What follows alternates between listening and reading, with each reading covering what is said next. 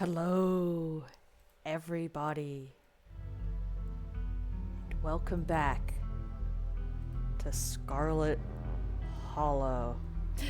Hey, Backpack! It is 4 a.m. I have stayed up specifically to have more closure on this incredible game. Valid. Oh my gosh. Yeah. Hi to everybody. If you weren't here before, I don't know how to sum up this game. We are here in this new place. Shit is happening. Fuck! We met our cousin. Fuck! We found where she lives. Fuck!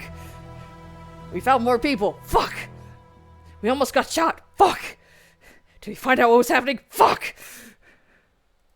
We're just gonna open our eyes, go back to this nice, idyllic place. Also, my frames are unfortunately through the floor for some fucking reason again. I'm obviously gonna have to contact my internet again tomorrow, but I'm hoping maybe this visual novel of a game will work for stream. Oh, I don't like that. I didn't like that underlying noise. Hello? Thought I was safe here. The sun has risen. The birds are singing. You are alive, and for now, you are safe. I don't know if that's supposed to be reassuring, but it's not. Your gaze wanders across the room to the window and the woods beyond. You wonder if the monsters are lurking there right now, just beyond the trees, ready to pounce as soon as you leave the crumbling estate. You know, I'm just saying, I wouldn't have slept with the blinds, windows, curtains, whatever, open myself. Like, I would have shut this. Like, I would have looked out into the dark of the night, no matter how fucking tired I'd be like, it's something looking back on me again. A familiar unease settles into your gut, tangling into a knot of anxiety, wiggling at the events of last night, as the events of last night play out in your head. Should have stayed at that other person's house. I almost want to replay the first chapter just to make different choices. I've just finished the first chapter, and I want to play it again. But no, there's 4 chapters? Like, I want to see what happens next. And then we could go back and play the first chapter again. It's so tempting, though. I want to go back and make other choices. This is such a good game. This is such a good game. You can't help but remember the sight of pale faces jeering at you from the trees, their calls echoing through the woods as you ran for your life. You're not sure if you'll ever feel okay again after what you've seen, but you can't stay in bed forever. Bet! Yes, I can! Don't doubt me, game.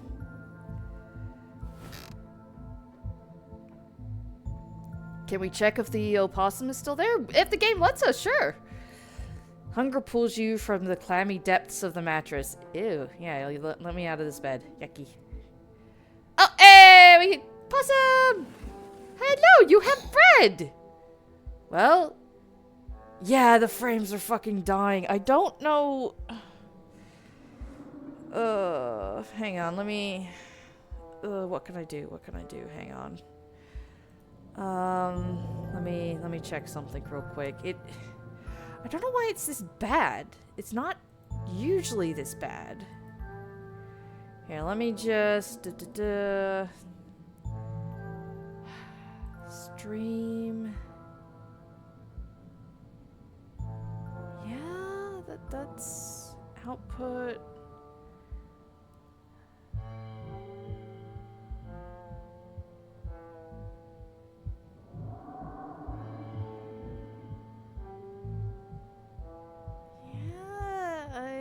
Is that any? No. Oh god, that's a 0.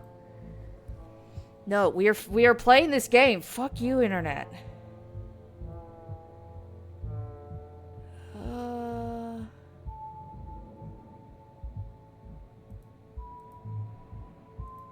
Actually, hang on. No. Okay, so. Okay, we're back in the green, but Scarlet Hollow also crashed. Thankfully, we hadn't gotten very far. But everything's in the green now? Hopefully we're back. Okay, we gotta make the possum our pet. Yes. I would very much like that. Alright, how are we looking over here? Are we back? Are we in the green? Might need to refresh. Also, I couldn't stop OBS. Like, it had just froze on itself. I was a little concernicus.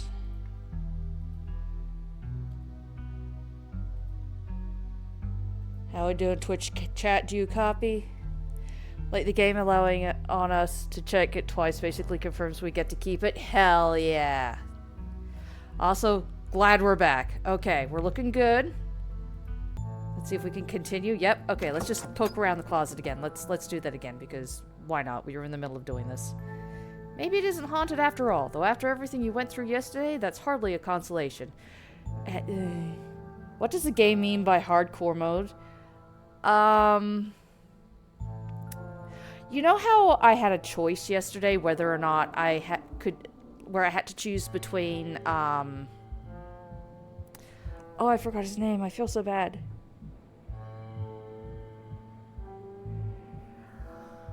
I had to choose between, I had to make two choices, right? I had to help one person or save the dog, right?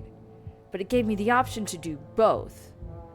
Hardcore mode, I think, takes away that choice. You have to choose. Things go bad no matter what.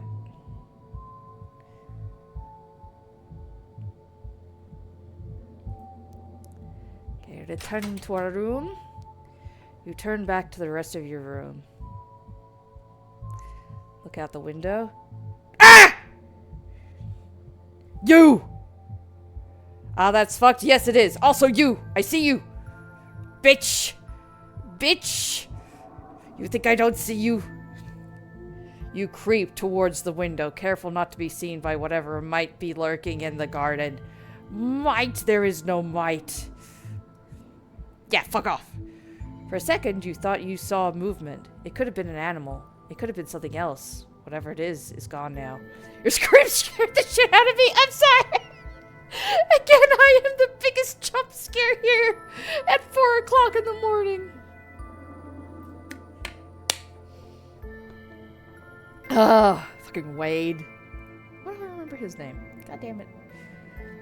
Maybe you'll head out there and investigate after you've finished waking up. Sure, it's daylight, but do we...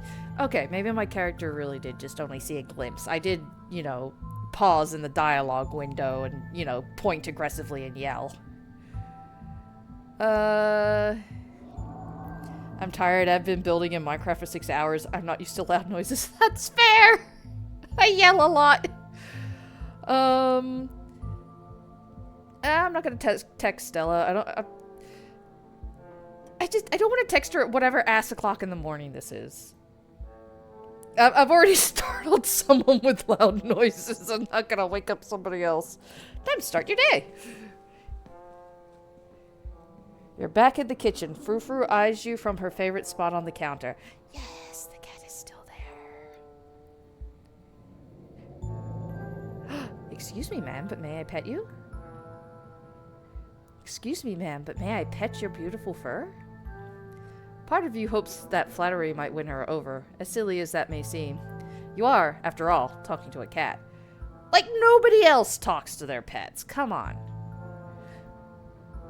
That is a fucking wild angle. It is. Oh, she scrunch. Frou-Frou merely flickers her tail faster. It doesn't look promising. Yeah, she angry. She go scunch. Hey! Tabitha! You sure took your time getting up. What time is it? There's not exactly a clock in my room that I'm aware of. Oh, it's 8 a.m. It's 8 a.m. I had a really tough night. Can you cut me some slack? No. It's not my fault that Stella got you worked up and I'm late enough as it is, so listen up. I'm not saying it's your fault. I'm asking you to cut me some slack. Tabitha, that's two completely separate things. I wanted to make sure I relayed this message in person in case you decided to ignore my text again. I didn't ignore you. There wasn't reception.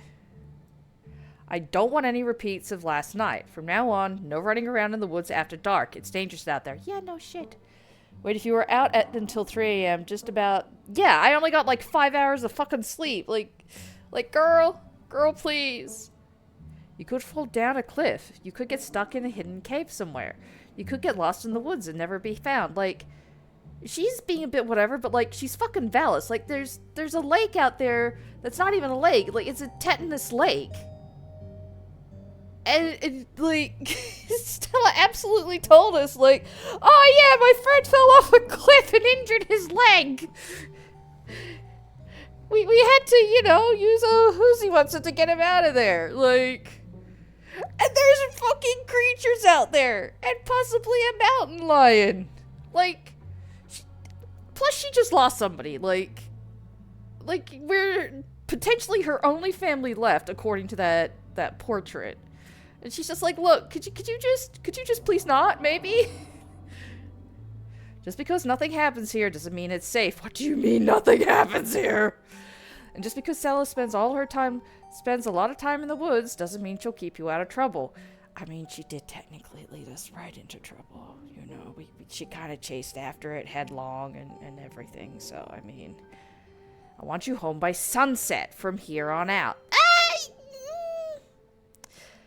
I get that I wasn't able to get back until like 3 a.m. and you were up till ass o'clock worried about us, but what is up with you and Stella? Aren't you the boss? How can you be late? What is up with you and Stella? It's cute how she's kind of cold, but then still cares about you enough to keep warning you and shit. Yeah, like she's cold, she's prickly, she may suck at conversations, I don't really know. But like, it's like she's trying to put her foot down, but she's also just like, look, these are the rules. Can you not get eaten by a cougar or fall off a cliff or have something terrible happen to you or something? That would be bad. It's just like, we just have a history, that's all. I don't need to explain myself to you. I'm not... Dude, is she your girlfriend? Is she your ex-girlfriend? Is that what's going on here? Because, like, I know I just barely met either of you, so, you know, you don't want to tell me shit, but just the way both of you seem to keep skirting around this. Are you exes, ma'am? Miss Cousin, Tabitha. Alright. Aren't you the boss? How couldn't you be late? I mean, can I hang out with you today? I don't want to be by myself. At the mines? No! That's kind of valid. I'm sorry about last night, but what you're doing is unacceptable. Yeah, it's kind of like... Sorry about last night, but what you're doing is unacceptable. Whatever, just stay out of trouble and we can deal with this later. I'm late enough as it is. I'm going to work, and I expect you to see you here at sunset. Tabitha takes a few steps towards the door. Sunset!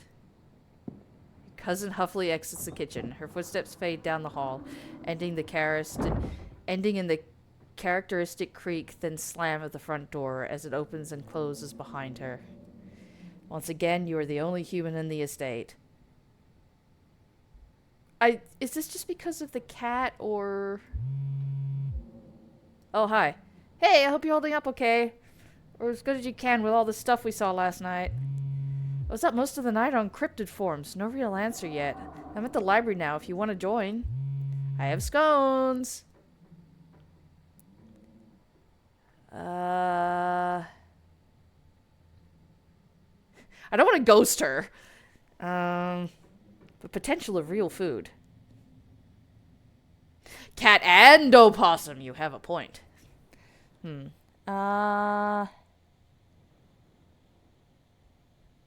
I'll be there in a bit, still waking up at the very least. And that's it. Time to start the day.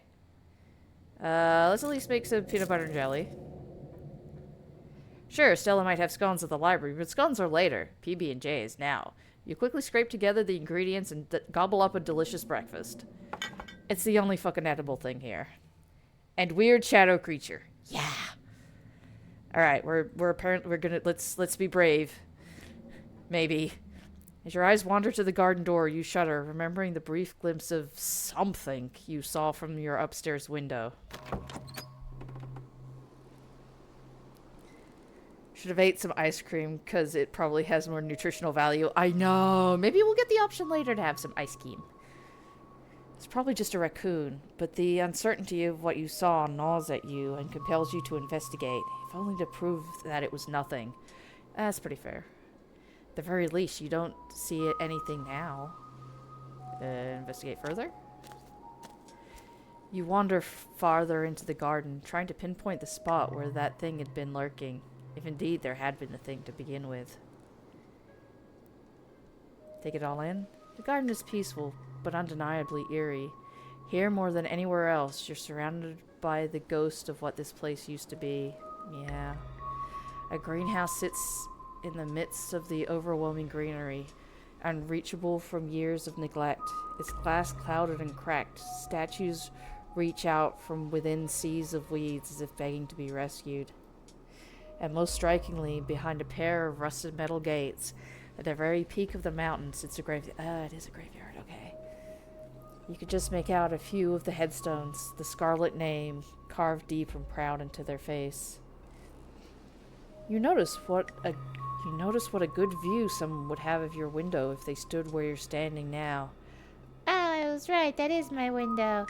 Oh, goody. Check the ground, I guess. Oh. Well, I don't like that. That's fucking gross. Turtle! Anyway, you crouch down, pushing aside the greenery to examine the soft earth. A boot print, a big boot print, and what looks like some kind of viscera. This game is so fucking pretty. It's so fucking pretty! And so fucking scary, what the fuck? Your thoughts turn to the specter from the night before. You snap a quick photo, just in case it comes in handy later. I'll keep it to myself for now. You keep it to yourself for now. No need to cause any worry just yet. Well, that's not why. Anyway. I can't... What was my first... Hang on. Yeah, why was I texting Stella about that? Why wouldn't I text my cousin and be like, hey, cuz... some weird melty son of a bitch was in your backyard watching my window. Hello? You head back inside. Time to figure out what to do with the rest of your day. Head to town. After last night, you should make things up to your cousin. Screw going to town. Try and clean the guest bathroom instead. Tabitha's right. After last night, the last thing you need is to be sucked into more adventures. You're not going to leave the estate. You're going to do what you were told and wait for her to get back from work. I mean... This feels like a refusal to the call or something. Like, you know, like you're supposed to go on a quest and quest things and find information and yada yada yada. But we can apparently just stay here and clean the bathroom? To be honest, cleaning the guest bathroom both benefits you and your relationship with Tabitha. Right? Like, if I'm stuck with that bathroom and there's cleaning shit here, and I'm here for another 6 days... Like, I'm going to have to use that shower. I'm eventually going to have to use that toilet. I don't want to keep lifting that lid and finding cockroaches. Holy fuck, no. Oop, sorry, bumped my mic. Yeah, I mean, I'm actually not sure if my cousin would give much of a flying fuck about me cleaning the bathroom. She might just be, why did you do that? That doesn't benefit me. I have my own I have my own bathroom. But like, even if that is the case, like, I'm sure that the story will still progress in a significant way. I mean, that's the interesting thing, though. That's what's interesting, because you're right. I'm pretty sure you're right, because, like, we can go and, you know, continue to learn about stuff and or things, but it's giving us the option to stay here, which means something's still going to happen if we stay here. So, okay, do we head to town, or do we say screw it and clean the bit? Why am I getting an email? Hello? What do you want? Streamlabs. Oh. Stream set. I got a stream report. It's like, your last stream. I'm like, no. That wasn't a stream. The stream died. Hey, do we head to town or do we stay here? I'm kind of for cleaning up though. Like, I mean, there was that random thing in the house, but like, that didn't seem to be. Also, arguably, could be scarier in a place you consider safe and having shit happen. Ugh, that is true. Ooh. I don't know if I'd want to come back here after that. Maybe we go to town then.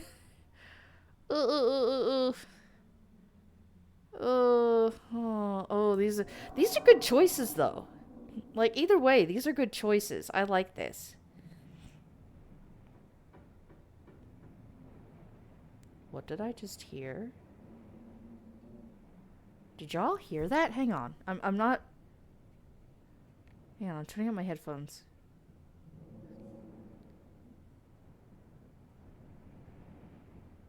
And it's not like Tabitha doesn't want us to socialize. That's true.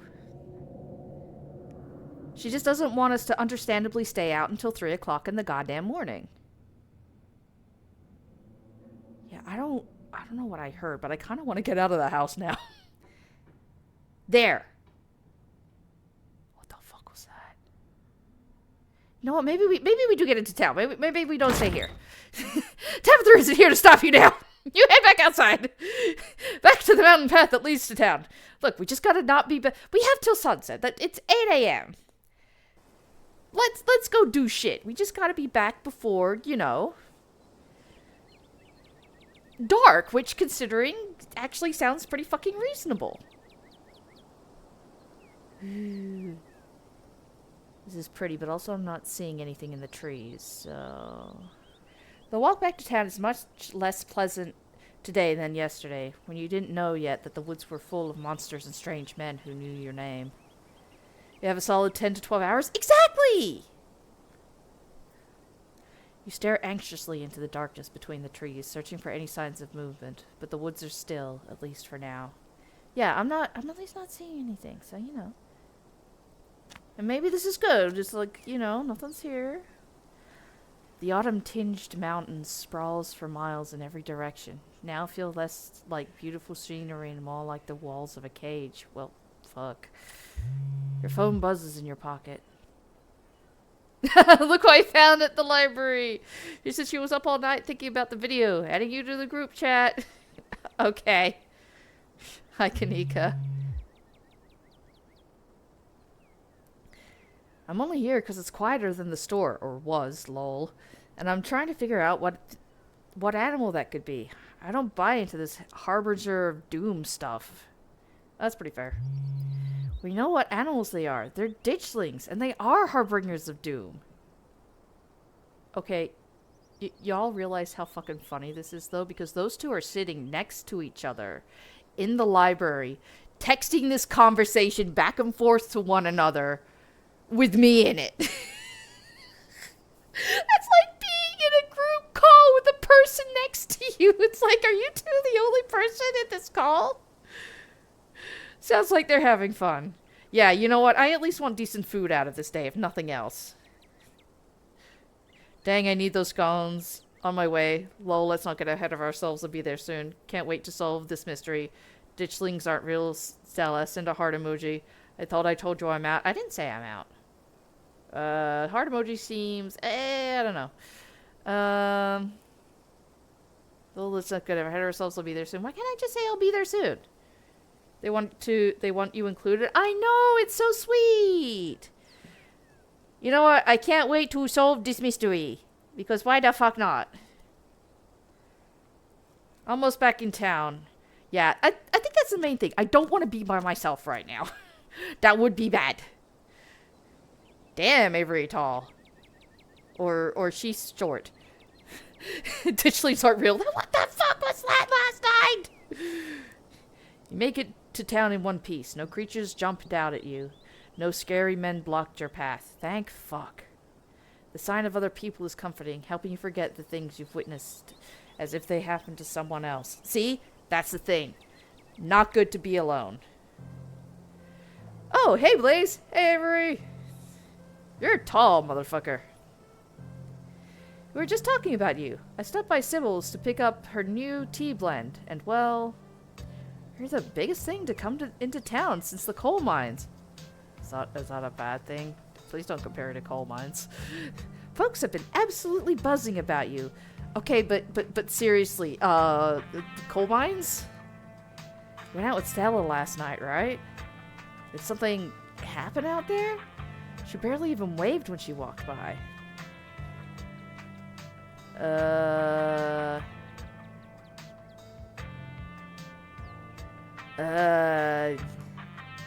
Well, I mean, not Grandma already knows.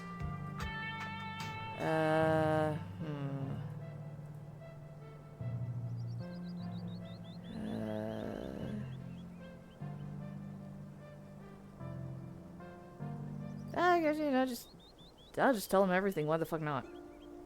Whoa, slow down. Y'all actually found something out there? I can corroborate. I may not have been out there with them, but I've seen their footage, and they encountered something otherworldly in those woods. Okay, but otherworldly kind of... Are they of this world or not, Sybil? Are we dealing with aliens? Well, whatever it was that happened out there, you're clearly a little shaken up. Tell you what, I'm on break for the next half hour. How about you swing by the diner? Winnie could fix you some of Sybil's new blend to try and calm your nerves. Can I just have like a hot chocolate or coffee or something? It's chaga and lemon balm. It helps me out on the bad days. If you need to talk about what happened, I'm all ears. Anyway, it's up to you. See you around, Blaze. See you, Sybil. Take care now, Avery. I'd better get back to it myself. I'm glad I was able to catch you this morning, if only to see how things were holding up. Please, don't hesitate to stop by if I can be of any help. Hello? Don't like being yanked around. What aren't you telling us? Thanks, Sybil. Wait, do you know anything else about the ditchlings?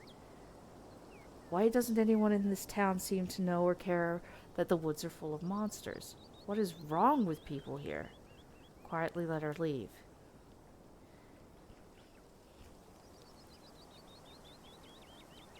Okay, so our street smarts are telling us she's yanking us around, I guess. She knows more than she's letting on. Okay. I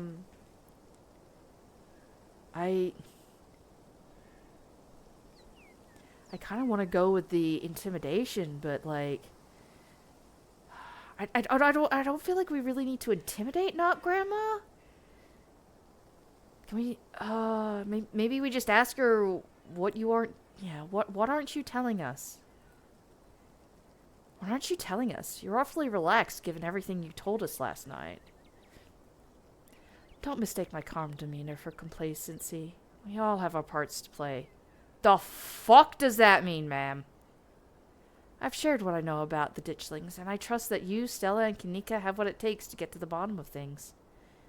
I'm sorry to cut our conversation short, but I've got things that need tending to. Stay safe, Blaze, and God bless. Should I have threatened your wrinkly ass? The hell? You probably have a bit of time before you're needed at the library. Okay. Yeah, I'm just gonna... You know what? Food. Can I have pancakes? I know you said there was tea, but there's like bottomless coffee and where's Yeah. Sunday pancake special. Can I got $4. Can I have this? I want this, please. Oh, and a slice of this. How much is this? The diner is a little quiet today, but the air is still heavy with the tantalizing smell of breakfast. Yes. Breakfast time. Yeah, not as full. Missing some people. Ooh, no cops. Excellent. Let's not. I mean, like, let's not do a panic thing. Let's talk to Avery for now. Hi, how you doing, my dude? Knowing how nice these people are, they'd probably give you some shit for free if you ask nicely. I know! They're so nice! That's kind of why I almost don't want to ask, because it's just like, no, let me pay, please. I have a little bit of money. You gave it to me for free yesterday. You slide into the booth across from Avery. Hey there, stranger. Before you can exchange words, Winnie's sidles up, a fresh mug of tea in hand. Oh, you're the nice lady who gave me the free biscuit. Here, heard you might need this. That transformed into a mug. You are impressive. The answer to 29 down is oink, by the way. What? But the clue is pen sound. How is that a sound a pen makes? Wait, pen? Like pig pen? Are you kidding me? How was I supposed to get that? Also, yeah, apparently you were right. I just have tea now. I don't know why you even bother with those things. They're just gonna frustrate you. It's just something to do to fill the time, but maybe I should switch to Sudoku. Yes! Join me in Sudoku, my good man. Oh, bye. Winnie leaves Avery contemplating daily newspaper puzzles, returning to her seat behind the counter. So, thanks for telling me about last night. If you want to really get into the grisly details, you can tell me. I won't judge. What if you don't believe me? I could tell you about last night, but what if you don't believe me? I'm not here to judge. I'm here to listen. That's pretty fair of you. I'll try my tea in a minute. Where do I try my tea now? Let's focus on stuff. I will tell you stuff. You share everything. Glad to have someone to talk to about the horrors you've witnessed. Wow, that's some heavy stuff. No wonder Stella seemed distant. Monsters in the woods. I may not have lived here long, but I've never heard of anything like that happening around these parts. How exciting. Is exciting the right word? You're not, unless you mean that in a... Oh, how exciting. As opposed to, oh, shit. Wait, what book is she reading? I got distracted by her book. Oh, I hadn't tried. Oh, you're. And pegged you as a transplant, apparently? Where are you from?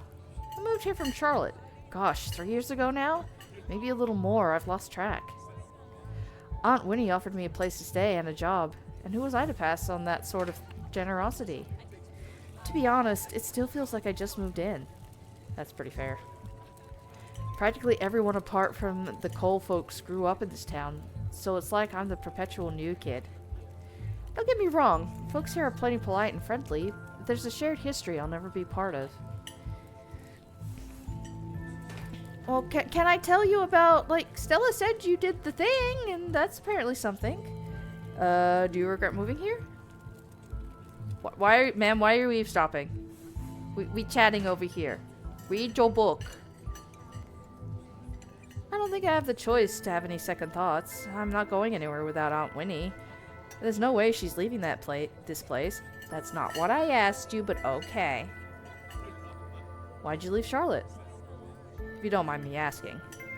Nah, it's cool. I was having some issues with my folks about my education, which, wasn't going great, especially since I was stuck under their roof. When my aunt heard about it, she offered me a job, and a place to stay, and then the rest of it is history. Yeah, I get that. I felt out of place the whole time I've been here, silently losing my mind or very loudly losing my mind. Just ask chat. I get it. I felt out of place this whole time I've been here. Folks on the whole have been pretty friendly, but life here is so different than what I'm used to. It's hard to explain, but I just don't feel like I belong. Exactly. Taking a sip. There are worse ways to be, but I'm not sure I'll ever entirely feel like I belong here. Powerful build. All of this is kind of exciting, isn't it? No, it's not. You should get out of here before things get any worse. You should get out of here before things get any worse and take me with you. Let me know if you Happen to come across any leads, say nothing. You know what? Give me a heads up. Give me a heads up. We're on the case, apparently. But I hardly know where to start. Let me know if you hear anything. Definitely. Oh man, looks like my shift's starting. Hope you're doing a bit better. Thank you. Wait, my tea! The diner is where everyone comes to gossip, so I hear a lot about what goes on around here. I'll let you know if anyone mentions those monsters or anything else strange or unusual. Thank you! Avery sips out of the booth, giving you a friendly half wave before disappearing into the back. You leave the diner, ready to continue your day. I'm just going to assume I sipped my tea while we were chatting. I guess? This is your first time seeing the general store in the light of day. Oh, is that where... I guess this is where we were yesterday. Bread! Gloriously unmoldy bread. Honey? Oh, what else have we got? Snackin' morsels. Okay. Ooh, authentic rocks as opposed to fake rocks. Fresh pickles. Oh, wait! No, go... Ah! We got spoons and axolotl and snick. I need to look up the proper way to pronounce axolotl because it's not that. Ooh, 2 people I don't know. Taxidermied animals. Apparently a lot of beer, soda, and they have Pepsi. Pepsi man! Also, I'm guessing we're here-ish. Sup, Mr. Goku Pants? Some jewelry. Again, somebody hand drew this all on one piece of paper. I think he's separate, but like, otherwise everything was just hand drawn on one piece of paper. What the fuck? Look at all this. Also, this is just a really cool looking store. I like this. Oh shit, we got whatever the fuck this is down here. Alright, yeah, apparently we could, like, yeah, if we need shit, we could just go to the general store. Hell fucking yeah. Alright. A young man sits at the table by the register. This is... I guess this is somewhat by the register. Too preoccupied with his phone to care that you stepped in. These dang millennials on their phone. How dare they? You should leave town. There are monsters in the woods. Yeah, way to sound like an insane person. I am Blaze. Do you know how to get to the mines? Wanted to buy chips or something? Do I talk to you? Or what you doing on your phone? See ya, you're done here. I mean, why do I think this, like, maybe this dude's just vibing. Why do I think that he's, I mean, I guess I asked him to find out. If I wanted to buy chips or something, do I talk to you? Or... He sighs. I guess, yeah. Kanika decided to skip work today, so of course whatever plans I had didn't matter. Well, dude, your sister had plans. Like, your sister matters too, dude. Stop being... Don't be a butt. Just take the chips. I don't care. Dude. Wouldn't that be stealing? If Kanika cares about running this place right, she can hire someone else and let me live my life. Does she own the store?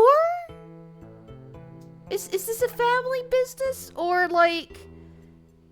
Because if this store isn't Kanika's, this isn't Kanika's problem, and you should not be a little bitch. I'm pretty sure Kanika would like to live her life too, thank you very much. We make most of our money on bulk orders anyway. A bag of chips doesn't make a difference. I mean, maybe not in the long run, but that's not the point. I like how this place has service and internet, because a lot of games or movies that are in, like, small towns have the overused gimmick of just not having that shit. Yeah! Like, it's, we're in the early 200s. I forgot what year already. But, like, there's internet here. We got computers. Somebody apparently has good enough internet to upload YouTube videos. And he's doing his dailies on his phone, apparently. Street smarts, hell yeah, thanks for looking out. No. I'm paying for my chips. I mean, I kind of want chips. I can just pay for my chips. I pay for my chips, I insist. I'm not ringing you up. Take him or leave him. Ah, jeez. 2022, that's right. 2022. Yeah, like, maybe, you know, because we're out in the Appalachians, apparently, it might not be great internet the whole fucking time, but there's still fucking internet. Hell yeah, I'm not gonna steal. I'm gonna tell Kanika about this. I'm good. I'm not about to turn down free stuff. Take chips. Yeah, October. October to boot. Just like the 23rd, the 24th, or something? Man, I just played this yesterday, goddamn. I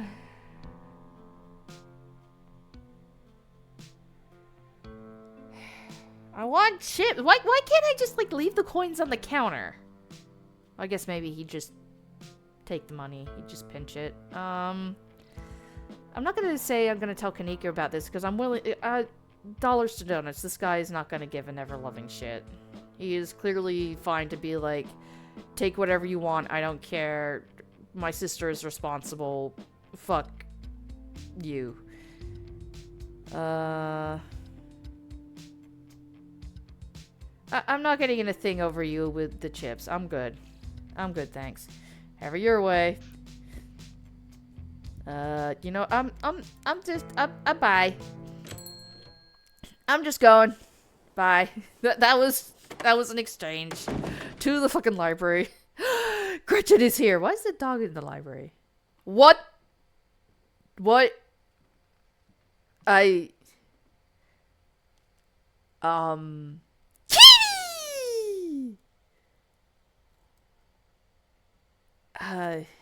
Okay. A lot to take in here. There's an adorable cat, which I do not at least immediately have the option to pet. Hopefully I will on the next text screen.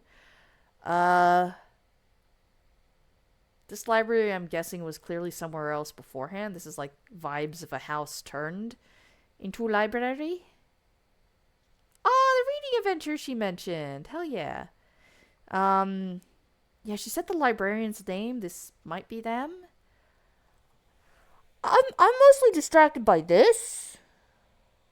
Like, what fucking library has a mural of a crucifixion? That's what I'm fucking wondering myself. What the fuck? I mean, clearly this guy is, like, I mean, it's not, I guess it's not entirely a crucifixion. He's not nailed to what looks like a railing. Like, a rail, like, this is for trains, right? Like, he's tied to it instead of nailed to it. It's not a cross, but goddamn. Apparently there's this huge coal fire behind. Oh god, coal fire. I'm starting to guess something happened at the fucking mines. The kids look really happy for some reason, which is more than a little bit creepy. I'm not gonna lie. Like why are the kids so happy? That is concerning. Nobody here looks happy. Also, this is clearly heavy because it's got all the what, 2, 4, 6, 8 people carrying this thing. Like, this thing of metal is not light. Where the fuck are you going with that? Now the dead trees and this huge what the fuck? I mean, I guess we're in a library. I might get to find out about this. What the fuck, man? Alright, yeah, hi. We had a plot going on and everything. Oh, what once must have been a stately foyer has since been renovated into rows of shelves. Meeting rooms and offices long ago gave way to assorted reference collections and reading areas. Okay, I was right. Good reading on that. Hey! Oh, hey, you made it! Unless it's a makeshift stretcher and they're trying to get a burn victim out of the fire. That's a good point. Because, like, you gotta move a person as, like, little as possible. And if all you've got is fucking that, then that's all you fucking got. Like, this is not the weirdest shit that's happened in history. But, yeah. And you gotta make sure they don't fall off, I guess? I mean, if he's panicking and, you know, shock set in and he's trying to get free, sometimes you do have to tie a person down. Like, That's why stretchers have those things on them. And yeah, if you can't move, you want to get that person away from the fire right quick. You're not going to be standing around being like, what better things do we have here? Like, it's a possibility. Yeah. If nothing else, something clearly happened. The fuck. So that person's either being rescued or, yeah, a more reasonable solution and wholesome solution. Yeah. Like, you don't stay in the fire if you're trying to get somebody out of it, trying to find, you know, optimal solutions or something. You just go, okay, we need to get the fuck out of here. What do we have to work with? Okay, good. Let's go.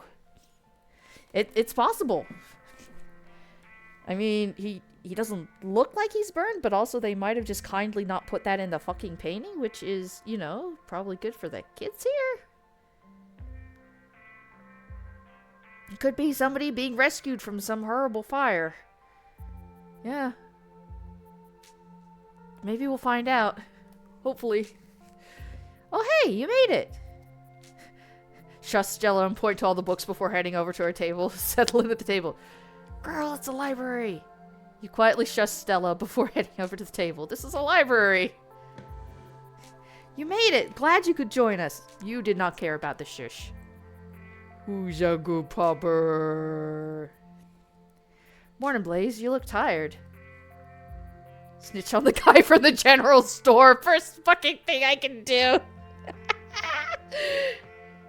Yeah, the estate isn't the easiest place to get a good 8 hours. Yeah, apparently I didn't even get 8 hours, considering. It was hard to fall asleep last night, all things considered. Yeah. I'll sleep when I'm dead. No. I'm pretty amped up, actually. I've never done a Scooby-Doo before. I don't want to do a Scooby-Doo.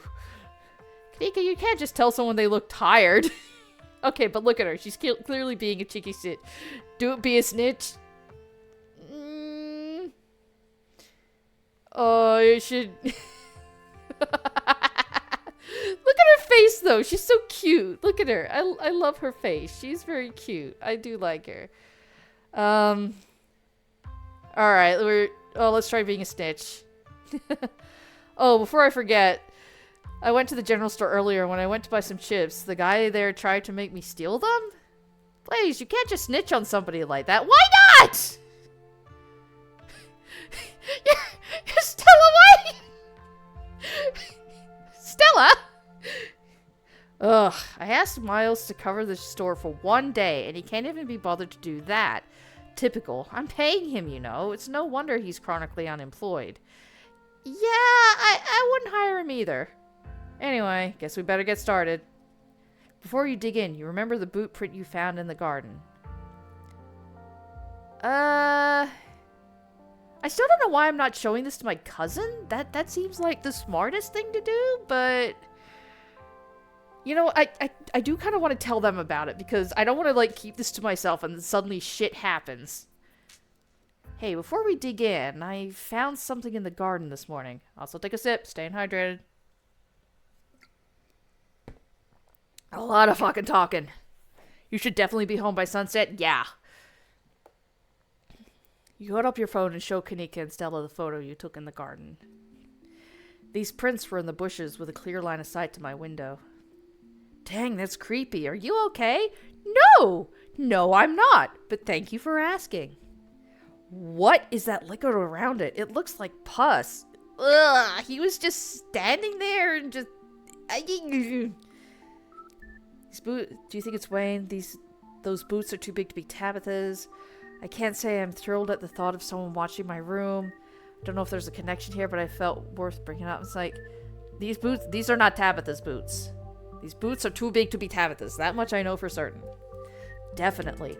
Stella, how do you know Tabitha's boot size? This is a photo. Tabitha, why does Stella know your boot size? Girls, is there something you want to tell me? Do you think it could be that creep we saw from outside of the general store last night? He knew your name, and those boot prints match up with the mining get-up. Whoa, apparently I missed a lot last night, huh? Yeah, I guess for some reason we didn't tell you about the fucking creepy guy who was literally just outside your place of work and living in the parking lot? I don't know why we didn't tell you about that, actually. That might have... Anyway. Not talking about Wayne, are you? The guy keeps coming to my mom's tea room. I think there's something really wrong with him. Oh, you know the guy. Kanika owns the general store. The general store might sell shoes. Tabitha may have bought shoes there. Kanika, for some god-awful reason, told Stella shoe size. That's it. That's exactly what it is. There's no deeper meaning here. They were just friends.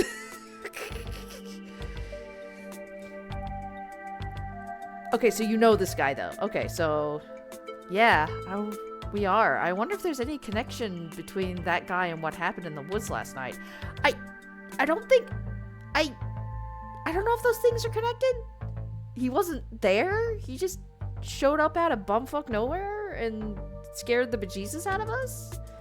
And was lurking outside the estate. And yeah, I don't think that's related to the ditchlings, though. Like what?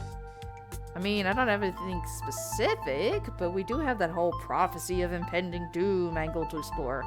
And this photo is weird. That... Stella, you are literally... I've connected the dots. You haven't connected shit. I've connected them! No, you haven't. I can't stop thinking about those splatters on the ground. If whatever left those prints is sick, maybe it's from the creatures you encountered. Yeah, but those things seem to be more of those... lump things growing, not like pus and blood. Also, Kanika, you said he keeps coming around. What does he look like? You've seen him. Can you not tell us? Hey there, strangers. And literal stranger. I did not mean to apparently jump scare you from the look on your face. Also, look at him. Look at this dapper man. Like, you can't tell me this guy doesn't look like he gives good hugs. Look at him. Hugs for everybody. Wait, what does that map say? Talon... Swain... Okay. Anyway, to be honest, Duke said you can pop the weird growths. Yeah.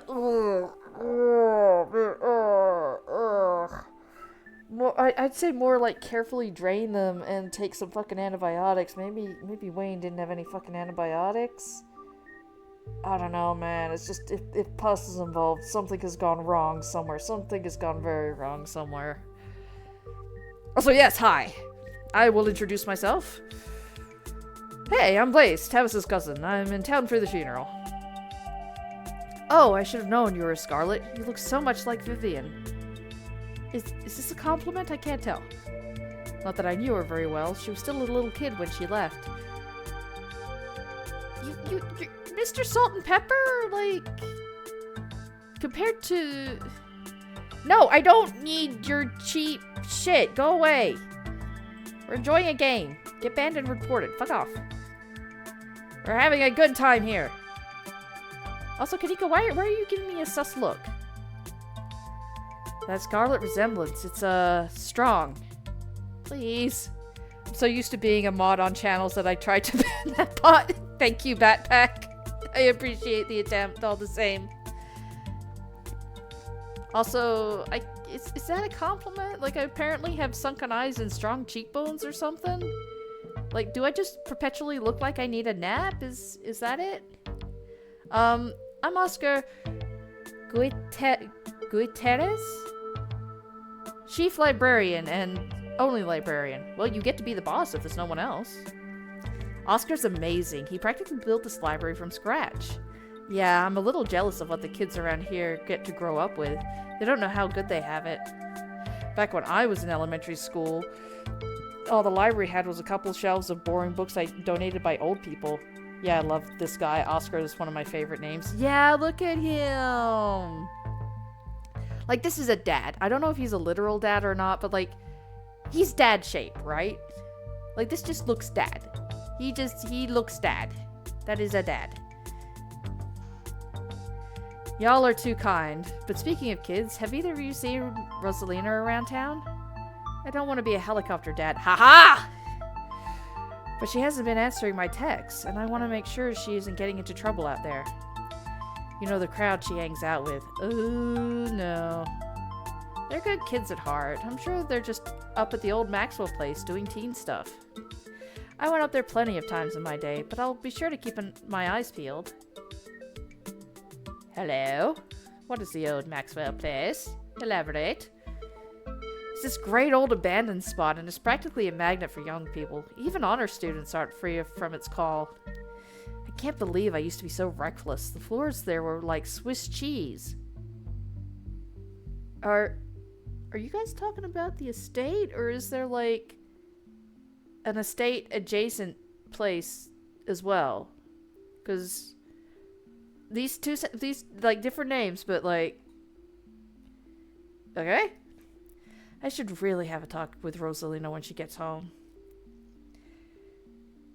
Kids are smarter than you think. She can take care of herself. I don't like the thought of T's getting up to mischief with all those ditchlings in the woods. I'm sure she's fine. Say nothing.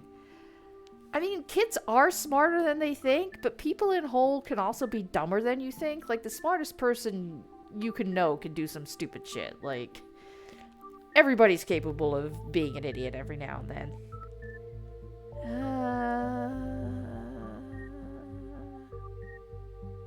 I do kind of want to reassure him, though, so... Kids are smarter than you think. She can take care of herself. Why are you giving me that look? We're not talking about your brother. You might not want to let her run off like that anymore, though. It's not as safe as it usually is around here. Is that so? Kanika's right. There's some weird stuff going on out in the woods. Okay, apparently we're concerning the dad. That's actually why we came in today. Have you ever heard of creatures called ditchlings? They apparently show up around places on the brink of disaster. They kind of look like if the Pillsbury Doughboy was a creepypasta. I mean, she's not wrong. Kanika's mom told us about them last night after seeing some footage we got in the woods. Ditchlings? Doesn't ring a bell. Dang, worth a shot. Okay, if you were, say, trying to predict a horrible disaster that might befall our town, where would you start looking? Stella, please. Also, I love your little drawing. Well, they say history repeats itself, so I'd probably try and figure out what sort of disasters this region typically falls prey to. It's going to involve the mines, isn't it? Fuck! Should I be worried about something? I don't know yet. I'll be right back. Gotta go nab some more books. Behave while I'm gone, Gretchen! Oh, this pupper wants something. Oh, you don't have to worry about her. Stella, you're such a good dog, aren't you, Gretchen? Here, have a biscuit, old girl. Look at her. Oh, the biscuit. She wants the biscuit. Aw, Gretchen inhales the soft biscuit, drool leaking from her toothless mouth as she swallows it whole. That doesn't really look whole, but that's still... Oh, I love this dog. I'm pretty sure Stella's barking up the wrong tree, Oscar. I don't think you have to worry about any horrible calamity before in the town. But she's right about the weird stuff. There's definitely something unusual going on in the wood, going on out in those woods. Hang on.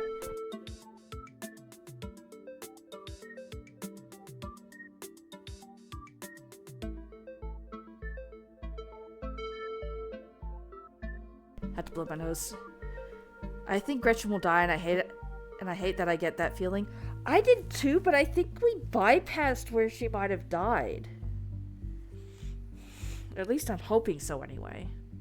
I don't believe in this supernatural stuff, but the woods aren't safe. It's nothing we can't get to the bottom of.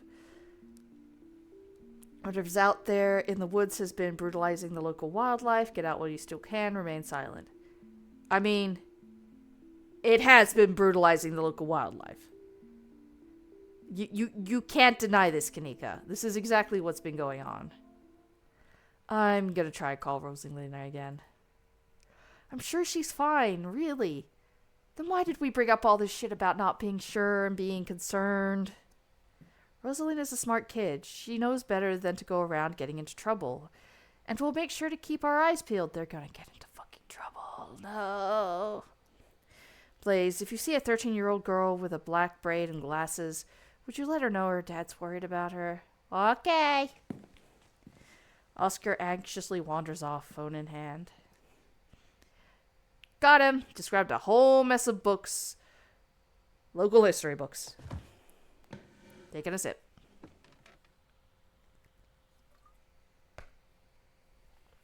Stella sets a massive pile of books on the table and pulls up a chair. All right. This is going to be so much faster with the two of you here to help out. Oh, Gretchen. Got our snacks, got our books. Let's get this research party started. Can I have the laptop? Wait a minute. Oh! Contract? Is contract for me? I love her more already. Like, look at this. First Sailor Moon and now this. Also, look at her shirt. Yes, bat! Also bat. It's a very cute bat, too. I love this bat. Okay, you are also now my best friend as well. You are both my good friends. You are my bestest friend, because of course you're my bestest friend. Let me pat your head. Also, yum, yum, yum, yum, yum. Alright, reading awaits. Oh. Okay, buckle up, I guess, because we're gonna be, doing a lot of reading, I guess? Or I'm gonna be doing a lot of reading. Well... Veins of Scarlet, a history of the Scarlet Hollow coal mines. Alright, this is apparently the South, so... Forced into retirement at age 50 due to a war injury from his time in the Indian Wars. Exacerbated by his short stint serving as a captain in the Confederacy. Ugh. Silas Scarlet also lost his eldest two sons to that bloodiest of wars, leaving his third eldest son, Andrew Jackson Scarlet, to take charge of the mines. Oh, the Confederacy. I see how it is. Under his leadership, the mines prospered, undoubtedly in part due to the growth of the railroad industry. Yep, we saw the bar. We saw that railroad shit. Managed to evade the coal union. Oh, God. For decades, making them one of the most profitable mines in the country. Andrew Scarlet built the surrounding town into what it is today, with expensive stone buildings, a bustling main street, and overseeing it all, the elegant Scarlet Estate that was, until 1895, the largest and finest feat of architecture in the region. Fuck. Okay. Of course you were profitable. You were union dodging. Culminating in the tragic collapse of 1918, it was found that Charles Shaw, the co-manager of the mine, had loosened security measures to increase production during World War I, resulting in a fatal collapse and the death of over 160 men and boys, some as young as 10. Wait, the war injuries might explain that person on the railroad stretcher? It might. Depending on what was going on, yeah, but also... Oh, fuck. That is not good.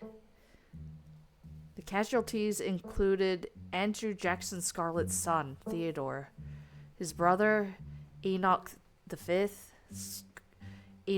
Scarlet. Why is it Enoch 5 Scarlet? Enoch V Scarlet? I just immediately thought Roman numerals and went with 5. Maybe it's V and not 5. I could be overthinking this. Who had taken over for their aging father during the bustle of war, managed to pull the mine from the brink of ruin, thereby saving the town. So this is how your family made its fortune. Anyway. Flip through Silas Scarlet, soldier, woodsman leader. Silas Everett Scarlet was born to Colonel Everett J. Scarlet in 1818. One of 12 siblings. That's a lot of siblings. He grew up in eastern North Carolina during a tumultuous time in the state's history, and not much is known about his life before he joined the army in 1836. He quickly rose through the ranks, in part due to his father's connections, but also due to a particularly ruthlessness for which he received the nickname Bloody Silas Scarlet. The federal government granted the now Captain Silas a tract of bounty land in exchange for his service in the Indian War, and he settled into the hills of North Carolina. Okay, that's roughly where we are. In 1841, that land would become Scarlet Hollow. But it started as a simple log cabin, built by Silas's own two hands, occupied by his family of 10. That's a lot of family. Silas, his wife Mary Joseph Scarlet, and their 8 children. I thought you were dealing with a war. Apparently you were still very, very busy at home, too. Okay.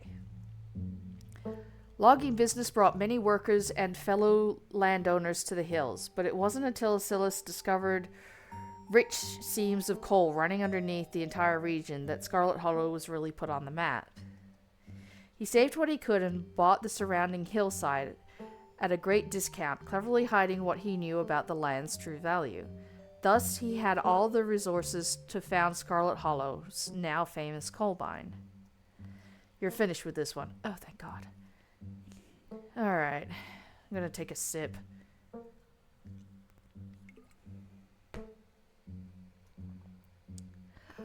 Okay. Explore. Flip through Appalachian folk monsters. Yeah, a few entries catch your eye. Hey, we're talking about the Wampus Cat. A large cat-like creature with a loud howling voice, often said to sound like a woman crying out in pain. Okay. Often linked to Cherokee legends, some cite the Wampus Cat as originating with the story of a woman who sought vengeance against a monstrous cat demon for driving her husband mad. She hunted it down by wearing a bobcat mask, tricked it into using its own vile magic on itself, freeing the people of their region from its evil. Others say the creature comes from the story of a woman who wore the pelt of a wildcat to witness forbidden hunting rites. The hunters of the village gathered to perform the rites, and she watched in secret from underneath the cat's pelt, but was soon discovered. For her indiscretion, she was fused with the pelt and transformed into a creature that was neither human nor cat, forced to wander the wilderness alone, feared by all. Her calls are those of great sadness and serve as a warning to anyone who dares goes against tradition. Fuck that. Kind of sad that you're the only one playing this game on Twitch. It's really good. A good story. Yeah, I can't be the only one. This is really good. Is there really no one else playing this right now? Goddamn, people, this is good shit. Tommy knockers. Okay. Enigmatic cave dwelling creatures, primarily known for causing mischief. Okay? Oh, great, the mines. Fuck. The all-time peak of this game was 619 people playing it consecutively. Yo. More people need to play this. This is really good. Tommyknockers originated in Cornish mythology, spreading to the United States when Cornish immigrants began working in Appalachian mines. They're named for the knocking that can be heard from seemingly within the walls before a cave-in. This is some foreshadowing! Does anyone else feel the foreshadowing? According to some, the knocking serves as a benevolent warning. Others believe that the creatures take stolen hammers to the supports of mines and collapse them on whoever is unfortunate enough to still be inside.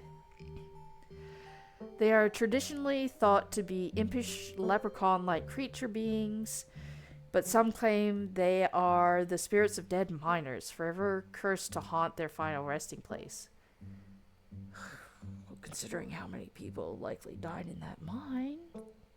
Fuck. Taily poo. Wasn't there some mention of taily poo crap? I don't remember. A small creature with a long tail and wide yellow eyes. Why the fuck not?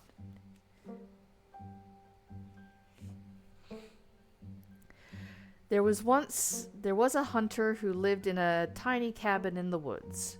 Oh, hang on. Twitch, are you okay here? Just there. Okay, there we go. I think we're good. Okay. There was a hunter who lived in a tiny cabin in the middle of the woods, all alone with his hunting dog. One night, after a particularly bad week of hunting, both their stomachs empty, the hunter spied something out of the corner of his eye. Oh shit. Some small creature had gotten into the cabin through the hole, and before he could even figure out what it was, he'd drawn his gun and fired at the thing, hunger guiding his actions. Dude, I don't know if you want to shoot the inside of your cabin, but you do you, I guess? But it was quick and ran back through its hidey hole and out of sight, leaving only its long black tail shot off by the hunter's rifle. That's very specific for... Well, it says hunter's rifle and not a shotgun, but still. Like, I'd be a little sus of that. Guess it'll have to do, he said to his dog and threw the tail into a pot to cook a soup. I mean, that's kind of fair. He and his dog ate well that night, the tail filling them both up. Damn. The hunter crawled into bed, satisfied, and his dog curled up at his feet. Fucking good ass aim? Yeah! He woke up to the sound of long nails scrabbling across wood. His dog was nowhere in sight, only a rumpled spot on the covers where he'd been. And in the gloom, he saw two big yellow eyes staring right at him. I want my tailipo. A high, coarse voice croaked from the darkness. Okay, I didn't do that right. Hang on. I want my tailipo. I want my tailipo. Good enough. Go away, he screamed at the thing. But it stepped closer to him, still shrouded in darkness, the sound of long claws dragging across hardwood, accompanying its movements. I want my tailipo. The creature growled again. Slight regret, I need a sip. That's what I get for voice acting. Oh gods. I'll get my dog after you, the hunter squeaked, his voice catching in his own throat with fear, but the dog was nowhere to be seen. Dude, where's your gun? Alright, I want my tailipo. Before the hunter could so much as scream, the creature leapt from the darkness, long claws stretched out towards the hunter. No one is sure what the creature did to him that night, but the next morning, all that remained of the hunter, his dog, and his cabin was a chimney standing alone in the woods. I'm done here.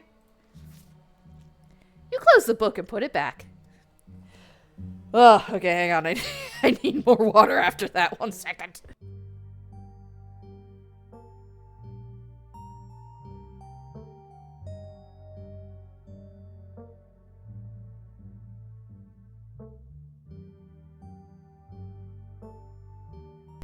I would say grab it by the tail and slam it against the wall, but there's a pretty big issue in that. Yeah.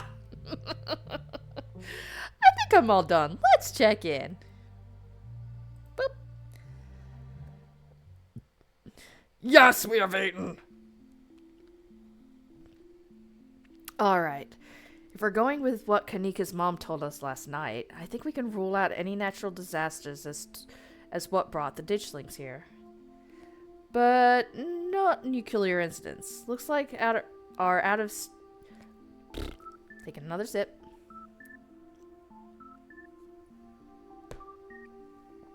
But not nuclear incidents. Looks like our state has a history with those. It does. What about y'all? Find anything? Yes, the cat is here! Before you can respond, a handsome black cat leaps onto the table. Almost on instinct, Stella slams her butt shut. I wonder what happens if you just don't eat. Do you think if you don't eat in an episode and you're hiding, you can be given away by your stomach growling? I am wondering that. Or if you're just, like, too exhausted to do certain things? Like, this game seems pretty complicated. I'm fucking wondering, man. Look at this cat. This cat is very, hello, I am now here. You may pet me. Gretchen's like, what the fuck? Aw, hey Pixel! Your name is Pixel! Yay! You might want to close your book.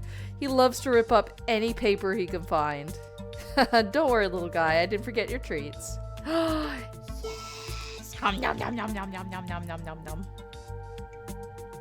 Pixel immediately goes to town on Stella's streets. Sorry if Pixel's bothering y'all. Hope he hasn't gobbled up any of our books. I love this creature. It too will be my friend. He can't stand the thought that people might pay attention to anything that isn't him. Sir, he is a cat. I understand. Why do you let a paper shredder freely wander the library? Have you seen this little guy's face? How can I say no to that? I understand, Oscar. Fear not. Leave Pixel be. I certainly wasn't going to make him leave. The cat curls up on the table, fast asleep. Yes! Look at this majestic loaf! I pat you. I pat you. Very good cat. Alright, I'd better get back to shelving. Let me know if you all need anything. Okay, bye! Well, you just left, but, is there any luck with Rosalina? Haha, not yet. I knew a teen would be a handful, but I didn't think it would happen overnight. I'll probably head out once you're all done and check in on our usual haunts. Okay. Also, yeah, Stella? What the fuck do you mean nuclear incidents? Stella, what are you saying about nuclear incidents? You're talking about that Goldsboro thing, right? Haha, yeah. Apparently in the 60s, a B-52 carrying a live warhead broke up mid-air and dropped a couple of okay bombs. Fascinating bit of history there. The first of the two bombs landed upright after its parachute got caught in a tree. Thankfully, it didn't go off. At the time, the government claimed that the bomb was unarmed, but it later came out that the only thing preventing a detonation was a single electric switch, which failed to trigger on the descent. That's fucking terrifying. Okay. And I wasn't even there. And 60 years later, the second bomb still hasn't been recovered. Well, fuck. Right. It's conventional explosive disintegrated in mid-air, but most of the nuclear material was made unrecoverable by flooding. Bomba. Yeah, that's a slight problem. If I remember correctly, they just buried it and sealed it up. I don't think disarming a nuclear bomb is part of our skill sets. Last night, Gretchen's just so fucking happy. I love her, man. So the nuke made the ditchlings. This isn't Fallout, man. Yeah, if the bomb is somewhere else, why would there be so many ditchlings here? Okay, that's a good point. Oh god, we're screwed. Say nothing.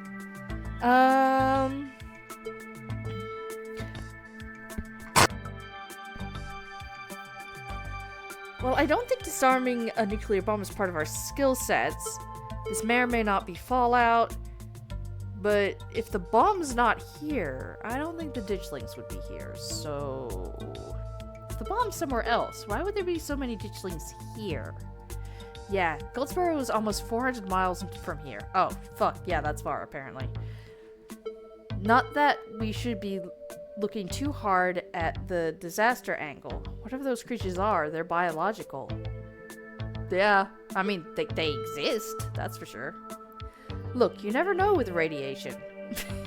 I mean, Yeah, we actually know quite a bit. It just melts you. It doesn't make monsters. It's a 60-year-old bomb isn't going to explode on its own hundreds of miles away and kill us here. Good to know.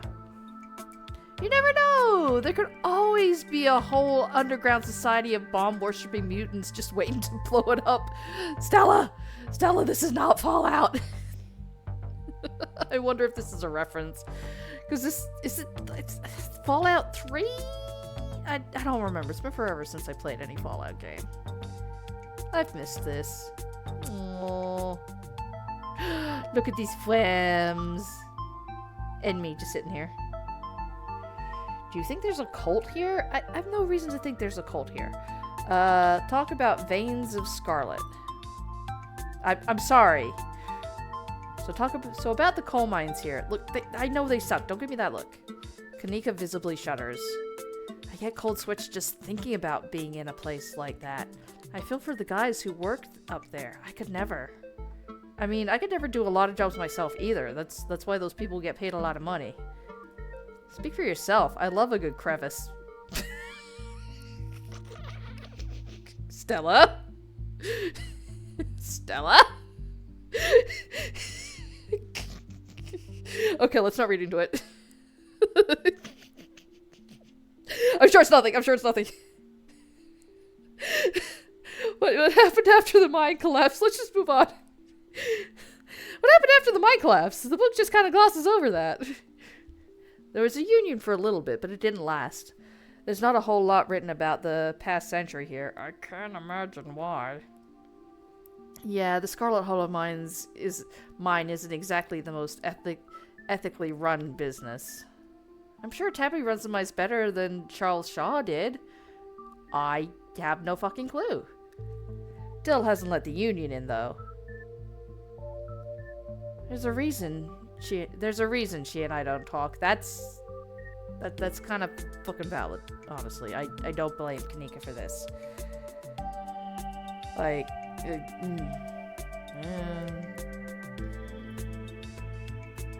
unions are good. Unions are your friend. A union busting mine collapsed from poor working conditions. Color me shocked. Yeah.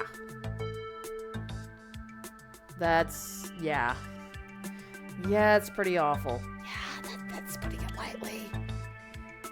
That's what that sculpture out front is for. Commemorating all the men and children who died that day. Every kid in Scarlet Hollow learns about the collapse of 1918.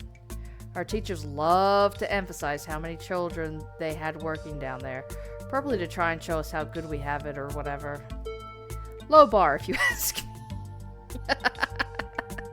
Yeah, just because it isn't that bad doesn't mean it can't still be better. You know, that could be what the ditchlings are warning us about. Another collapse. Stella, no, I was already thinking it, Stella. Please don't confirm it. I don't want it. I don't wanna. Writing that down on the list of potential disasters. I mean, I would definitely qualify it that as a disaster. Yeesh, Stella, that's morbid. And besides, it was all Charles Shaw's fault. The labor market is way more strict now. There's no way you could get away with that, with the kind of safety cutbacks he pulled. Also, part of me wants to say there's no children in the mines, but I'm worried if I say that, there's somehow going to be children in the mines, and I don't like this fact. We are apparently missing a young teen, and we're talking about mines. Is anybody else not liking this combination, or is it just me? Y'all don't actually think the mine is about to collapse, right? What is this look you're giving us, by the way? Like, this raised brow, like... He looks like he wants to smooch or something. Do you want to kiss? Can I date people in this game? I actually don't know. He just looks like he's giving us eyes over a topic that really shouldn't be given eyes over. Yeah, y'all don't think the mine's about to collapse, right? I'm sure it's not intentional. It's probably just me. Let's move on. No, I don't think so. Phew, had to be worried for a second. I'm already worried. I hate to give Tabitha any credit, but the mine is safer now than it was back then. Still, what a horrible thought. Yeah, okay. So, I'm guessing still no union, which is not good. But at least it's better, which is good. You never know. Stella, there are people in those mines. You guys really seem to have a bone to pick with Charles Shaw. Considering, I don't blame you guys. He was apparently responsible for one hell of a serious death toll that included children. That's what happens when someone directly causes a mental disaster. Especially in a small town like this. People tend to spit when they hear your name. Yeah, that's fair. He got run out of town on a rail, you know. What? He ran on the railroad track or what? And that's not a figure of speech. Back then they actually Oh. That's what that means. Back then they actually tied you to a rail and ran you out of town. There's a big mural of it over on the far wall. There was also apparently a huge ass fucking fire involved. We just had to wait like 20 minutes to figure it out. Okay. He got off easy, if you ask me. What happened after, though? Like, okay, you tied him to the rail, you picked it up and ran out with him on it, and then you just left him? Like, what happens after the fact? Like, was he just left to starve? Did you just let him go? I asked like they were there. They have no fucking clue. I agree with Stella. Maybe the ditchlings are warning another collapse. What if the ditchlings are coming from the mines? What if there's something toxic in the mines poisoning the town? Wayne seems sick. Wayne does seem sick. I'm not sure if I agree with the collapse angle, but the mines seem important. This whole town is built around them. Yeah, the mines seem too obvious. It's got to be something else. Let's move on.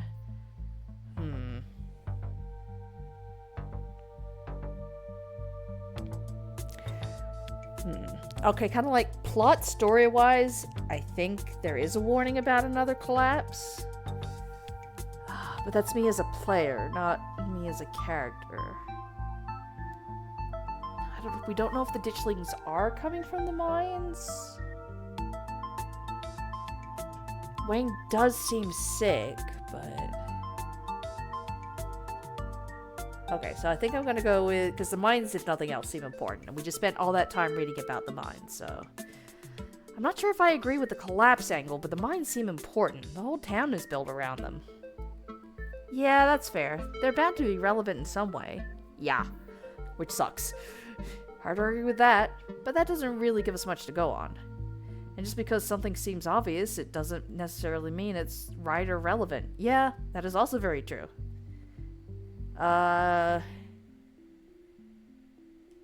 Okay, let's talk about Scylla Scarlet now. So, Scylla Scarlet. Rich guy in the South, should have known that wouldn't be pretty. I guess he was a product of a different time. Who knows what future generations will think when they look back on us. True, but... Wow, talk about a self-made man! Sounds like a great dude! No! I mean, on the one hand, this kind of has a point, but no. Rich guy in the South should have known that wouldn't be pretty. Yeesh. I figured old money from the South wouldn't be great, but he sure did some things to get where he was, huh? That book is a perfect example of why you should use multiple sources for your research instead of trusting the first thing you read on a subject. Okay, Oscar has a point. We both have a point, I think. Rich white guy in the South. But also, maybe we don't know. Oscar clearly knows something we don't. Yep, dude was a monster. The mines made a lot of money during the Civil War. Take a sip.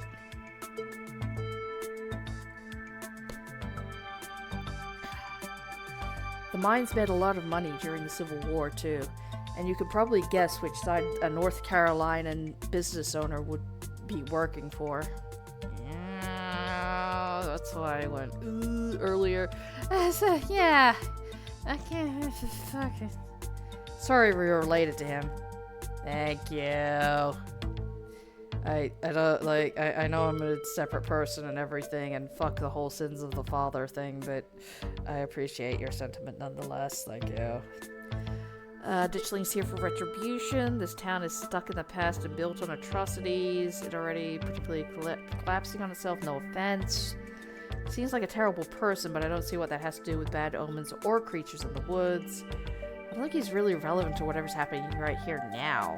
Yeah, that's the thing.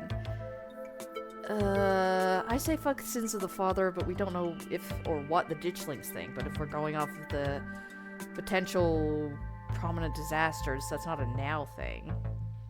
Seems like a terrible person, but I don't see what that has to do with bad omens or creatures in the woods. Yeah. Celia seems like a terrible person, but I don't see what that has to do with bad omens or creatures in the woods. I agree. We're talking about ancient history here. Yeah, we probably have better leads. It never hurts to have historical context. Again, Oscar with the good point. Oscar, do you want in on this, Oscar? I know you're working, but like you've been contributing really well. And I'm actually starting to wonder if you're actually just lurking there on purpose because you want in on this. That's fair. Talk about the Appalachian folk monsters because you know why the fuck not. Wampus cats kind of sound like they could be mountain lions.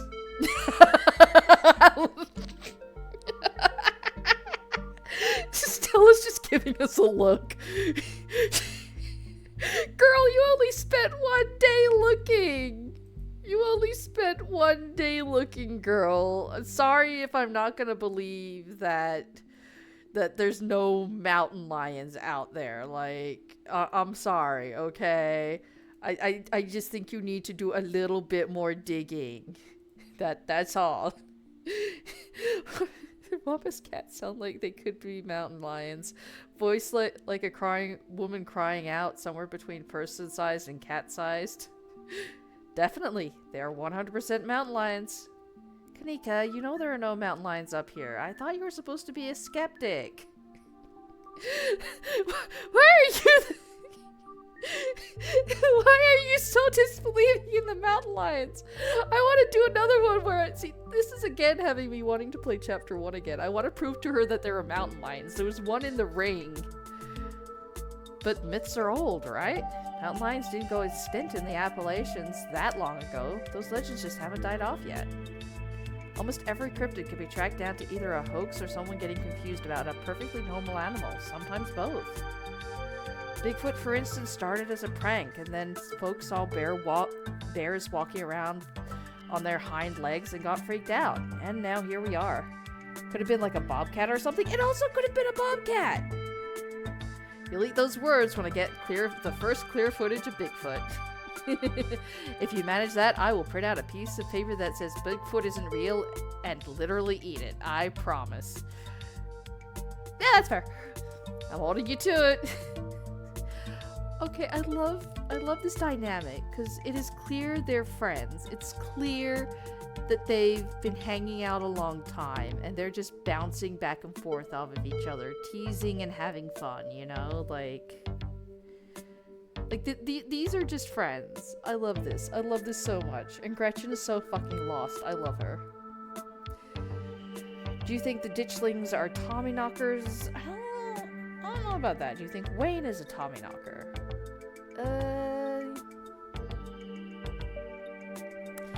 I mean, we don't have any reason to think he's a Tommyknocker, do we? Unless my character is...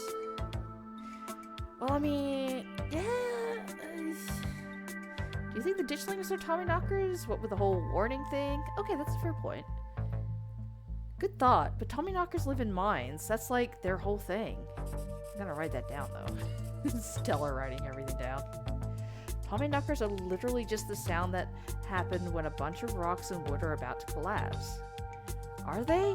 Or are they the sound of mysterious creatures pounding on the rocks and support beams with hammers to cause a collapse? There's simply no way to know. There is. but this is fun. My mom used to tell me that Taily Poo story. I totally forgotten about it. My mom used to tell me that Taily Poo story back when I was little. I can't believe I forgot that one. It scared me so bad I didn't eat soup for years. I thought the monster might try and dig it out of my stomach if I did. I love that one. There's this old chimney in the woods that I used to think was the chimney from Taily Poo. The one that was left after the thing did whatever it did. Now I know it's just because chimneys don't burn down, and the wooden houses do. Yeah, that's what I was thinking. That doesn't mean it's not the chimney for... God damn it, Stella. I've camped out there a couple of times and seen some pretty spooky stuff. Okay, I'm sure something interesting would have happened if I stayed in the house, but I'm just loving this. This is fun. I'm so glad they included me in this. Yeah, I watched the videos. You saw raccoons. You're gonna get rabies one of these days chasing after wildlife like that. You better be up on your shot, Stella. What can I say? I like to live life on the edge. I like to live on the edge. Okay. Not with rabies. You can't recover from rabies. Rabies is just a fuck you cannot recover from. There's shots for this. You can get booster shots. Please tell me there's a hospital or a doctor somewhere in town. Let's just move on and not get rabies. Do you think Wayne's a factor in any of this? I don't know why he would be, but why the fuck not? Do you think Wayne factors into any of this? I honestly wouldn't be shocked.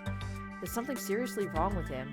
Like, I could viscerally feel it in my guts. Ooh. Maybe he's sick. Maybe that has something to do with what you saw in the woods. I don't know. I'd buy it. We should check out the mines. We should head back to the woods. Why don't we just help look for Rosalina? What do you all think? What do you all think? This is a group thing. I want to include everybody. What do you think? There's an awful lot of mine-related stuff in my notes. Maybe that should be our next stop. I mean, all I read was mine stuff. I don't know what you guys were researching and do. What were you guys doing? It was just me contributing. Come on. We can poke around, find out if anyone's seen anything weird. And just to clarify, we go to question some of the miners, right? We are not poking around unprepared in the actual mines, right? Oh god, we're gonna go to the mines unprepared. We're gonna go to the mines unprepared. Stella! Stella, please. Right? Yeah, totally. 100%. I would never. We don't even have a good reason to go down there. Stella, please don't come. Stella, please.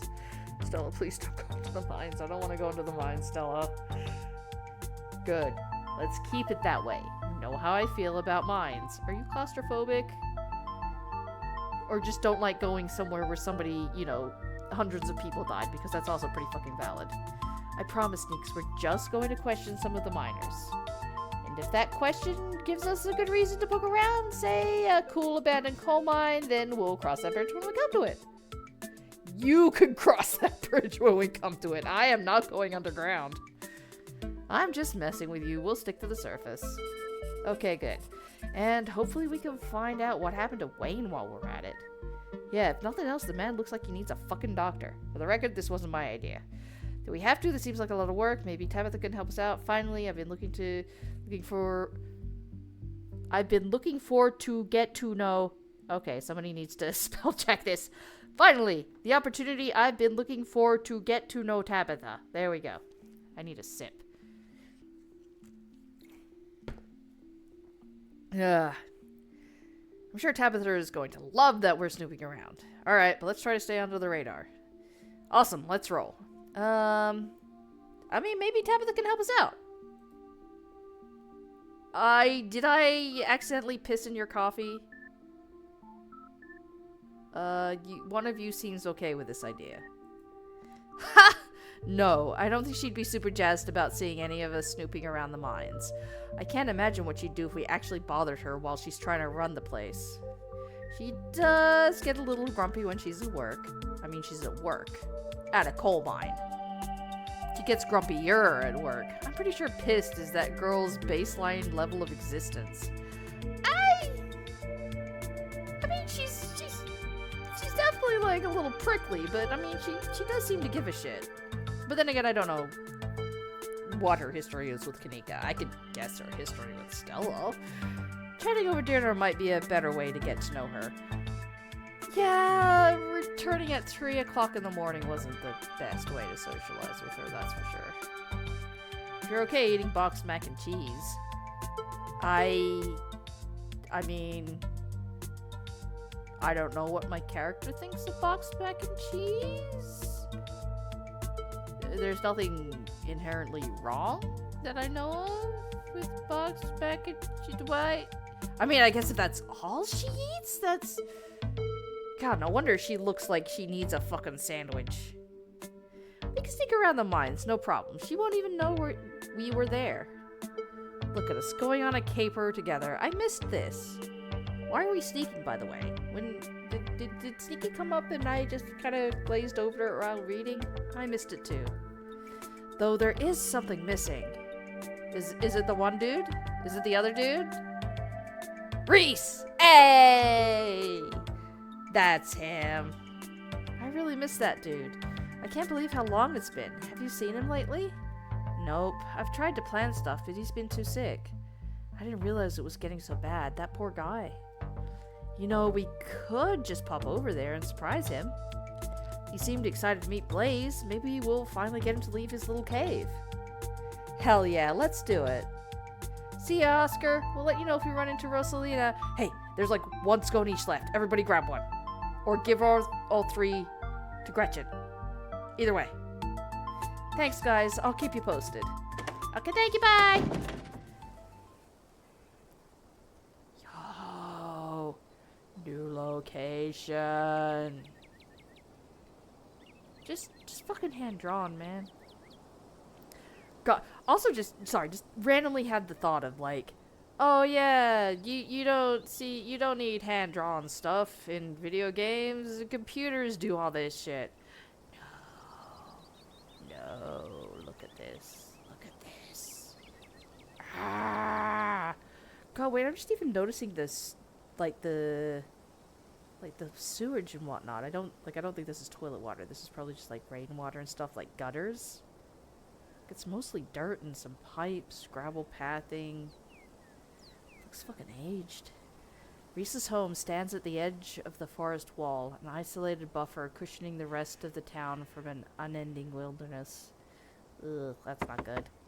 Oh, knock knock. Reese, it's Stella. I brought some buddies too. Stella, that's not the best way to support a potato, but the potato seems to be happy. Bat belt. No.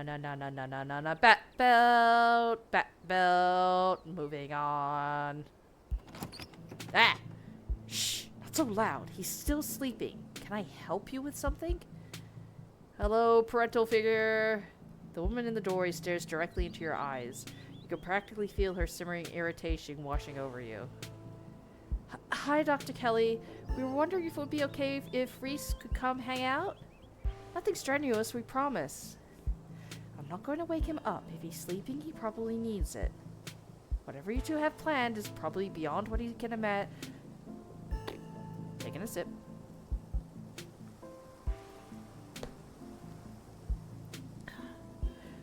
Whatever you two have planned is probably beyond what he can manage right now, anyways. Oh no, poor Reese. It's just been so long since either of us have gotten to the chance to hang out with him. I'm sure he and Blaze would get along super well, too. Stella, sweetie. Oh my god, they're both doing the puppy eyes. Look at them. Please, please, can we hang out with our friend? Street smart Sly. We were just going for a light walk, and I've heard such great things about your son. Hi, I'm Blaze, Vivian's kid. Stella, if Reese is sick, we shouldn't be dragging him along on adventures. Well, I'm not gonna scold Stella. I don't know what's up with this kid. Some outside is usually good.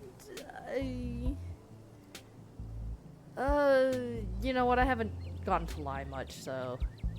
Stella's right. We're just going for a light walk, and I've heard such great things about your son. I'm only in town for a few more days, and it'd be a shame if I didn't get a chance to meet him. Dr. Kelly looks you up and down and sighs. Alright, you win. He's usually feeling his best around mid-afternoon. Why don't you come over tomorrow? We can have supper, and y'all can hang out for a bit. I don't promise that he'll be perky, but I'm sure it'll brighten his spirit to see you two again. I'm sure he'll be happy to meet you too, Blaze. That would be great. I can bring a side dish. Maybe deviled eggs? Does he still eat those? No, eggs are a little bit too much for him. They don't settle well. You can leave the cooking to me. I know what he can handle. Okay, I'll bring soda then. That's not... back to the eyes. Okay, yes, fine. You can bring soda. Nothing with caffeine, ginger ale, preferably. Oh, and leave the dog at home. She might cheer him up.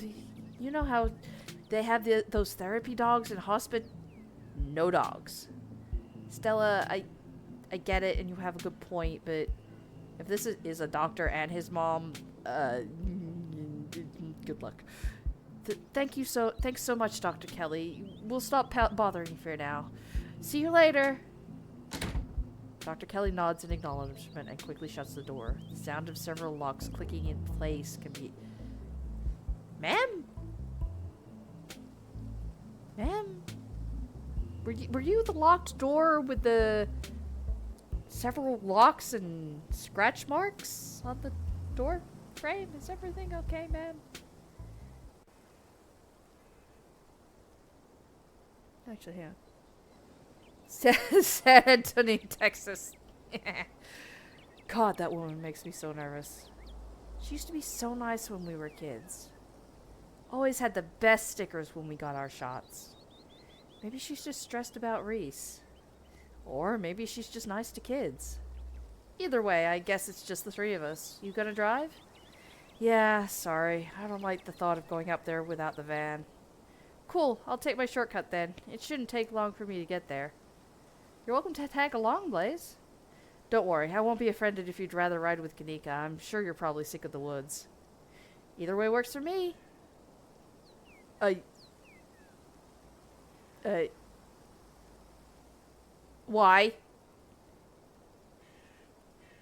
Why? Why not? Why? I feel like... Why are you making me choose? Why are you making me choose? Hang on, I need to... 1 second, I need more water.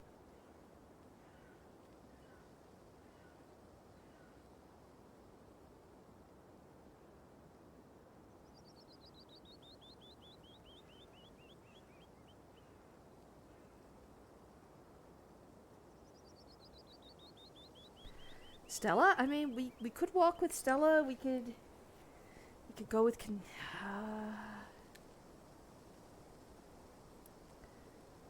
I mean... Actually, I don't like the idea of her going alone in the woods. I'll walk with Stella. We'll meet you there. The woods are calm and serene compared to last night, though you can't help but feel that danger lurks just beyond the trees. Hey, thanks for coming with us. With Gretchen and me, I mean. Had a lot of fun hanging out with you last night, but it was also kind of an objectively horrible experience. I was a little worried you'd ghost. The temptation was there, not gonna lie. I was tempted to just stay home and, like, deep clean the bathroom that looks like shit. I guess it's not hard to feel a connection after going through something like that together. Are you hitting on me? Yeah, are you hitting on me? Ma'am? Ma'am, you're potentially my cousin's ex. I don't know how I feel about this. I feel it too. Haha, that's cheesy. I would never. Yeah, we just met, but I already feel like we're such good friends. Yes, we are good friends. What good friends we are. Don't get attached. I'm just here for the mystery. I'm not being no. You know, for the first time in this game, I think I'm just gonna say nothing. Say nothing. Spending the moment in peaceful quiet. Ah! The conversation comes to a dramatic halt with you, Stella, and Gretchen all whirling around to face the source of the sound. Oh, it's a fucking bird. Oh, calm down, girl. It's just a bird. Same probably goes for the two of us. I guess we're all a little on edge. Yeah, me, 3, 4th, I don't know. Gretchen's probably like, a stick. Bird's like, no, this is my fucking stick. Let's hurry to the mines. It shouldn't be much further. Farther? Further? Let's go. Hey, Kanika casually leans against her van as you and Stella emerge from the woods. Yeah, we're hidden here, right? I'm sure nobody can see us. Surely. Hey! What's up? Y'all have a good walk? Yeah, it was great. Gretchen's just going in. I mean, not that you missed out on anything. Gretchen just, like, we're just gonna chase the dog in or something. Chase the dog into the mines. You didn't run into any of those creatures, did you? Nope. That makes sense. They're probably nocturnal. Sorry. Look at this dog. I love this dog. I don't know if I should feel relieved or disappointed. But we're all here. What's the plan? I guess we're just gonna go talk to people. I guess so. I should probably be on lookout duty. I'm a bit of a persona non grata in the mines. Stella, what the fuck did you do? Tabitha? Yeah, I might have tried sneaking in to talk to her. A time or two too many. Young love, question mark. And Gretchen makes it extra hard to be sneaky. I mean, yeah. Look at her being not sneaky right now. We're probably less likely to get caught if only one of us is snooping around down there.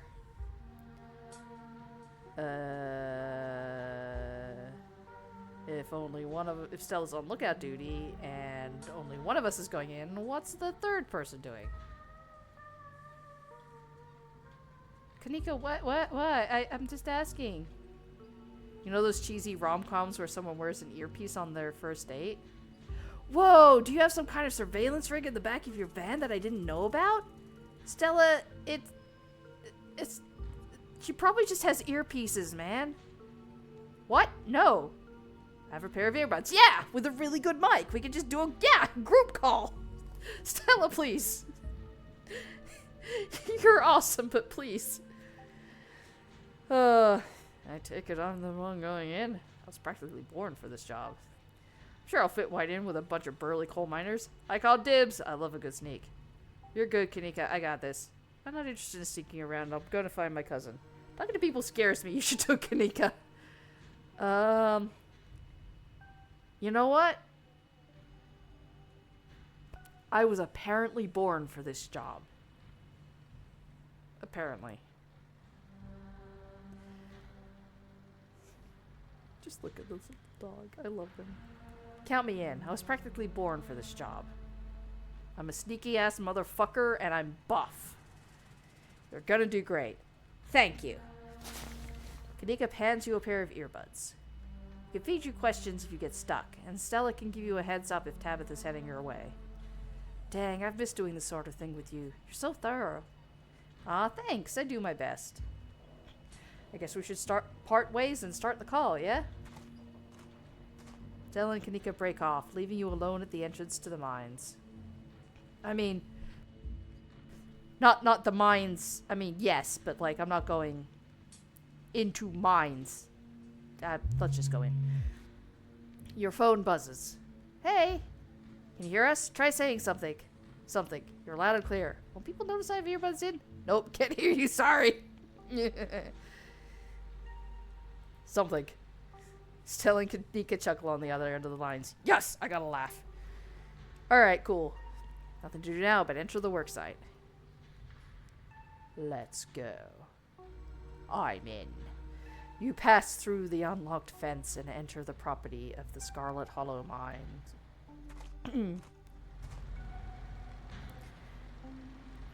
Oh, yes, I can actually say it. I'm in. Alright, Morpheus, good to know. Hell yeah. What's up? Hello! Greetings, fellow persons of the planet Earth. You approach the nearest group of miners, a blonde woman, a broad-shouldered man, and an old-timer. Their uniforms identify them as Harrison, Davis, and Zach. Oh yeah, Davis. I am really having to squint. I don't see anything... Wrong one! I don't see hers. Where's hers? I'm psychic, apparently. Also, I'm apparently reason for very much concern. Got a reason to be bothering us? Hey, I'm Tabitha's cousin. Probably not the best start. Right! He talked about people on the bus! Oh, what if these are his friends? So I met this guy on the bus. Wore a beanie and a shirt, said, I want to, yeah. He said he had some friends working in the mines up here. Does he have anything to do does this have anything to do with what's going on in town? No, I'm breaking the ice. Shh, if I can find some of this guy's friends, maybe we can get on the inside or something. A lot of people wear beanies. He also talked about how he used to push joggers into the Baltimore Harbor. Does that ring any bells? Look, I just figured I'd ask this guy made a memorable impression. Forget I said anything. Yeah. He also talked about how he used to push joggers into the Baltimore Harbor. Does that ring any bells? None. Not a clue. Yeah, I think I'd remember someone like that. Alright, that's fair. Yeah, have you seen anything weird lately? The miners look you up and down. Weird how? Like, weird animal sightings, I guess? Nope. You been talking to that townie? The one boss gave a lifetime ban to? She wasn't kidding. Wait, are they talking about me? Yeah, she's like a Bigfoot YouTuber or something. Her videos are actually pretty good. Yep, that's me, alright. And aw, that's so sweet. But you know, now that I think about it, it's pretty weird. I haven't been seeing many animals at all lately. Used to be I'd see all sorts of critters. Now it's mostly birds. This is your first year up here, ain't it? Just not used to the seasons changing. All the animals are hibernating, that's all. I know, she's got a point. I've been up here 5 years and it's never been like this before. Ha! Maybe it's global warming then. I think they're calling it climate change now. Okay. Let me just take a sip. Any weird noises come from the mines? Or the woods? Or the mines? Not a peep. We're underground most days, though. You know, I heard something unusual the other night. Thought it might have been an owl or something, but it didn't sound right. It was an owl. You're just not used to the local wildlife yet. God, it's like fair on both sides. Any knocking in the mines? I barely hear nothing when the machines are going down there. He's right. It's loud as shit. It does sound like knocking, though, the way the machine pounds through the rock. Not sure if that's what you're thinking. Not asking about Tommy knockers, are you? Tommy what's now? Tommy knockers. They're like an old Welsh myth. Little guys that live in mines and knock on the walls before they collapse. Ha! Nothing like that around here. People getting sick? More than usual? Nope, nothing like that. Feel fit as an ox. We have good working conditions in the mine, and our health is wholly looked after. I mean, it'd still be good to have unions, but that's good to know. Nah, I've got a couple of other questions. Ask them about Wayne. Do you know anything about a guy named Wayne? Yeah, we know him. Knew him. We knew him. He was such a cut-up. Missed that dude.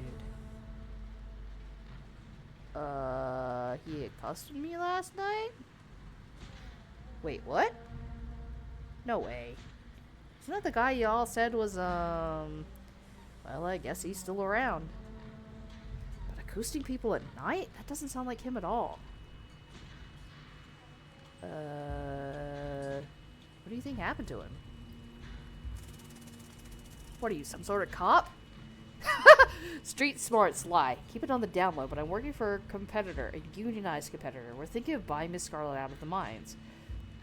Yeah, I'm a cop, and I'm looking into what happened with Wayne. I'm Tabitha's cousin. Just tell me what happened. I feel like I shouldn't push it. Remain silent. Yeah, I don't like the smell of this one bit. I know bait when I see it. Let's just get out of here. Our shift's about to start anyway. No, I just... Oh, well. I wasn't trying to bait you. The guy just... I didn't... Sorry. No, you're fine, Harrison. Alright. The miners pack up their things and leave. Maybe it was just me, but they seemed to think Wayne was dead, right? Yeah, I mean, they were talking about him in past tense, so... It wasn't just you. Don't worry about the miners storming off like that. That's some pretty good info. Alright, on to the next. You head over to the next group of miners. Oh. You stop in your tracks, a shiver running up your spine as an unfortunately familiar voice calls out to you. Is this Wayne's music? This is what played last night, right? Oh, hi! You shouldn't have come here. It's dangerous. It's a coal mine. I get it. I know I don't have any protective gear. Can you tell me where the hard hats are? Oh, wait, yeah, wait, hang on. He's got his little thing here. Yeah, it says Wayne. Show him who's boss!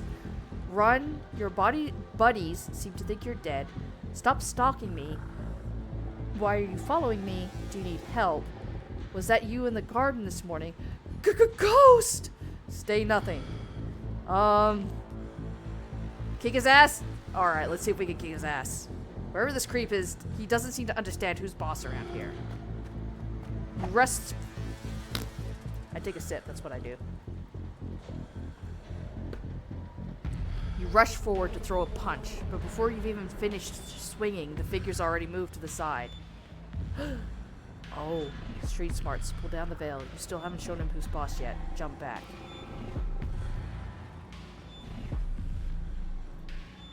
While you recover from the swing, your other hand shoots up and reaches towards the veil, covering his face. Oh.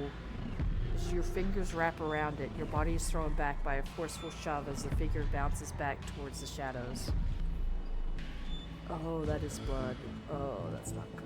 Oh, that's not good. Oh, buddy. Why do you look like a bloated corpse? I don't like this. I don't like this. You don't have to be afraid of me. Dude, stop giving me reasons to be afraid of you then. I am the only person in this town who truly cares about your safety. Don't forget that. Safety from what and from whom? Does this include you? I am very curious about that. Even if it is already too late to stop what's going to happen. What's going to happen? Stare in anger. Please stop following me. What's going to happen? Yeah, where were you while I was in the woods? Where were you? What's going to happen? Where were you?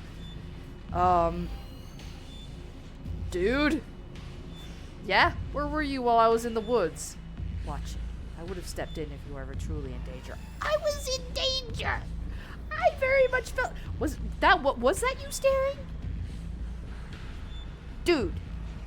That is not cool. Stop that. I guess he stopped that. Before you can say another word, the figure is gone. The veil you pulled from his head lies on the ground in front of you. It's stained and yellowed with what you can only assume is film of pus and dead skin. Ugh.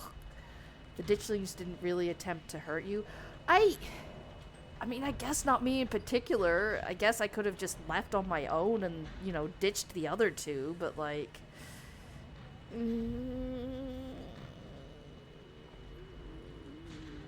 What's my response to that? Hey Blaze, are you still there? We've just been getting static from you. They just wanted the chicken back. They didn't have any intention of hurting people. They also wanted to take Stella's dog. Also, just because they only want the animals doesn't... It's like, no. I mean, maybe. I don't know. I still felt very much in danger.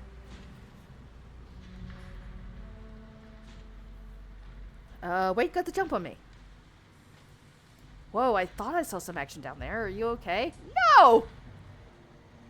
I managed to grab his mask, veil, whatever was on his face. I'm not used to being outmatched like that. Damn, I'm powerful. I tried to grab him, but he was way too fast for me. He said some really ominous shit to me. I'm the only person in this town who truly cares about your safety, that sort of thing. It just means we're on the right track. I need to talk to Tabitha. I'm getting out of here. Well, I did manage to do this. Yeah, they're going for animals, not people. That's why Wayne didn't help. Fair, I guess. I still felt fucking terrified. Just throwing that out there. I managed to grab his mask, veil, whatever was on his face. Did you get a good look at him? No, but I took a look at the mask and it was disgusting. It's like, yeah, it's definitely sick. Yeah, and I think you're right. He's definitely sick. Like, something is not okay here. Yeah, I got a good look at him and his mask. Kanika's right. He's definitely sick. I hate to say it, but between the way those miners talked about him and the call that went static, what if he's a ghost? Like, actually a ghost? You hate to say it? Stella, I don't think anything would make you happier than Wayne being a ghost. Also, ghosts aren't real. Hey now, just because I want ghosts to be real doesn't mean I want this ghost harassing Blaze. Yeah, we want cool ghosts. We don't want stalker ghosts. He said really ominous shit to me. He said some real ominous shit to me. I'm the only person in this town who truly cares about your safety. That sort of thing. What the hell is that supposed to mean? I don't know and I don't like it. Yeah, I care about your safety. My cousin will lie and say she does not care about her safety, but potentially cares about my safety.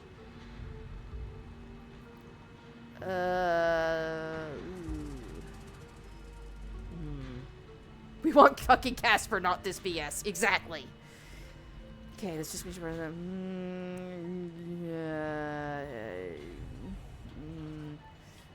I might load depending on what happens, but I'm getting out of here. Are you sure? Talking to the folks here is probably still the best plan we've got. Especially now that Wade showed up. Stella, if she's scared, she's scared. I'm not about to force her to do something she doesn't want to do. Yeah, you're right. Sorry to get a little overeager, Blaze. We can regroup outside.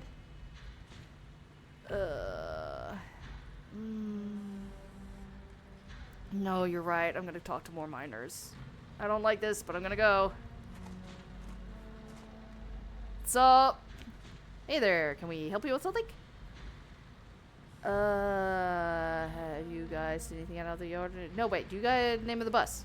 Y'all know this guy I met on the bus? He said he had some friends up here. Here we go again. It's called breaking the ice, Kanika. I'm sorry this is the boring part of the movie or whatever. Just don't worry about it. You gotta tell us about this guy later, Blaze. Okay, maybe. What's he like? Tell the group of miners about your encounter on the bus yesterday. I don't have to read it all again.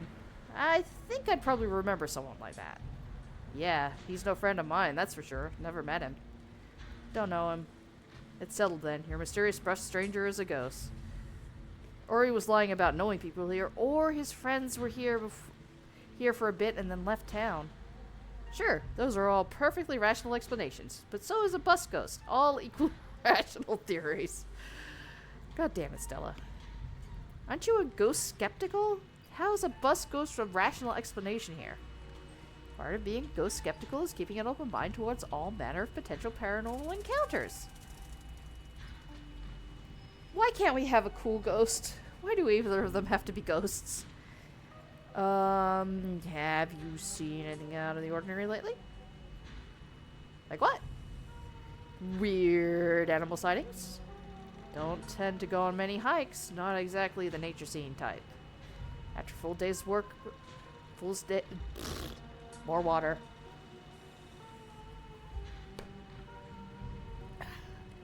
After a full day of work, all I see is my bed. Maybe a few beers in between. That's pretty fair. Old noises in the woods? Odd noises, not old. Either way, noises? Woods? I heard something a few nights ago, like nothing I've ever heard. Something unearthly beast. I'm telling you, Isaacs, you need to take a sick day. You need rest, man. I've already taken a sick day this year. I can't afford to take any more if I want to have Christmas off. Tabitha. Kanika, I don't know if you're aware of, like, the workplace in general, but this isn't just a Tabitha thing. Like, I've had a lot of jobs. You usually don't get Christmas off in general. If this guy can get Christmas off, then that's, like, he's at least got paid vacation, apparently, and sick leave. At least sick leave. I might have misheard. I might be jumping to conclusions about the sick leave. I mean, paid leave. Like, Kanika, you got a family-run business, or you run your own business, I'm not sure which. But, like, yeah, you know, this job ain't sounding too bad. Yeah, like, obviously, it still sucks. There's no union, which isn't good. And the guy can't take too many sick days because otherwise he can't see his family on Christmas. But, like, Kanika, have you been to, like, job workplaces? They usually don't let you go home on holidays anyway. Like, this isn't new. Is the black lung worth the PTO? Yeah, that's the other thing. I mean, they said their health is fully taken care of, though. So, full medical, I'm guessing?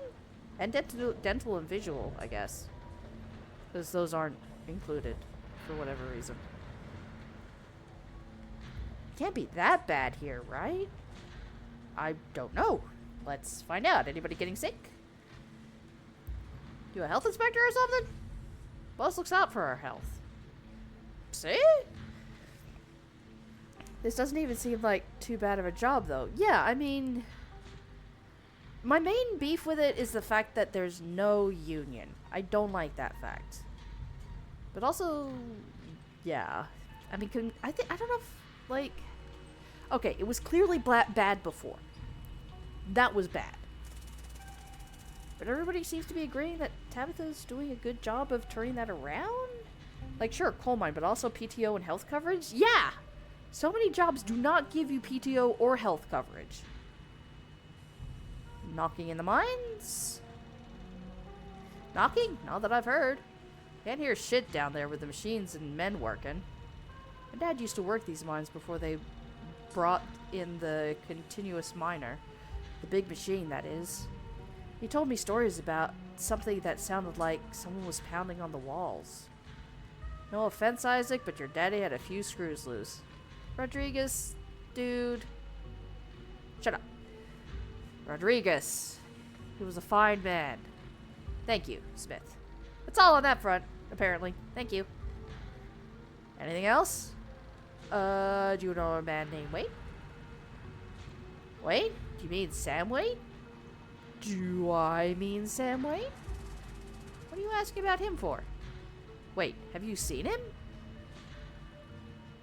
I saw him just now. Ooh. He's been following me. It's real creepy, man. I saw him just now. I heard he went missing. Ooh, do we say something? Or do... He's been following me. It's really creepy, man. Oh, thank God. Everyone thought he was dead. Now, hold on. Creepy doesn't exactly sound like Wayne, does it? How do you know it was him? That's what the folks at the general store have been calling him. Doesn't matter where I got the name. It was on his outfit. Where's that option? I saw it. That's what the folks at the general store have been calling him. Kanika and Sybil. Good people, but I don't expect they know every mining fella in town by sight, if you catch my drift. That's kind of fair. Smith, you're losing me. I'm just saying, it's awfully strange for Wayne to still be in town, wandering around, following some stranger, and not checking in with any of his buddies. Yeah. Sounds to me like somebody who got sick of work and is having a little fun playing hooky. The following, though, okay, yeah, that does sound a little unlike him. Cool, he's not acting like himself. Fuck. I thought his lady friend had him under lock and key. Just smells fishy to me. A lady friend? Hello? Until I see him face to face, I'm not convinced whoever is calling himself Sam Wayne ain't the very reason we haven't seen hide nor hair of the man. Ugh, he's got a good fucking point. No, there's no way. He can't be. I'm not ruling it out. If you want my theory, that girlfriend of his, he wasn't the first to catch your eye. Any one of her jilted ex-lovers could have seen them sneaking around and gotten a little hot under the collar, if you catch my meaning. Dang, who are they talking about? Well, we're talking about Wayne and whatever ex he apparently broke up with. The miners are silent for a moment, glancing between each... glancing between each other nervously as they imagine the possibility. I told him not to get involved with her. I told him! I have a bisexual cousin. Who was Wayne seeing? Whoa, now. If you don't know, there's no way I'm poking that wasp's nest. Forget we said anything. Yeah, I don't want to be next on the chopping block. Okay.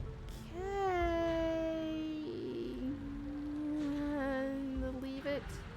I won't press you on it. Good. Thanks for your help.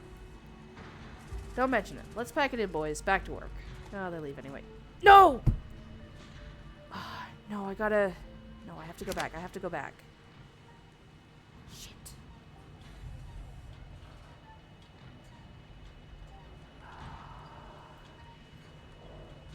No, load, not safe.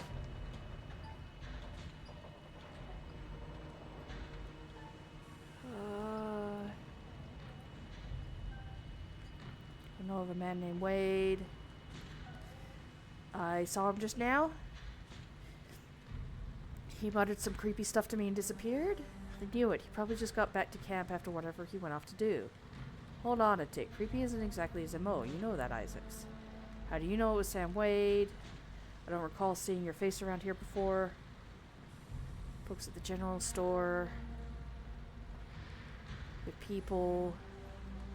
Smith, you're losing me. I'm just saying, it's awfully strange.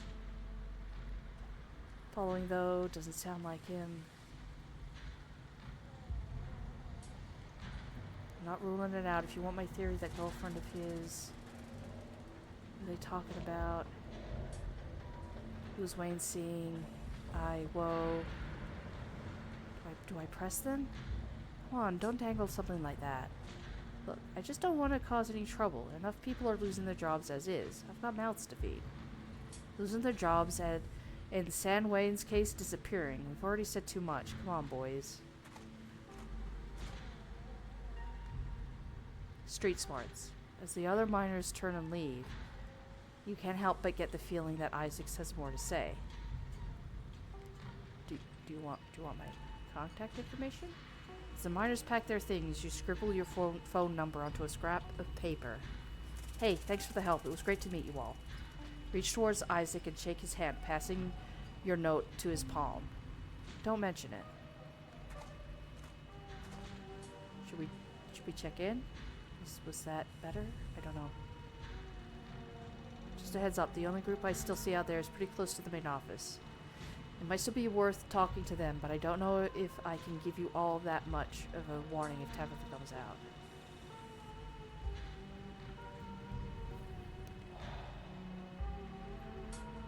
Oh, what do I do? I can talk to the last group, or I can talk to Tabitha.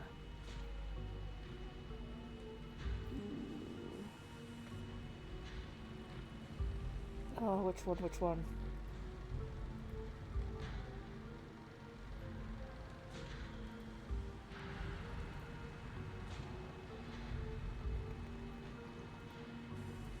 Because Tabitha is clearly involved here. And not just as their boss, I don't think. Who? I guess the question is, do I get more information if I talk to the miners? Okay, no, I mentioned Wayne to her before. She blew it off really casually.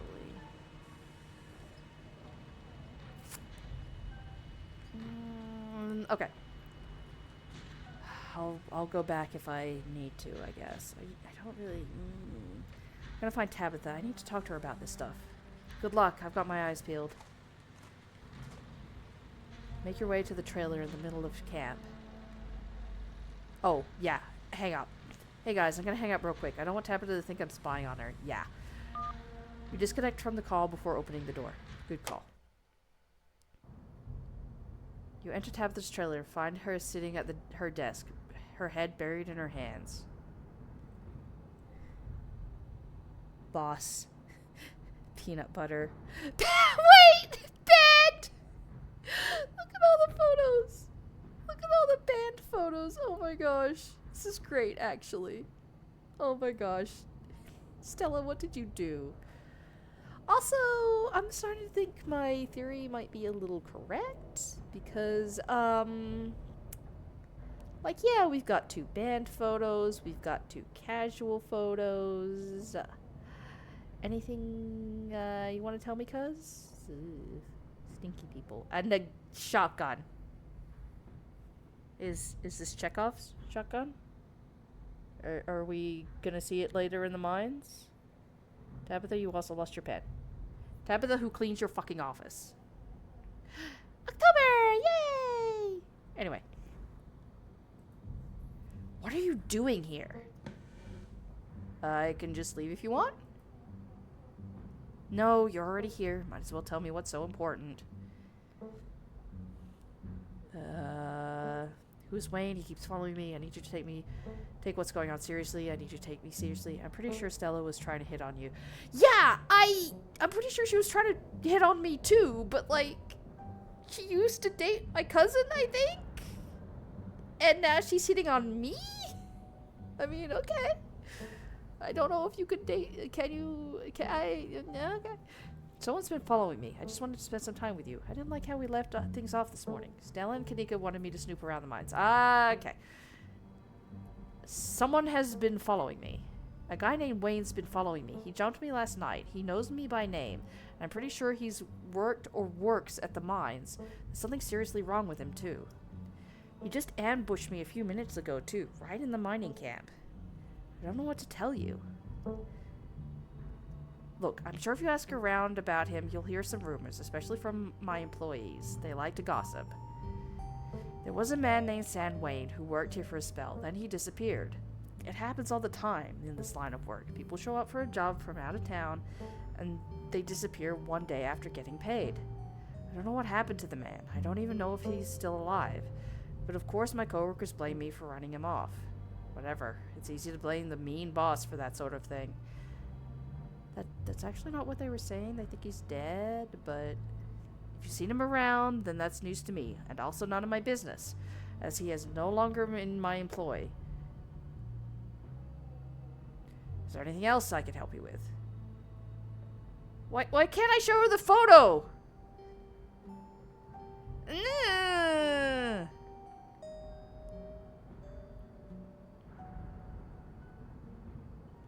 I don't... What if I leave it at that? Leave it at that. Look, I'm kind of swamped. No! Go back! Go back! Go back! I can just leave if you want.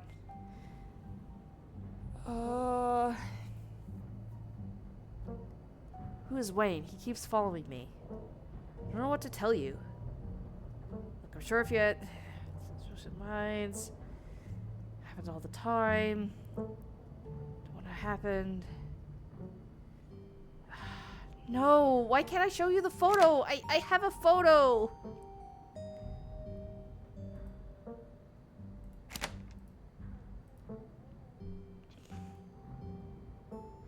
Just want to spend some time with you. I didn't like how things I thought could. Fine, just someone's been following me. Fine, we'll just... I guess... I think there might be a mine collapse soon. The creatures I saw last night are supposed to be some sort of portent of doom. I'm just doing whatever I can to keep people safe. Am I? Look, I get it. I really do. Stella has a knack for spinning people into hysterics over shadows. But the only credible threat to the mines right now is me not being able to do my job. Okay... Sorry. You leave it at that. Look, I'm kind of swamped right now. I was actually getting ready for a big meeting when you walked in. But if you want, you can just wait here for an hour or so and I can swing back when I'm done and pick you up. Just don't go around bothering my men. Don't move a muscle, don't so much as make eye contact with them. They're supposed to be working. I'll see you then.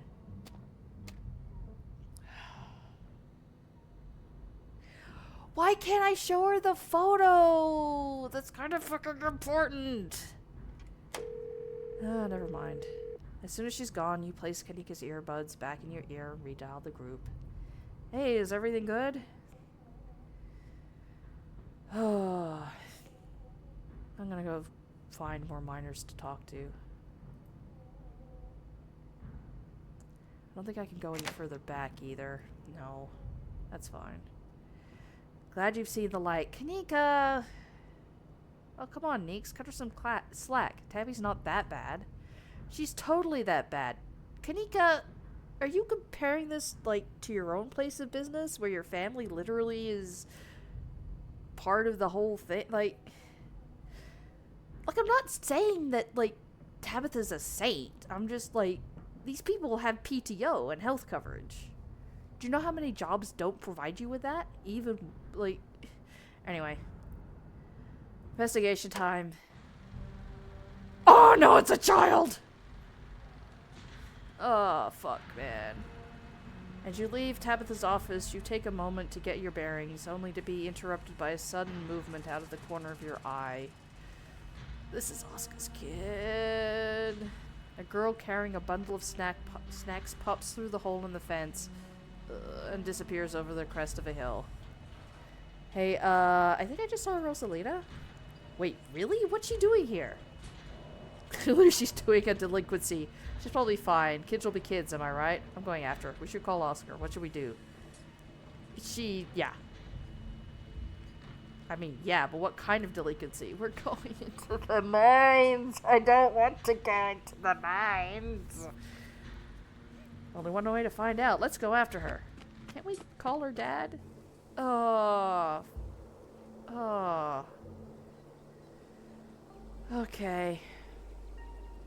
You rush over the hill and get your bearings. The sounds of active mining fade into the distance. Rosalina is nowhere to be found, but dusty footprints point towards a nearby mine. Hey, a bit off topic, but have you played Hades? No, but I have seen it, and that shit looks dope as hell. Oops, I just full screened on accident. Don't do that. I got too excited. She didn't. I guess the old Maxwell place doesn't cut it as a secret hangout spot these days. I mean, if everybody knows about it, it's not really a secret. But the Shaw mine? The place was shut down like 100 years ago. It collapsed on so many fucking people. Yeah, after it collapsed, that killed over 100. Oh god, what's the stream dying? Stream, no. Stream? Hang on. Stream, what are you doing? 1 minute. Hang on.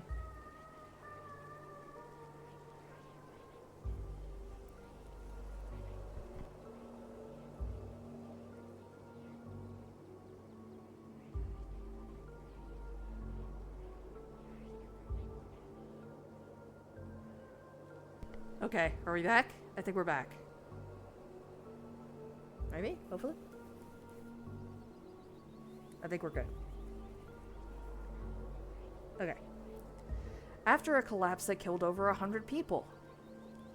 And here I thought Stella was going to be the one that dragged me into abandoned coal mines. Why did I have to be right about the kids and the coal mines? I don't like this. Cool, it's been ages since I have had the chance to get some good spelunking in. I guess we should go after her, right? Yeah, no, I'm not cool about this, but we should probably go after her. Yep. Stella, please don't sound so happy about it. Yeah, let's head in before someone gets hurt. I didn't hear a response of if you played Hades. Ah, my bad. I have not played Hades. I've seen some of other people playing it, so not like, I don't know all there is to know about, like, the story and everything. But it looks rad as hell. Whoa, you sure you want to tag along, Neeks? Blaze and I can handle this on our own. Yeah, I'm sure. As much as I hate confined spaces, I'm not about to let Rosalina get hurt in there. Yeah, that's fair. Even if it means I have to go a bit underground. Ooh, claustrophobic. Ah! Ooh. I don't like this. Telling Kadika disappear into the mines. Before you follow, you briefly wonder if you'd let Tabitha know about this. Yes! By the gods! Where is my phone? You pulled out your phone and dialed your cousin. What is it? You know I'm in a meeting. A kid just snuck into the straw mine. I figured you should know. What? Are you serious? Why do things keep happening to me? Oh, whatever. I'll head over there as soon as I can. Just stay where you are and wait for me, alright? God, I don't even know why I'm trying to reason with you. It's not like you'll listen. Bitch, I will wait here out of spite. No need to get snarky, I'll wait. Good. And we wait. You find a tree to lean against and wait for your cousin. Stella and Kanika will probably be fine without you. I don't know if they are or not, but I would like the expert to fucking come with us, please. You stand outside the mines, anxiously eyeing the tree line, hoping not to glimpse any inhuman movements. Oh god, it's getting dark. Huh, you actually waited for me. I don't know what to say. Yeah, of course. Why wouldn't I have waited for you? Took you long enough. How about thank you? Nice to see you too. Yeah, of course. Why wouldn't I have waited? Do I need to explain that to you? You haven't exactly been reliable since you've gotten here. I kind of get that, but also, like, I feel like this is a different situation. Ma'am? Just saying. Cousin? Come on, let's get this over with. I don't like the thought of you walking around an abandoned coal mine, but I'd rather not leave you out here unattended. Should be safe enough with me there to guide the way. Yeah, that's kind of what I was figuring. Tabitha huffs her way up to the mine entrance and disappears into the darkness. Let's go! Follow her and enter into the mine. To our deaths, I'm sure. Inside of the mine is warmer than you'd expected. The air thick and wet. The ceiling hangs much lower than you are tall, forcing you and Tabitha to hunch over, your legs bent in a painful squat as you begin to navigate its maze of corridors. Powerful build. This is a rare place where your well-muscled frame feels like it might be more of a hindrance than a help. Do you know why the entrance to this place was boarded up? Because there was a collapse 100 years ago that killed a bunch of people? Because you ran out of coal? Because deep down you like being a... She wasn't the one who boarded it up. No. Why? Remain silent. Because it killed a bunch of fucking people. Because there was a collapse 100 years ago that killed a bunch of people. 168 people. Okay, the fact that she knows the exact number kind of says a lot about her, not gonna lie. A man named Charles Shaw decided it was okay to use faulty wood to support structures and enter a mine, and the entire mine came down. It almost ruined our family. A lucky few died instantaneously, but for most of the souls who perished here, it was slow and agonizing. Trapped under rubble and left to slowly succumb to crush injuries or burns or dehydration. It took a week to clear out most of the rubble and recover the bodies. The few survivors who were dragged out were never the same. I can't say I blame them. I can't fucking blame them either. Good God. Also, when was the last time you've had a decent amount of sleep, ma'am? What makes you so sure it was Charles Shaw's fault? God, that's morbid. If you think about it, no. I get it. I'll be careful. I get it. It's dangerous down here. I'll be careful. I was planning on it, trust me. Good. We don't want any more bodies to be buried down here. I've already got enough of those on my conscience. Tabitha? I'm just gonna take a sip of water real quick.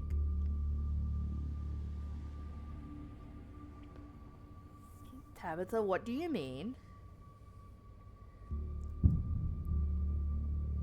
Tabitha's ruminations are interrupted by a thunderous knock echoing from deeper in the mine. What the hell was that? Probably another delinquent looking for a lifetime ban from my property. Come on, it came from this way. Tabitha hastens her pace and quickly disappears deeper into the mine.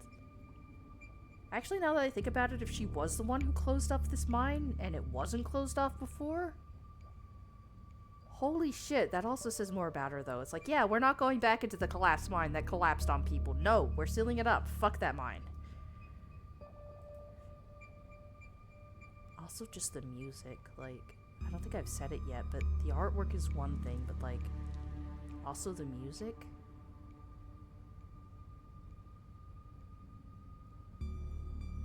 Take a deep breath and follow suit.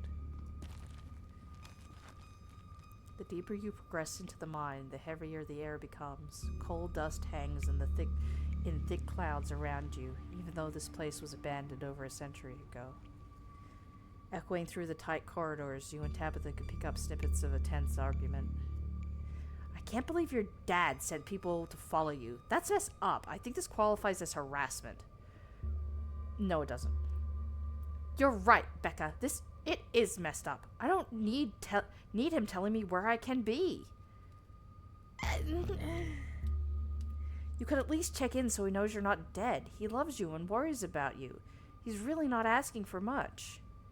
Come on, kiddos. There's some real spooky stuff going on in town right now. You shouldn't be hanging out down here. We're not kids. Yeah, we're teens. Oh no, that's Chill Teen Boy. Yeah, we're teens. Well, you look like a bunch of kids to me. Are those canned strawberry margaritas? Where did you even get those? Oh no, I know that isn't you, Miles. It had better not be you. Yeah, whatever, it's me. What are you even doing here? Looks like we found our trespassers. I still can't believe that Stella managed to drag Kanika out here. She avoids me like the plague. What's the deal with you and Kanika anyway? Honestly, I have no idea. I don't hold anything against her, aside from the fact that she always hates me. She probably just got jealous that Stella and I started spending time together, but that was years ago, so who knows? There's a lot of lesbians and bi-pan people in this town, and I'm all for it considering it's the fucking South. What do you think of Kanika? I think the two of us are more alike than she'd ever care to admit. Oh yeah, this isn't gonna end well at all. No, we're in the fucking mines. This is not gonna end well. I respect her, but don't tell her I said that. I wouldn't want to appear weak. That's not appearing weak, Tabitha. Tabitha, that's not how that works. She's jealous and needs to get over it? No. I think she just hates our family? No. I think she thinks you're exploiting your workers. Well, that is what she said. No offense, but you are a little rough around the edges. I mean, she is, but that's not really... I mean, like... I mean, she does just seem to think you're exploiting. She thinks you're exploiting your workers.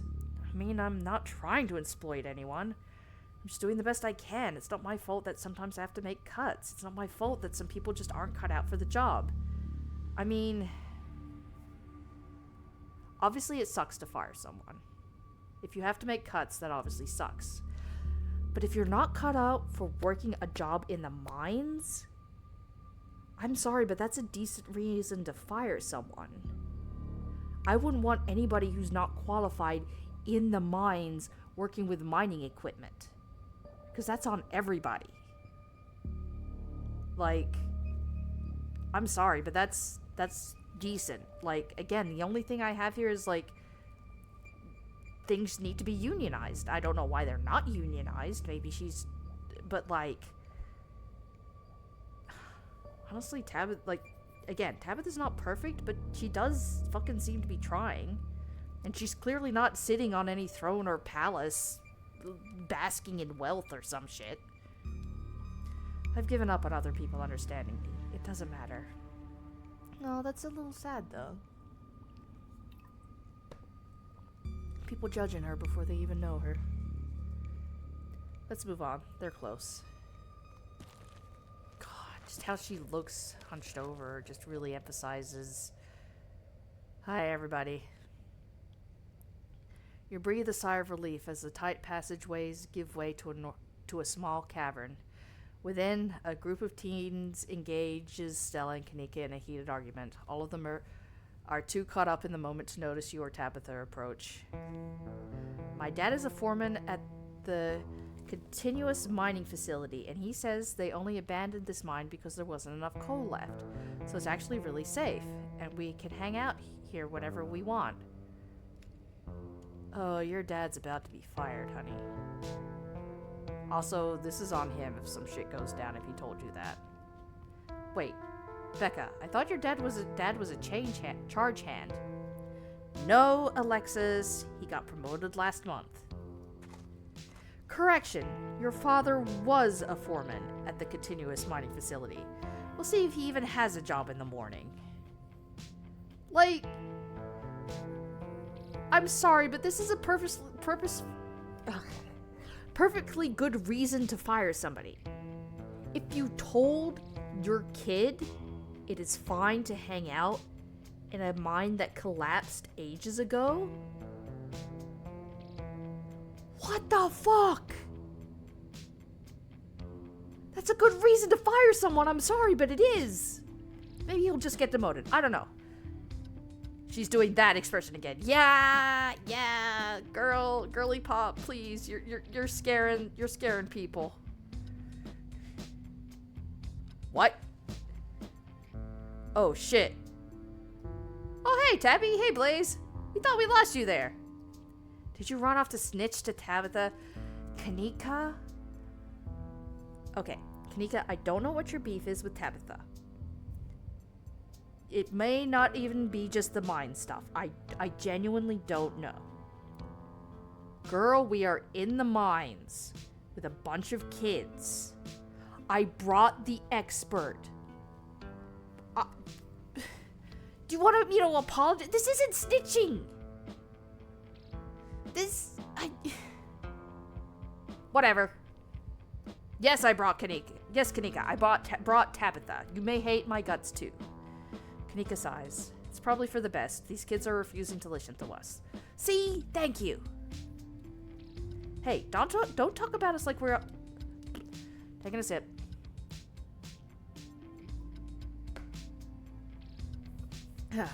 Hey, don't talk about us like we aren't here. Yeah, we can hear you. Alexis, don't butt in. I'm trying to make a point. Okay, I'm starting to see the dynamics here. Do none of you understand what a boarded up mine entrance is supposed to mean? It means it's closed, condemned, not fit for human use. Aw, come on, this place was way sturdy. Check it out. Dude. The teen with the beanie jumps up and slaps a strut on the ceiling. Well, at least, yeah. Oh, that was the knocking we were hearing earlier. Or was that the knocking we were hearing earlier? Oh my god, Zane, cut it out. You're embarrassing us. I'm sorry for Zane's behavior. I don't think he realizes how extremely 8th grade it is to jump up and hit things. Let the dude live his life, but also, yeah, maybe don't do that in a mine that collapsed before. No offense, Rosalina. None taken. Other 8th graders are totally immature. Oh, this is what's going on here. Okay. Not like you, Rosalina. You're chill and smart, too. Oh, the girls are flirting! Enough! The damage is already done. Now leave. I'm tired of people in this town dragging my cousin headlong into danger. I mean, that is kind of what's happening. I mean, if what Batpack said is right, the monsters would have left me alone, but didn't want to leave everybody alone because they wanted Gretchen and the chicken, and, well, what's done is done. I'm not starting this game over just yet. I can't believe I actually agree with Tabitha about anything, but this place is the worst place I've ever been in my entire life, and I would like to see the sun again before I die. Aw, come on, guys. Maybe it's not a big deal. We used to do dangerous things all the time, and I still do dangerous things now. Stella, that's not the point you think it is. Even the kids look concerned. Everybody's just like, no, that's not the point you think it is. Who are we to tell them where they can't hang out? I don't know who you think you are in this situation, Stella, but I own this mine. It is entirely within my rights to tell them to leave, much like it is entirely within my rights to tell you to leave. Was your lifetime ban from my mines not clear enough message for you? Yeah, I don't think she wants people to die in these mines again. Hell yeah, Tabitha, tear that sad 20-something to shreds. Becca, Becca, shut up. No. Hey, I'm defending you, and I'm not sad. Where did you get that idea? Running a clickbaity YouTube channel where you run around in the woods chasing nothing is extremely sad. Girl, you're just calling her cringe, and cringe is dead. Tabitha is living her best life, potentially. And by Tabitha, I mean Stella. I hate names. Tabitha is not living her best life. Tabitha's life seems to suck.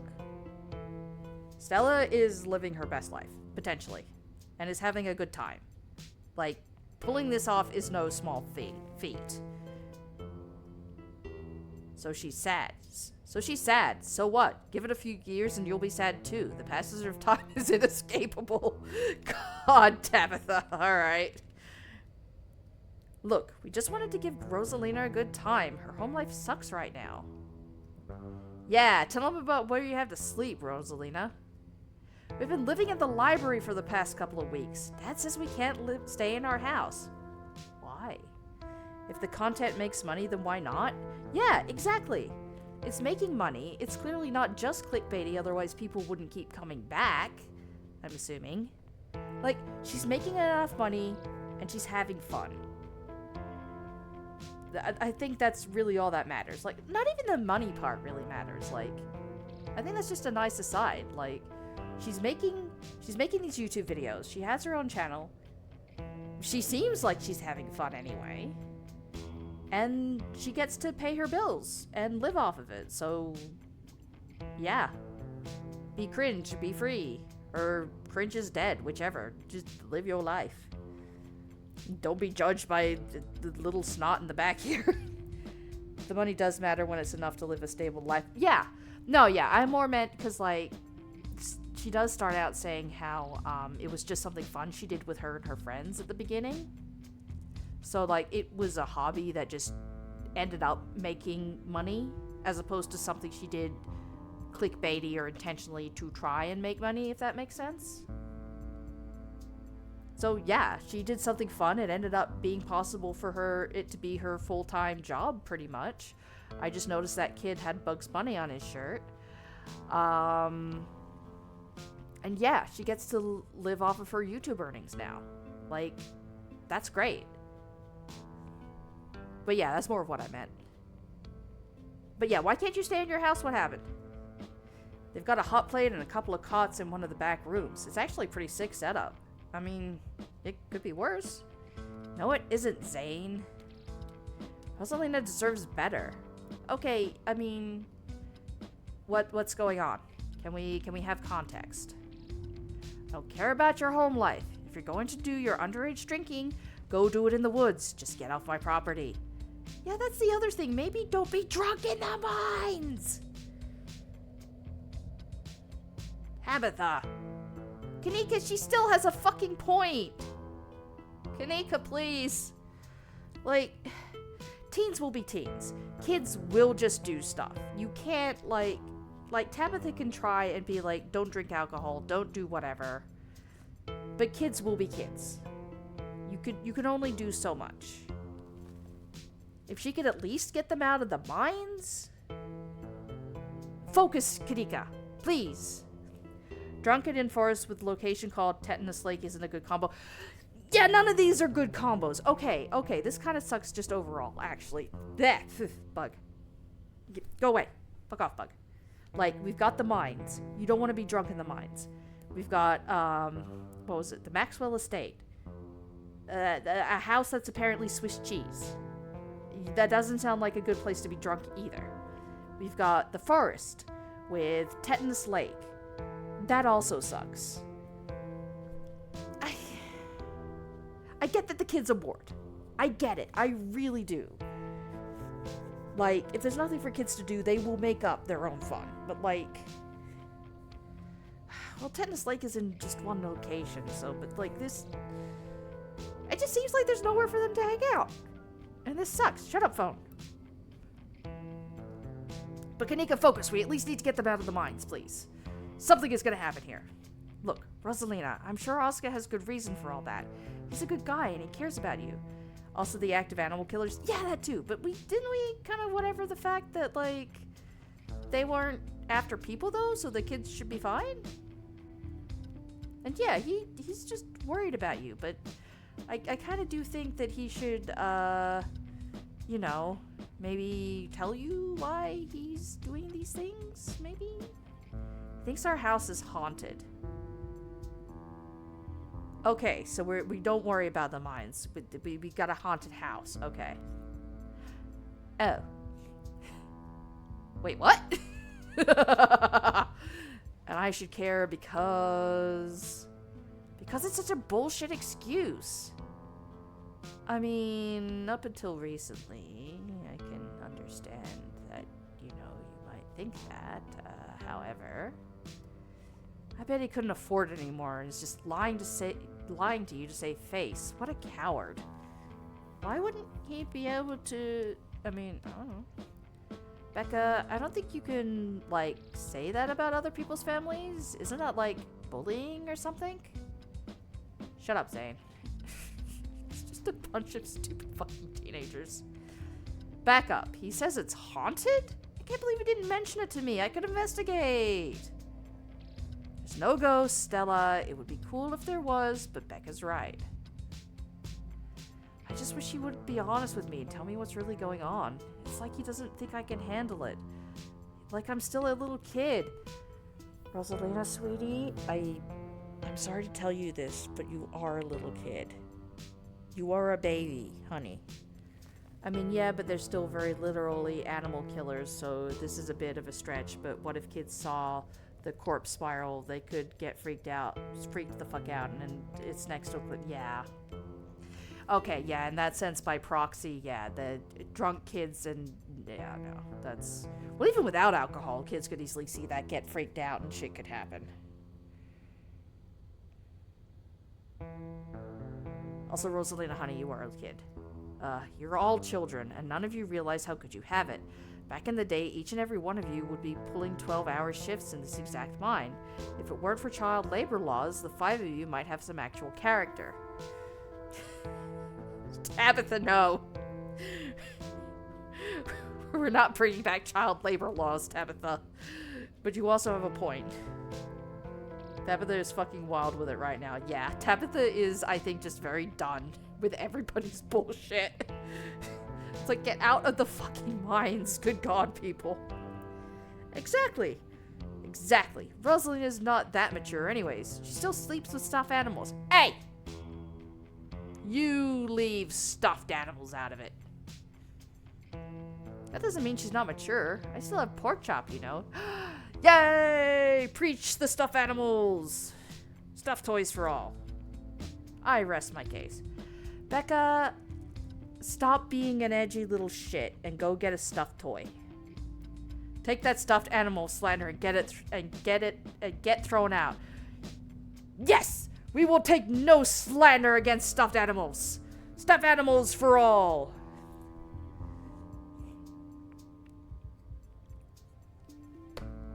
Also, more water sippies. I'm running low on water here. I'm gonna have to get more in a second. But yeah, no. We love our stuffed animals here. You shush. Wait, what do you say about child? Zane, the only one picking up on it, and Tabitha just immediately coming back in with a smile. Wait, what did you say about child labor laws? I'm not gonna weigh in on this. This is between you and your dad, and the two of you should talk this out anywhere that isn't here. I'm sure Oscar's... I mean, at this rate, I'd be surprised if your house wasn't haunted. But again, can we not be in the mines? Not here. Anywhere but here. Can we relocate this? I'm not going to weigh in on this. This is between you and your dad. The two of you should talk about this anywhere that isn't here. Also, yes to healthy communication. Like, this is not my monkey. This is not my circus. These are not my monkeys. This is not my circus. This is Tabitha's circus with her monkeys, and she's trying to get these monkeys out of this circus. Like, you should talk to your dad about this. This obviously sucks. This is obviously weighing on you. But can you have an adult conversation, or just any kind of conversation with your dad that isn't here? Kanika, stop giving me that look. I couldn't agree more. Yes, everybody out of the fucking minds. Yeah, if Rosalina's house is haunted, we should break in and, like, ghost bust it or something. Sounds pretty rad to me. Whatever gets your delinquents out of my mind. Oh my god, Zane, you can't ghost bust it if there is no ghost. Also, Rosalina lives there. She can't break into her own house. I mean, if you get locked out of your own house, can you break into your own house? I don't... Anyway, moving on. There's no ghost that you know of. I bet we could figure out how to bust it if it's actually real, and if it isn't real, well, problem solved. You know, Rosalina, you could always come over at my house until Stella ghost busts your place. We have a finished basement with a pull-out couch. Aw, I like her. She's a good friend. She's a good friend right there. Why are we talking about this like it's a thing? It's not a thing. There is no ghost. Can we just leave the mines? I hate how long we're in here. I don't care, and I can't believe I've wasted this much time trying to argue with the children. I'm washing my hands of this and calling the cops. Feel free to leave before they show up. You hear that, Miles? We're leaving. I suggest the rest of you kids leave this empty mine before someone gets black lung or gets crushed by rocks or meets any one of many terrible fates people tend to meet in abandoned mines. Stop yelling. We're gonna have cartoon avalanche logic soon. We are! I say as I yell loudly. Either way, can we leave? Can we just leave? Something hasn't happened yet, and, oh, gods. Kanika is interrupted by a pair of thunderous knocks. That wasn't me, I swear. Oh, fuck. Then what was it? Come on, Stella, didn't you have a whole list of perfectly... Come on, Stella, didn't you have a whole list of perfectly natural explanations for scary mine noises? It's Tommyknockers for sure. Look on Stella's fucking face. I know this isn't why we came down here, but we gotta check this out. Stella. Both of them. I know, but weird stuff's been happening around here the past few days. What if this is our chance to get an actual solid leave?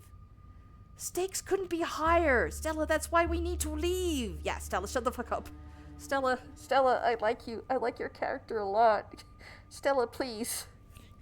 Stella, why do you seem to be hurrying to die? Stella. Do you have no sense of self-preservation? I want you out of here, Stella. Aw, come on, Tabby. You can come along, too. If you guys are going after something spooky, count me in. Nobody is going deeper into the mines. Nobody is staying in the mines. You're all leaving. Please, listen to Tabitha before my heart gives out. It'll be fun, Neek. Stella. It will not. Oh, God, where are the children? Oh, no, I don't want to be right. Where are the children? Wait a second, where'd 3 of you run off to? Are you kidding me? Unbelievable. Wow, Kanika, maybe if you weren't still scared of the dark or whatever, you would have noticed them sneak off. I noticed them sneak off, and I've been zoning out this whole time we've been here. Miles, that is not the flex you think it is. Ugh, they must have squeezed through that child-sized tunnel. This? That? Where? Dang, I've always wondered where that goes. I've never been able to get these hips through there. Stella, stop sneaking into my mines. Please, I am literally begging you. God damn it, woman. If only all the tunnels down here were wide enough for adults, we could already be done with this little mess. But no, there just have to be remnants of from a bygone era.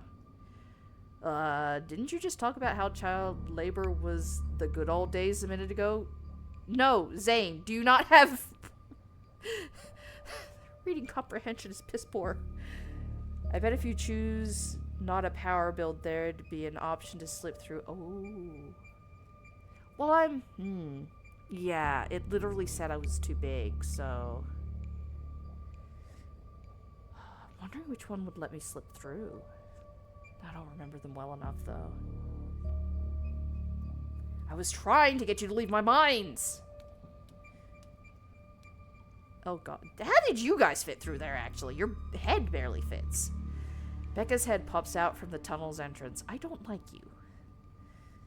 We are not about to let you come in here and ruin our good time. The mine's safe. I've been here 1,000,000 times. That doesn't prove shit. Yeah, if Becca says we're safe, then we're totally safe. God damn it. This is another stretch. If you didn't eat, maybe you could have slipped through also. I mean, maybe. That'd be one hell of a... God, damn. That PB&J went straight to my thighs or something. Or my hips, like Stella. I just... Whatever. Come on, you two. I know a cool spot this way.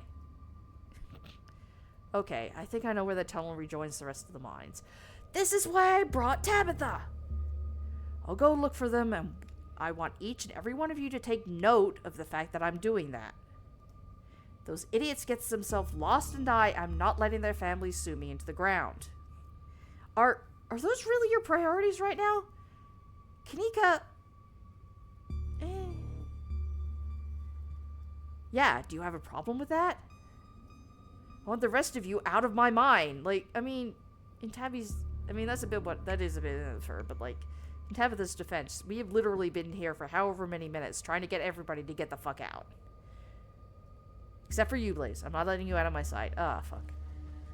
Yeah, sure. I could never fit in that tunnel anyway. But they have crossed the barrier that I cannot... So my time here is up. Oh, jeez. If this skinny little shit can't fit in there, I think maybe height is more of a thing. This is a beanpole of a man. But only because Stella promised me a ghost hunt tomorrow. Did she? I mean, we did. I mean, sort of? Whatever. I still have to do my dailies anyway, and the service down here sucks. Okay. Service sucking inside of mine does make sense. I will happily escort these two knuckleheads out. You know, this is just me. But I think Stella wants to come with us. No, you are not about to weasel your way into the Stella. Aw, come on, Tabby. You know I've been down here a ton. I could totally help out. Stella, this is not the thing you think it is. Tabitha sighs. There's no getting rid of you, is there? Fine, I won't waste my time arguing. Yeah, there's no point in arguing here. What's the point of going after them when they don't want to listen to us? We could just leave. Do I have to come with you? Stella, don't push Tabitha's buttons. Boundaries like that. Tabitha, don't push Stella away like that. She hasn't done anything. I am not getting into the middle of this. I'm not getting into the middle of this. You two have your lover's tiff, but also she's flirting with me, maybe? There's nothing to get in the middle of. It's fine. I said Stella can tag along. Okay, we're fine. Okay. Okay. I remain silent. Let's not linger any longer than we have to, shall we? Yeah. Want me to take Gretchen? I don't know if it'll be easier to cover more ground without her. I don't know if it'll be easier to cover... whatever. Haha, yeah, this is probably for the best. I don't want a repeat of last night. Yeah, we don't want a repeat of last night. If we have... climbing. See, this is how you hold a pupper. This is how you hold a potato. I'll see you on the other side, hopefully soon. For sure, we won't be long. Cool, can't wait to bust some ghosts tomorrow. Fucking dude. Kanika, Miles, and Zane head towards the entrance of the mines, leaving you, Tabitha, and Stella to find the remaining teens. Alright, no dawdling. We should be able to catch up with them if we go this way. You and Stella exchange a glance as Tabitha ventures forward. Okay! As the three of you move deeper into the mine, you hear the echoes of conversation bounce around the walls. Becca, why are we doing this again? I thought you thought Tabitha was, like, really cool. Why are you trying to get her all mad? Ugh, we're doing this because Tabitha is really cool. She doesn't let anybody boss her around, so we can't just let her boss us around. No. Aw, you hear that, Tabby? Someone thinks you're cool. can't believe she used to hang out with a nobody like Stella.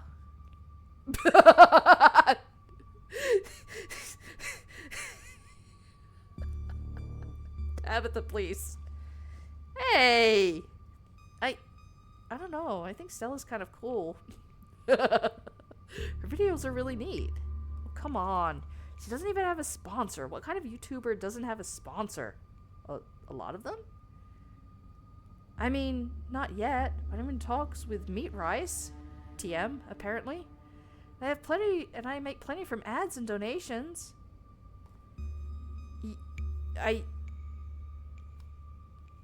Stella, don't, like, that's, you do realize how cool that is, right? Hey, she's making a living wage without a sponsor. Yeah! She's making a living wage without a sponsor.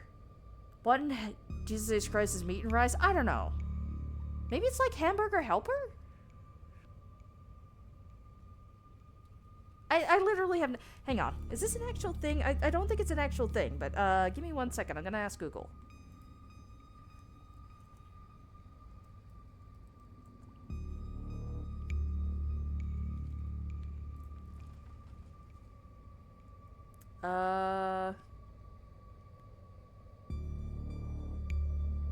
Cured meat rice. What?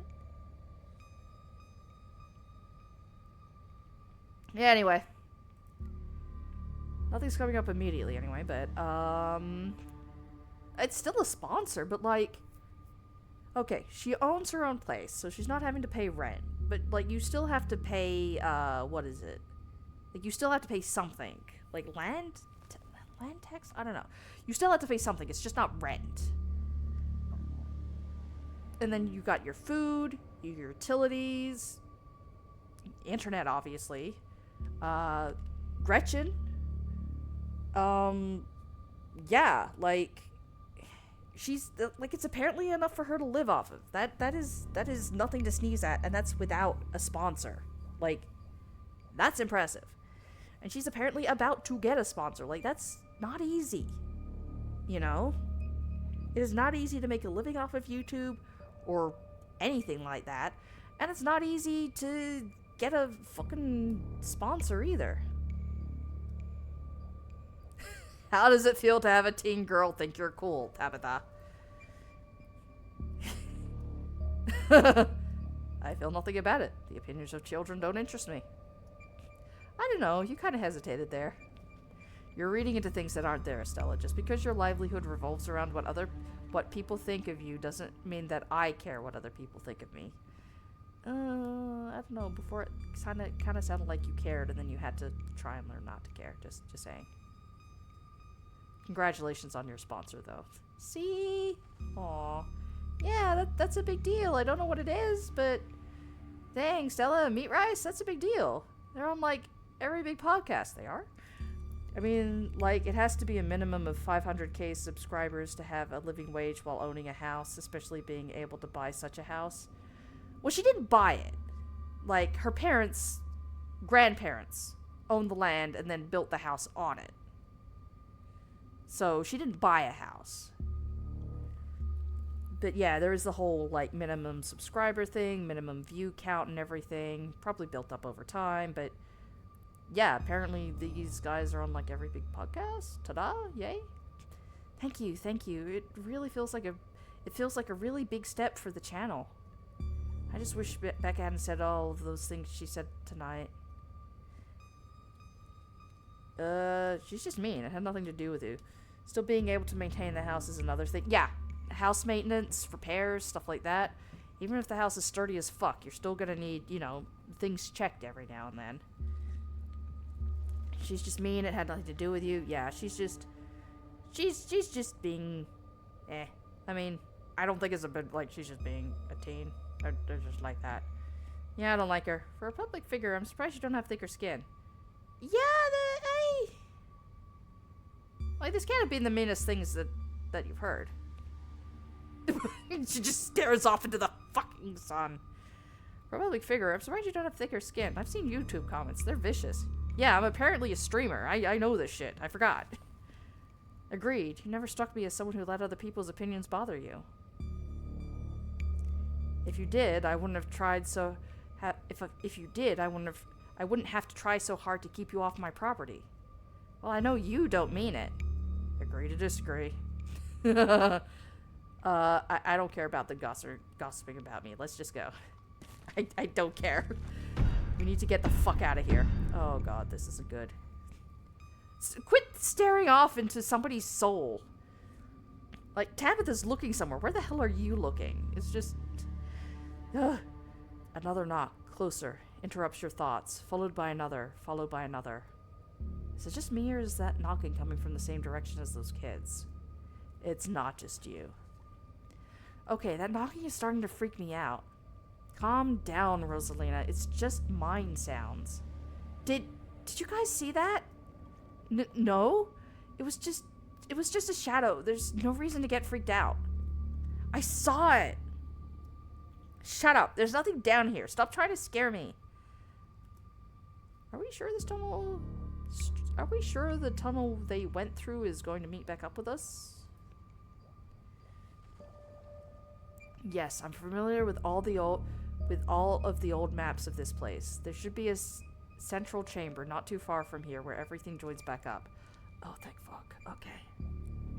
Again, this is why I thought to bring Tabitha. What did they see?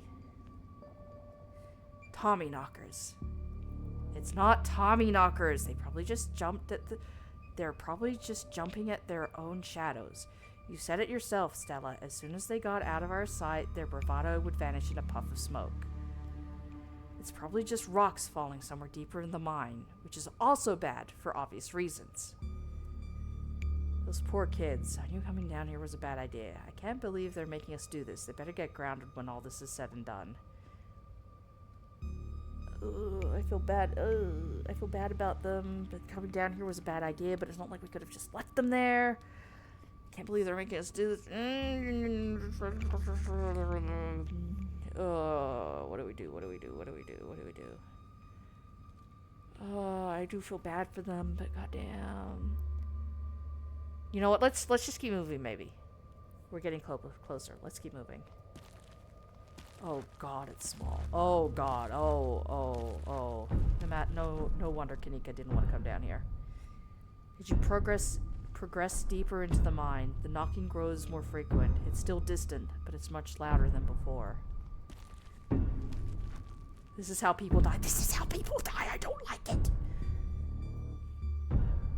The tunnel ends abruptly in front of you. A century-old ladder is the only way forward.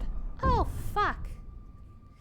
In the darkness beyond, you can still hear the echoes of terrified teens. They're panicked, arguing, bouncing down the pitch-black corridors. Oh, they don't have a fucking light? Wait, where's the light coming from?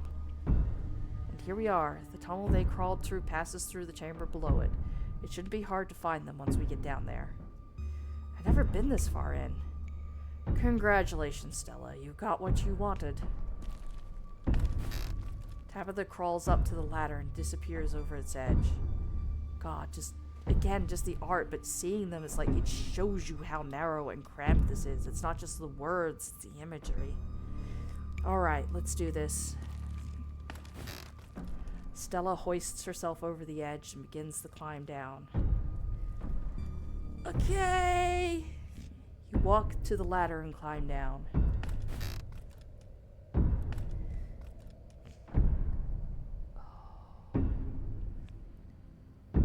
Pretty sure this is the way back. Come on. God, you could even, like, just listen. Oh shit, I was just talking about the knocking, but there's more than just the knocking now. Oh, I don't like this. Pretty sure this is the way back. Come on. Pretty sure? I thought you'd been down here before. Okay, maybe I didn't get this far in, but whatever, it doesn't matter. I definitely remember the way out. Hurry, I don't want to be down here anymore. I think it was actually this way. Oh, shut up! No one even wanted you to come with us anyway. Becca! Yep, they're close, alright. Good thing they're so damn loud. Sounds like they're really lost. The voices around you, those of the teens and your companions, sound odd, distant. Where am I stepping forward to? There's something in the darkness before you that's much louder, though you don't hear it. I don't like this. This is also how people die. Walk towards it? You don't hear it, but you can feel it in your chest. A desperate need to be perceived. To perceive and be perceived. Okay. Wrap yourself in the darkness of the pit. What if I don't want to? What if I don't want to? I know that's the only option, but what if I don't want to? Oh god, I don't have a choice. Okay.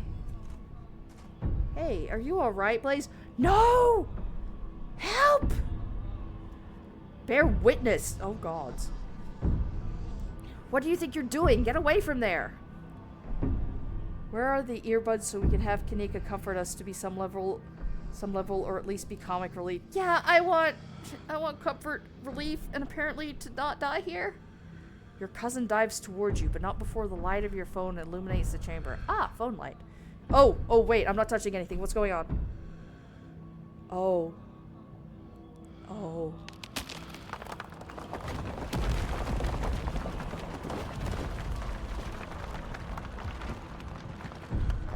Oh, shit. Blaze, are you alright? No. Oh, behind them. Oh, I saw that. Oh, it is the dead miners. Oh, thank God you're alive. It looked like you had a seizure or something, and then you and Tabitha just conked out. Oh, that's not good. I'm fine.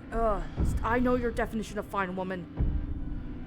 Oh, that's so fucking cool for a second. It was the book art style instead of the normal art style.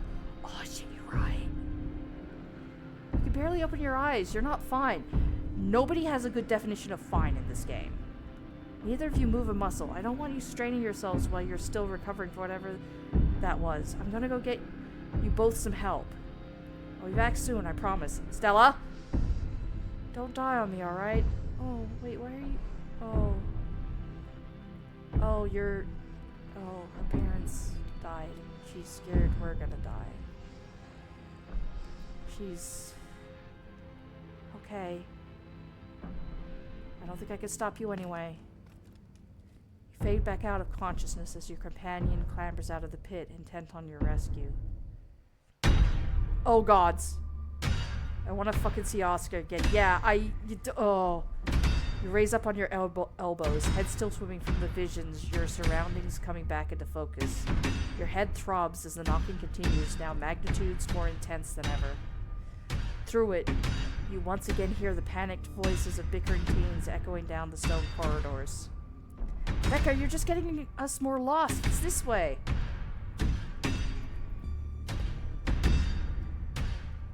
If you're so sure, then why don't you just leave? I can't believe I let Alexis talk me into inviting you in the first place. Becca, I'm just trying to help. I said go. Okay, I will. Alexis, you don't have to go with her. You know that, right? Pick a side, Alexis. I'm sure Becca knows where we're going. She wouldn't just lie. Sorry, Rosalina. No, don't split up. Oh, gods, don't split up. Oh, don't split up.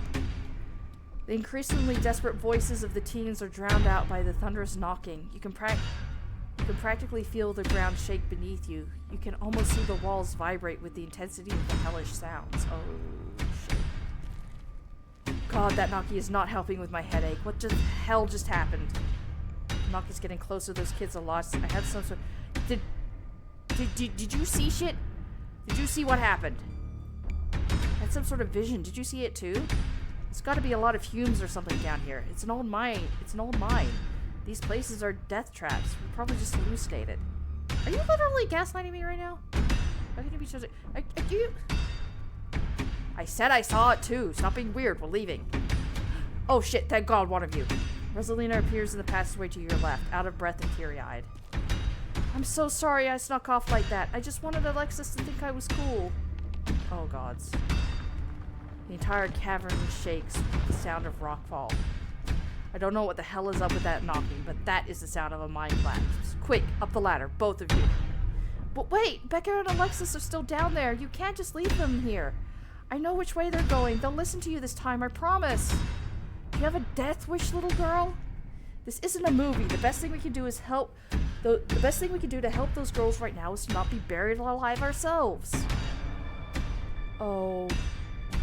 Oh god, I only have 2 options. I don't have a third. Oh shit. Oh. I can't. Okay, let's do this. Please don't do this to me. This is fucked. This is so fucked. I'm not leaving until everybody leaves. Are you serious? Thank you. They're back this way. Hurry. I get it. No, I get it. I get it. This is fucked. I'm sorry, Tabitha. I get it. I get it. I do get it. I get it. I'm sorry. I'm sorry. I'm sorry. Rosalina runs back the way she came. Follow her. Just run. Just go. You run. Go, go, go, go, go, go, go. Oh, gods. The mines shake with each new thunderous blow as bits of rock and dust fall off the ceiling and scatter on the floor around you. Rosalina leads the way and Tabitha isn't far behind you. This fucking hell, this is intense. Yeah. I thought you knew the way out. I thought you'd been down here a million times already. I was making that up, okay? I swear to God, Blaze, if we get stuck down here... You'll what? Kill me? Then you're stuck down here and alone. Surprised you didn't run. Where's the thank you? Can I just say thank you? I'm glad you decided to come along. That's close enough. You won't regret this. We'll see about that. We're coming. Just stay where you are. Yeah, this is just episode 2 of 4. Nearly 5. God. Fucking. Rosalina, you came back. I don't want to die down here. Then move. Come on. Just grab them and go. Grab and go. Grab and go. Come on, come on, come on. Reach forward and forcibly grab Becca and Alexis. Start pulling them behind you. Just go. Run. Go, please. You quickly push your way back towards the entrance. Pieces of fallen rock littering the path around you. Oh, gods. All of you start climbing. Now. God, Tabitha's even at the back with me. They're just getting the kids out first. Once the last teen is up, Tabitha grabs onto the ladder and starts climbing. Climb out of the pit. God, that's one hell of a look, but she's waiting to make sure we get out. You follow suit and start climbing. God, she didn't want to, but she's making sure everybody gets the fuck out. This way, come on! Your cousin moves with the kind of swiftness you'd expect for somebody who spent her entire life working around coal mines. Why couldn't you have just listened to someone other than yourself, Becca? I'm sorry, okay? God! Continue towards the entrance. Just run! Yell at each other later. Just run! You push forward, your burning muscles giving way to pure adrenaline. To your horror, you can see cracks forming in the walls of the tunnel. I like how so far this isn't the monster and it's just an actual collapse. Yeah. God, this is even scary because you can't do it. I mean, you can punch a monster, you can't punch a collapsing mine. Oh god, come on, we've got to go faster. It's right fucking there. Almost there, I can see the entrance. Come on!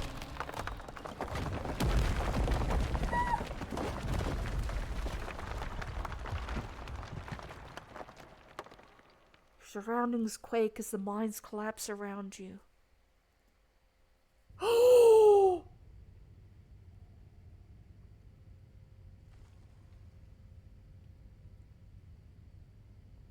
And then the knocking fades as you feel safe, having arrived back at the entrance in one piece.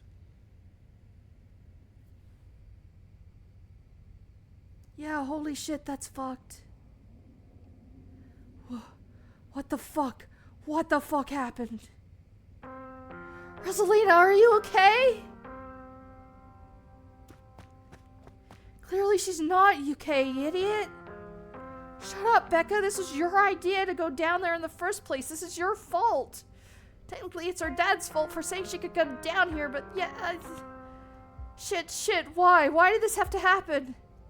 Okay, the knocking stopped at least. All of you stay exactly where you are. I'm gonna make some calls. This really hurts. Go away. Oh, shit. fuck. Sarah and Kanika pop their heads through the mine entrance. Tabitha just stormed out of there. Are you... Oh my god! Rosalina, can you hear me? We're gonna get you out of here, okay? Stella already called an ambulance. Oh, look at Gretchen. She knows something's wrong. She's coming over. But that means cops are gonna come. They're gonna know I was drinking. They're gonna know we went in there to drink, right? Becca, that is so not what's important right now. Becca, that doesn't matter. If my dad finds out, he'll kill me. He can't know. I am concerned about your home life, but that's not what I'm... Can we circle back to that later? Becca squirts through the gap in the boards and scampers away. Don't worry about her, Rosalina. She's being an asshole. One of us should wait by the gate to make sure they can find us up here. I should check in with Tabby, see if she needs help. We're gonna get you help. Everything's gonna be okay. Please? Alright, I'll go down to the gate. Rosalina, I'm so sorry. We'll be back soon. We're gonna get you out of here. You're gonna be just fine, okay? Blaze and Alexis will make sure you're safe until then. And Gretchen. Gretchen's here to make you feel better. Comfort dog. Am I gonna die? No. No, please. Please, no. Rosalina, don't say things like that. I'll move these fucking I mean, this is a bad... You shouldn't move the rocks, but I will move these rocks myself if I have to. I've seen people bounce back from way worse, but that's not the point right now. No, I'll lift those boulders myself if I have to. Oh yay, you smiled. Thanks, Blaze. Rosalina's breath comes in quick, irregular bursts. If I don't make it, tell my dad I'm sorry.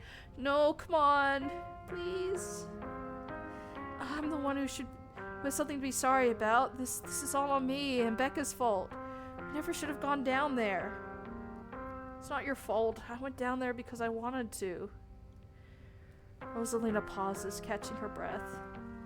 Thank you, Blaze. I'm glad everyone else made it out okay. Couldn't have done it without your help. Anyone else?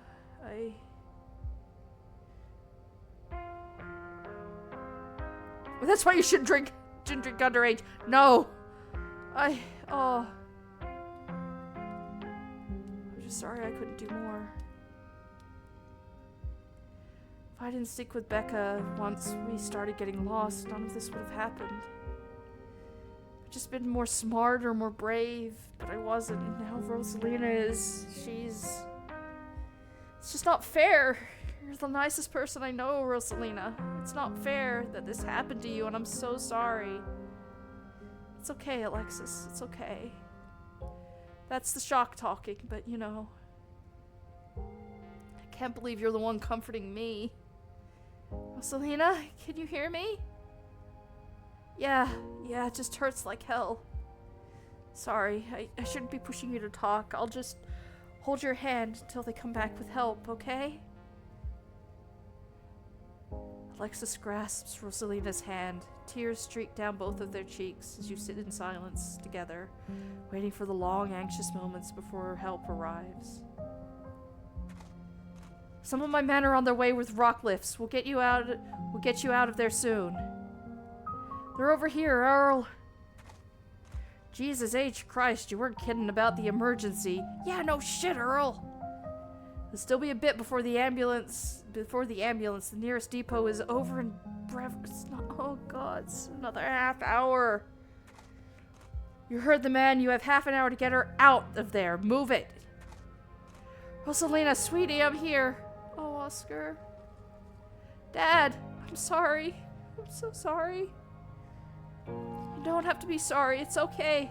We're all here. You can hang on, Rosalina. I know you can. Tabitha's men quickly get to work and manage to pull Rosalina out from the rubble just as the ambulance arrives. Why wouldn't they have, like, tourniquets or some shit at the police station, right? Like, God, the rock is probably keeping her from bleeding out right now, but we can't get the rock off of her. It's fucking damaged. Oh. Sir, I'm afraid that... What do you mean there's no space in the back? She's gonna... What do you mean I can't ride with her? We're better off driving behind us. We're heading to Brevard, so it's quite a ways. Yeah, what the fuck do you mean? Is she going to be okay? Is she gonna make it right? Please, God. Yes, sir, I promise we're doing everything we can to help keep her stable. Her vitals are looking good. Okay, that's good, but what do you mean he can't go with her? What the fuck? Rosalina, my poor baby. I'll be there as fast as I can, okay? I promise you won't be alone.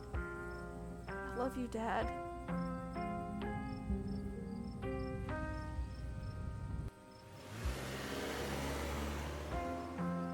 Paramedics load Rosalina into the back of the ambulance and drive off.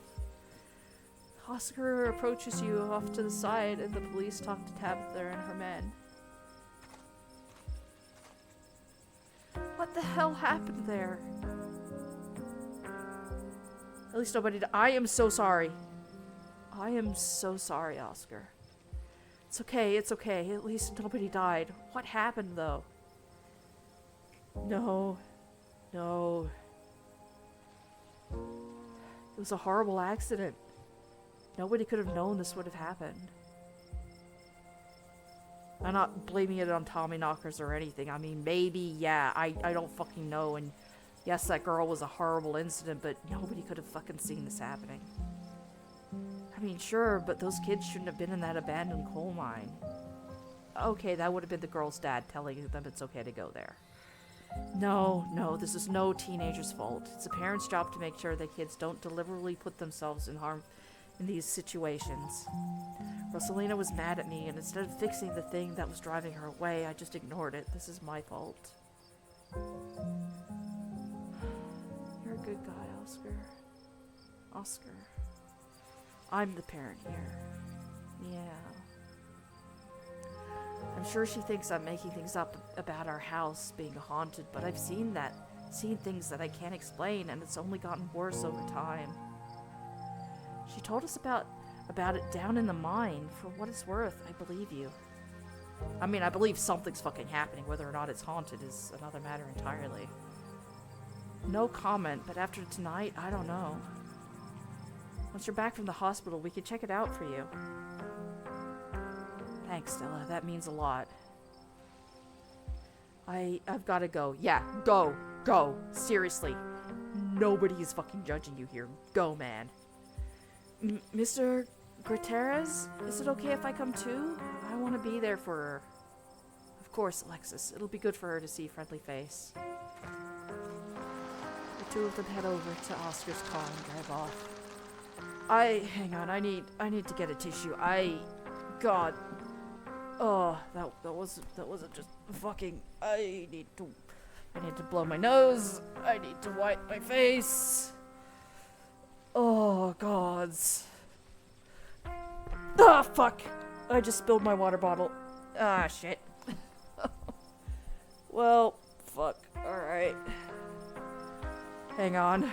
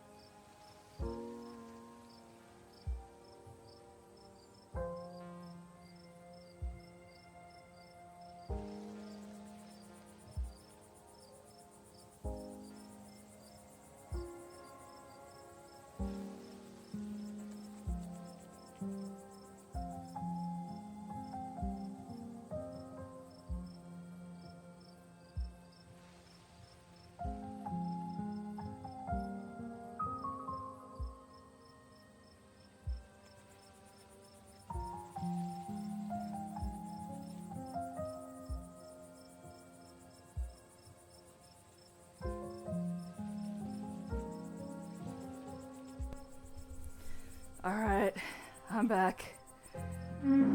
Okay. Oh. Let's resume the goddamn gut punches. Oh, who writes this? Goddamn. They better be getting the big bucks for this.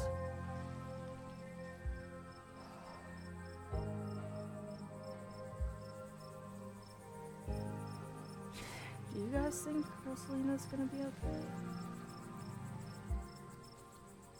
The paramedic said she was stable. Oh, you were scared. You were understandably scared. You look like you just, yeah. She's a tough kid. She'll be okay. I know! She was trying to get help. She's potentially the reason the ambulance got here so quickly, because she called it for Tabitha and me.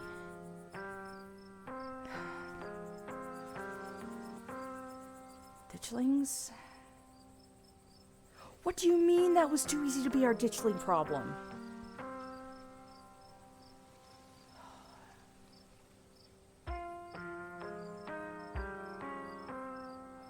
You're right, though. We've got 4 to 5 chapters a week. This can't be the ditchling problem. This is more a natural disaster, except for whatever the fuck happened in between all that.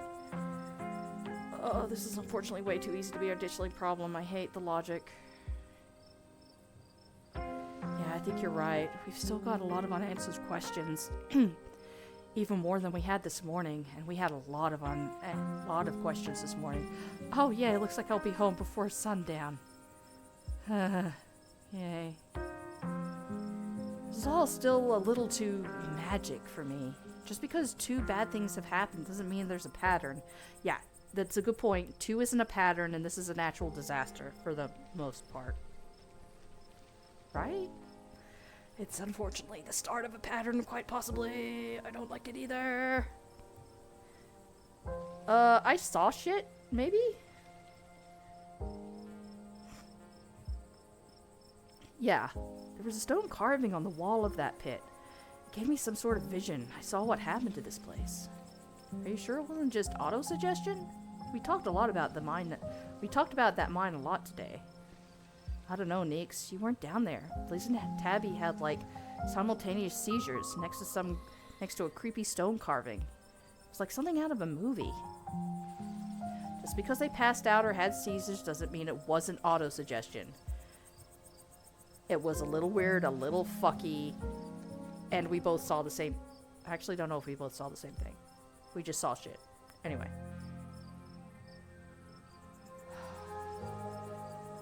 I don't know what to say at this point. Ah! Oh, white woman jump scare. Come on, Blaze. We're going home. Yes, please! Now, hold on a minute, Miss Scarlet. No!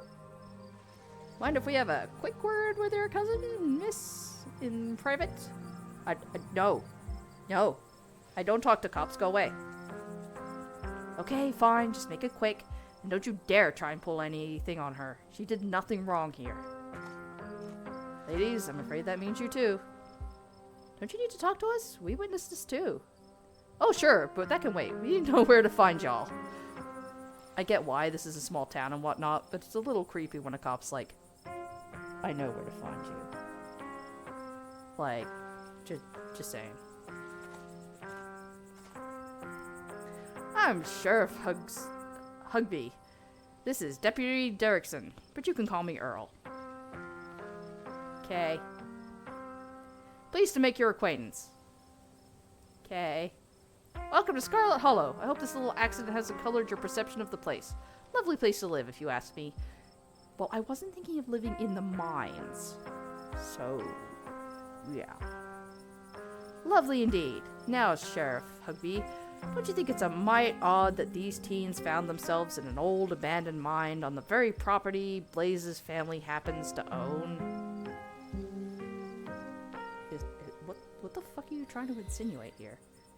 Don't you think it's even a mite bit odder that Blaze happened to be here with them at the time of said collapse? The fuck? I can't even tell what you're insinuating other than you're trying to insinuate something. Are you insinuating I led the kids into the mines? Are you insinuating I tried to collapse the mines? The fuck kind of bullshit are you trying to get out of me here? I'd be lying if it weren't peculiar. No, I'm sure you're an upright citizen, Blaze, and all this is surely an unfortunate coincidence. Hey, what in Jesus H. Christ would happen if you stayed home? Yeah, what would happen if I stayed home? I already wanted to replay chapter 1, now I already want to replay chapter 2. What if I just don't go anywhere? Then what? God, hell. This is all surely an unfortunate coincidence. Do you think I caused a cave-in? Seriously, what are you getting fucking sussed at me over? Still, a good cop should ask himself these questions. Ah, but therein lies the problem. There is no such thing as a good cop. And I'm sure, especially from the way you two little motherfuckers are acting, neither of you are good cops. Fuck the both of you. I'll get to your question, but also we need to talk about the man that's been stalking me. No. We're chaperoning them? No. Haunted, out of your depths, why you asked? It was a mine collapse. Went after them. Forced me that they'd be dead. I mean...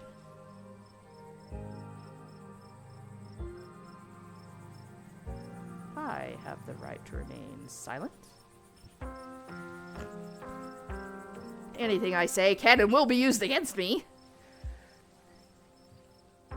Remain silent as the cops exchange an awkward glance. She's probably still in shock. Can't say I blame him after an evening like this. Perhaps it'd be best to touch base in the morning. See where your head's at after you've gotten some rest. Here and out, Blaze. You should do your best to stay out of trouble. You know what? Just fuck off. Off you shall fuck. There's plenty to do around town that isn't spelunking around unstable mines. There's just no point in saying anything to them. There's no reasoning with them. They're just going to assume bullshittery and just go away. Go away. Take your fucking coffee and get out. Wouldn't want to see you on any of our other calls this week. Fuck you too. Just fuck off. Have a good one, Blaze. I will. You're leaving. Deputy Derrickson tips his hat to you. The two officers wander back towards the mine. Derrickson taking notes as they examine the scene. You make your way towards Stella and Kanika. Just can't believe it. I left them down there, left them behind in there to get help. Is it my fault, Neeks? Stella, no, you did your best. It's not your fault. Yeah, you didn't know the mine was going to collapse. You went to get help. You thought we had seizures. Like, you did your, no. Everybody stop blaming themselves right now. Stop it. The mine collapsed. It is the biggest piece of bullshit. But nobody made the mine collapse, as far as I know. It is nobody's fault of anybody present. Stop it. Oh, hey, guess the cops are done with you? What, are they going to take you in for being present at an accident? Yeah, apparently. Sorry if they gave you a hard time. Small town cops, you know. Yeah, I'm learning that very quickly. Always blame everything on the drifters, even acts of God, I guess. Yeah, apparently. Motherfuckers. Excellent, you didn't get arrested. Now come on, let's get back to the estate. I'd like to get some rest before I have to deal with the fallout of everything that happened tonight. See you tomorrow, okay, Blaze? Please stop trying to get my cousin killed, Stella. Come on, let's go. Tabitha starts walking to her car, pulling you by your arm.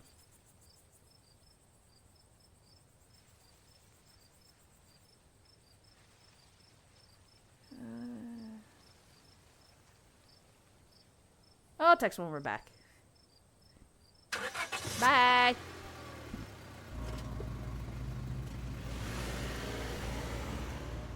Tabitha doesn't say a word as the car cuts along the darkened road. You try to keep an eye on the surrounding wilderness as she drives, wary of what may lurk behind the tree line. I'm guessing each chapter is a day, and the day is close to ending. Sorry about today. Tabitha doesn't answer. Sorry for apologizing? Yeah, am I talking too much, or... At least you called. How are you holding up? Poorly, but I'd rather we didn't get into it. I'm doing terrible, by the way, in case you wanted to know. Yeah, me too. Gotta focus on the road, though. That's pretty fucking fair. Why do you treat Stella like that? Didn't you two used to be friends? I mean, I'd also potentially act like that if somebody I knew was throwing themselves into a mine that, you know, collapsed once before and apparently collapsed again. It was a different time in my life. I just wish she'd get that we're not in high school anymore. I'm a different person than whoever she thinks she knows.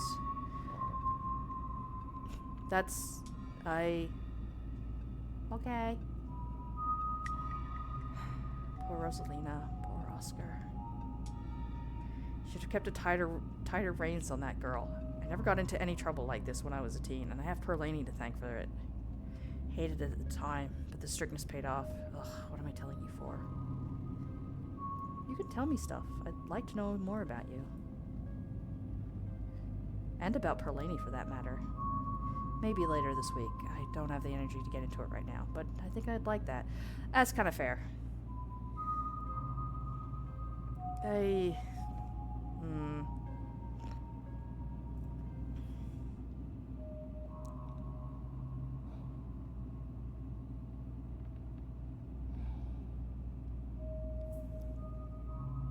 See, I'm not sure, because, like, Oscar was kind of right in that he really should have told Rosalina about what was going on. But I also understand that he thought that, you know, Rosalina might have thought he was fucking insane. He probably thinks he himself is insane, potentially insane.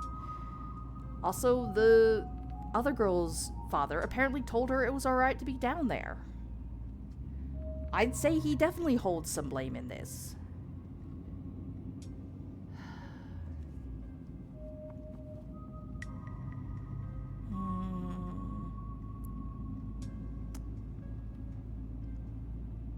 I mean, sometimes sometimes also shit just happen, and kids will do what kids do. Because I don't, like... A tighter leash wasn't the answer here, but also I'm just... Like, that kind of implies a lot about what, Oh, I forgot to put my laptop back in. Hang on. Laptop cord, come back here. My laptop does not have power. I need you to last through this day. Please. Please. Okay, there we go. Laptop plugged in again. I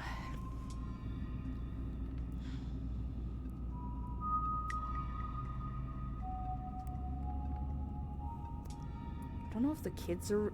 The parents are really to blame. Well, okay. No, they kind of...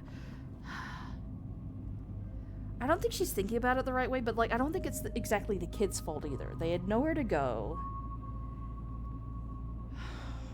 And they were told the place was safe, apparently. Oh, what do I do? What do I do? I mean... Yeah, Kanika's mom apparently could have had a tighter grip on Zach, who took alcohol, apparently, from the store. Okay, actually, yeah, maybe... okay. Yeah, not so much Oscar, but the ones who told them it was okay to go down there... let fucking teens have access to alcohol? Exactly. People who aren't ready to be parents shouldn't be parents. And clearly there are some parents who aren't ready. Tabitha, are we still talking about Oscar? In which case, that's uncalled for. Take the librarian. There are tons of people more qualified to be parents who can't even conceive, and here he is having a kid at 19 and clearly letting her do just whatever the hell she wants. Tabitha, no. Tabitha, no. No, you're making me regret my choice, Tabitha. Tabitha, please. And look at where it got her. Even if she doesn't lose that leg, she's going to carry what happened tonight for the rest of her life. Tabitha, no, Tabitha, cuz, please, cousin, come back this way. No, Oh, you're making me regret my choice. It's not fair. Tabitha, what happened to you?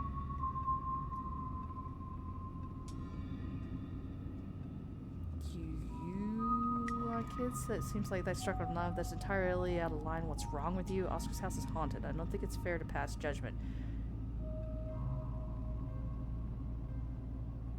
Yeah, that...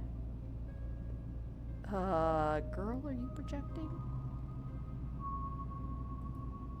You want kids? It seems like that struck a nerve. Lots of people want kids.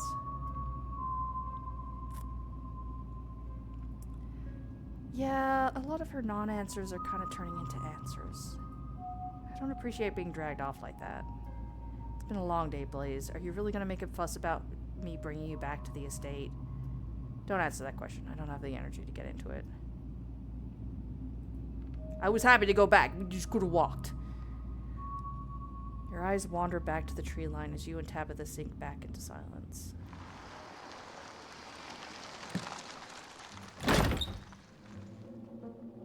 You once again cross the threshold into the estate. The musty stench of the decaying mansion greeting you with its undertones of mildew and wood rot. Our lungs are going to be fucked by the end of this week. I don't know how Tabitha's alive. Well, this day was a lot more stressful than it needed to be, and I'm sure it's the precursor to a horrifically stressful week. Fuck. I'm going to bed. I suggest you do the same. Thanks for calling me about those kids, by the way. It was unexpected. And for waiting for me, I appreciate it. I'll see you in the morning. No, wait! Thank you. Tabitha turns and makes her way up the stairs, her posture defeated. Off we go, I guess. You head up to your room to turn in.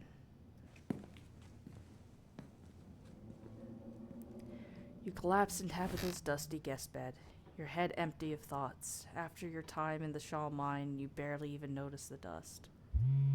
Your phone buzzes on the table. All right. Y'all, these are those things, right? Ah, oh, fuck. Oh, no. Oh, no. Also, close the fucking blinds. Kanika sends a picture of a pair of ditchlings by the side of the road. I saw them again, too. Another picture, this time of them staring from a tree. What the fuck? These things are definitely not hairless monkeys or raccoons or whatever. I don't know what the hell they are. I guess there's more to them being here than the mine collapse. But yeah, that thing just kind of happened. No way I'm sleeping tonight. Yeah, understandable typo. You think about looking out the guest room window, but at this point you're too exhausted to leave your bed. That's unfortunately valid. The adrenaline from this evening is finally wearing off, replaced by a creeping exhaustion that threatens to overwhelm you. Your limbs feel heavy, your eyelids slipping down over your eyes, even as you stare down at the ominous pictures on your phone. If it weren't for the pit of dread bawling in your stomach, you would almost feel comfortable as you settle in between the covers, your tired bones sinking into the decrepit mattress. When you close your eyes, you see Rosalina's face, twisted with pain, staring up at you with tear-streaked cheeks. Trapped by powers beyond her control, terrified of what her now uncertain future would hold. Oh God!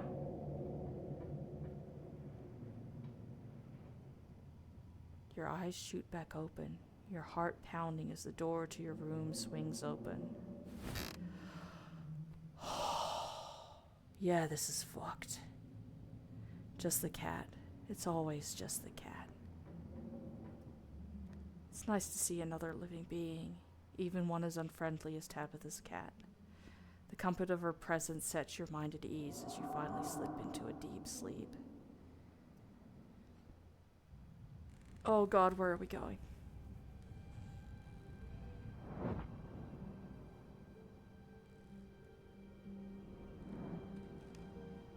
Okay.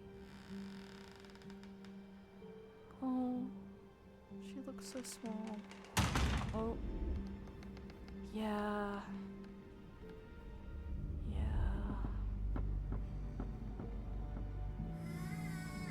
I don't like this.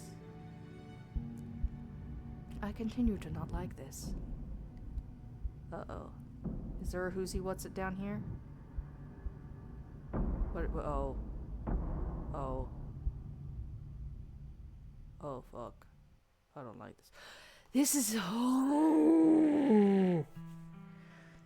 This is the end of episode 2. Episode 3 awaits. Proceed if you dare. Yeah, fuck that.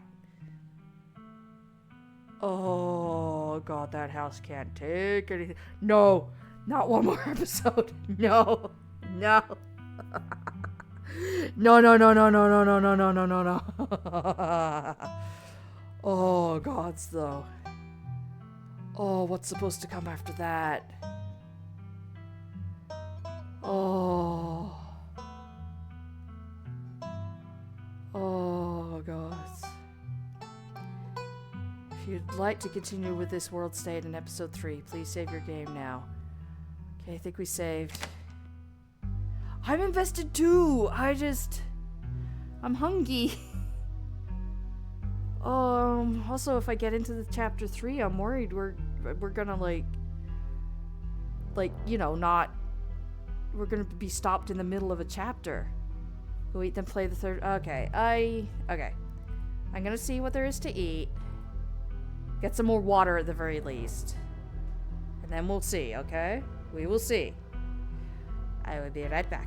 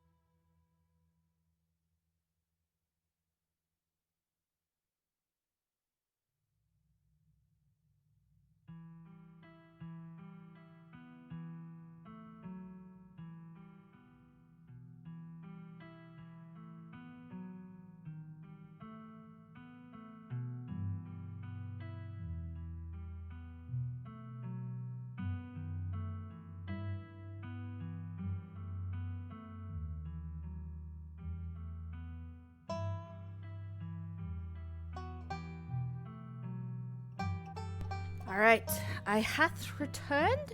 Also, hi, Taiko? Thanks for joining us. Just got back from a break. Alright, now. Here's the thing, y'all. That chapter 2 took almost 3.5 hours. I cannot stream for another 3.5 hours. So we can get started on the next chapter. But just so you know, we might have to stop before we get done with the chapter. Okay? So if you really want chapter 3, understand. Okay? Alright. Onward to chapter 3. Or episode 3. Either way. Yeah. Yes, full recap, please. This game is so good. It is! The funeral of Perlane Scarlet, your cousin's mother, and your aunt seem like something you shouldn't ignore, even considering your own late mother's rocky relationship with this side of the family. Welcome to our family's humble estate. Unfortunately, due to the current state of the house, only a few rooms will be safely accessible during your stay. I wouldn't go wandering anywhere else if you value your limbs. The floors have been known to give out. Yeah. That's the least of our problems. As the locks fall, the door moans open, revealing the entrance to what must have been an incredibly lavish ballroom. Faintly in the distance, you can hear the quiet notes of an old piano playing from another room.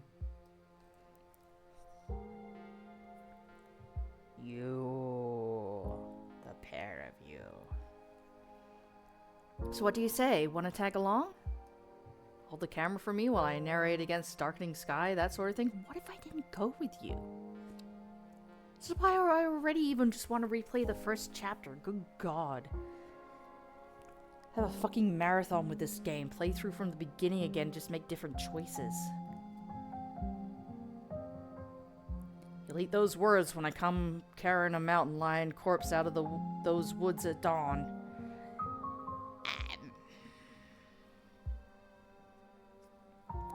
A single deer remains behind, staring down at the beam of Stella's flashlight, while Gretchen whines and pulls at her harness.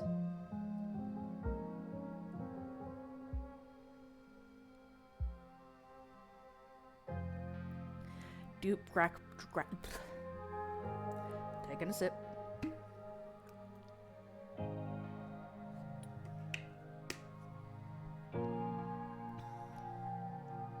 No, ads, I'm gonna snooze you. I'm reading the recap.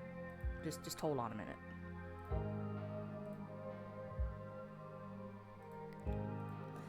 Duke grapples with the thing as it grabs at his shotgun, pushing the barrel out of the way as it grasps for Birdie with oddly jointed limbs, while Stella stares in shocked silence as if paused, watching as the other creature attempts to wrestle Gretchen into the darkness, her desperate cries going unheeded. Yeah, see, like, Stella froze up here. She was probably trying not to just freeze up when we had seizures in the mine, is my guess. Its flesh is doughy and structureless, like loosely packed sausage. Your foot leaves an imprint on its chest as it stumbles back, clutching at the odd wound. Your aim is flawless as it strikes the creature square in its wretched face, lodging itself in its flesh. That still concerns me. It scrambles back, its movements uncoordinated in its blindness, leaving Gretchen unharmed. Welcome home. My grandmother used to talk about pale creatures called ditchlings. She always said they were a terrible omen, a sign of suffering to come. I'm going to bed. I'll see you tomorrow. But listen, you'd better stay out of trouble today. I want you home by sunset. I hate that we technically were home by sunset. I hate it. It's like I don't, but it's just like, at what cost? At what fucking cost, man? What if I'd stayed home? It's also weird that the music isn't looping now. What happened? I don't want to hear complaints. Just do what I ask and we won't have any problems. Okay, but it was a little funny to have her just slide off like that. Sunset. Well, we got back by sunset. Wow, that's some heavy stuff. No wonder Stella seems distant. I'm going to keep my ears open for you. Thank you, Avery. The diner's where everyone comes to gossip, so I hear a lot about what goes on around here. I'll let you know if anyone mentions those monsters or anything else strange or unusual. Thank you.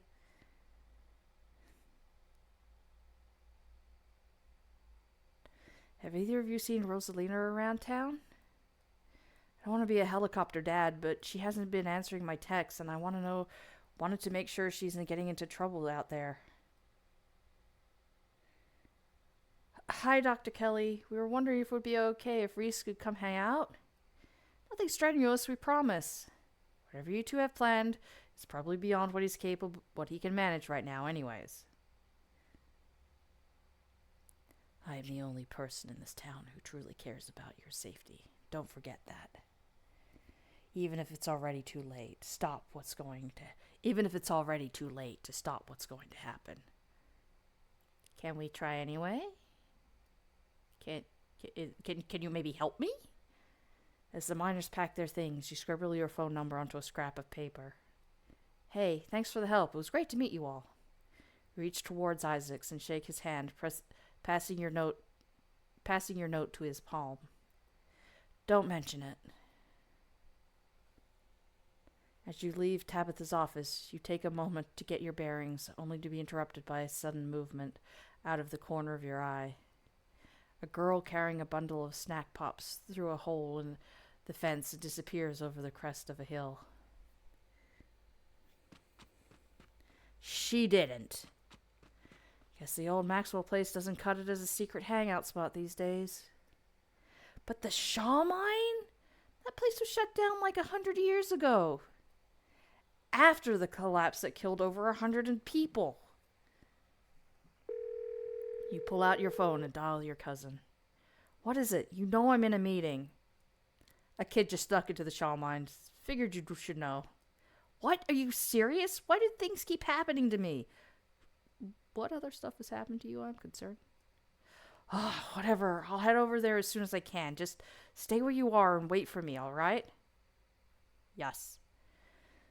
A man named Charles Shaw decided it was okay to use faulty wood for support struts, and the entire mine came down. A lucky few died instantaneously, but for most of the souls who perished here, it was a slow and agonizing death. Your father was a foreman at the continuous mining facility. We'll see if he even has a job tomorrow morning. Oh, that's kind of fair. My dad says our house is haunted. Kanika is interrupted by a pair of thunderous knocks. Wait a second. Where'd 3 of you run off to? Are you kidding me? There's something in the darkness before you that is much louder, though you don't hear it, but you can feel it in your chest, like the deep growl of a predator. What do you think you're doing? Get away from there! Your cousin dives towards you, but not before the light from your phone illuminates the chamber. Blaze, are you all right? Wait! Becca and Alexis are still down there. You can't just leave them here. I know which way they were going. They'll listen to you this time, I promise.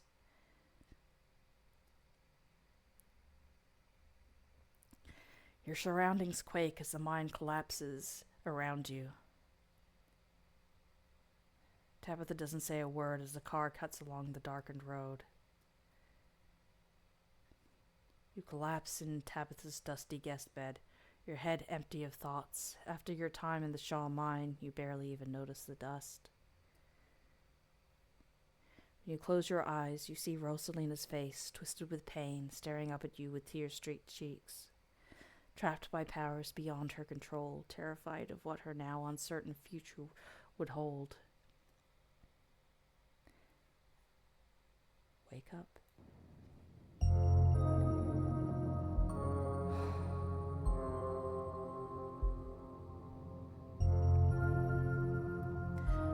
Sunshine filters in through the dusty windows of the estate as your eyes flit open. You manage to survive a second night in the town of Scarlet Hollow. As you pull yourself out of bed, you can feel the soot and grime of the Shaw mines still stuck to your skin. I am not coming like this house. I am going to fucking shower. Oh, opossum? Hopefully after shower, maybe. Because I'm not going to end up filthy like this house. I am wishing I cleaned this place yesterday, actually. You step into the guest bathroom and into the shower. The water is hot and, surprisingly enough, clean. Okay, good. I feel like I'm gonna have to scrub my feet extra or something, but I am getting myself clean. As the steam fills your lungs and the soot washes down the drain, you think about seeing this shadowed light and the image of a foot barely still attached to her body, stuffed fervently trying to scrape the memories from your skin as if they're part of the dirt that coats you. Think about Sybil's warning, the worst is yet to come. Think about Wayne and wonder how many times he's watched you unseen. Think about someone special. Think about finally being out of this hellhole and safe in your own bed. Oh god. Yeah, I'm gonna let's give ourselves an extra scrub maybe. You scrub ferociously, trying as much to scrape the memories from your skin as though they're part of the physical dirt that coats you. You're done here. You turn off the faucet and dry yourself off.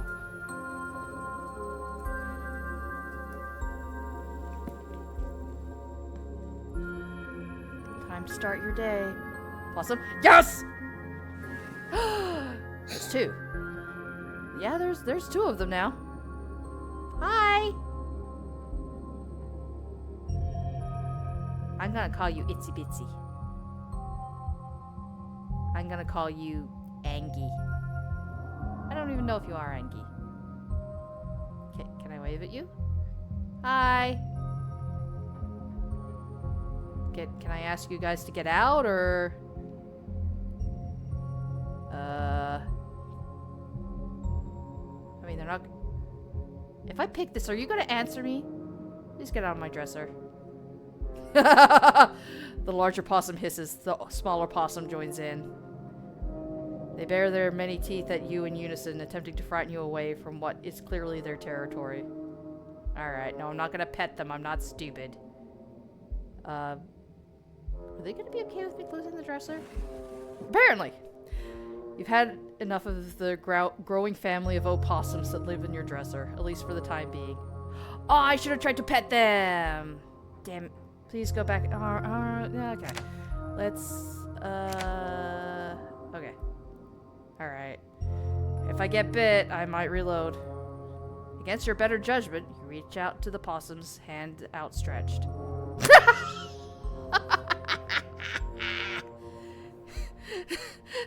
They're just both fucking playing dead. Oh well, it was worth a shot. Maybe now they'll leave your dresser and return to nature where they belong.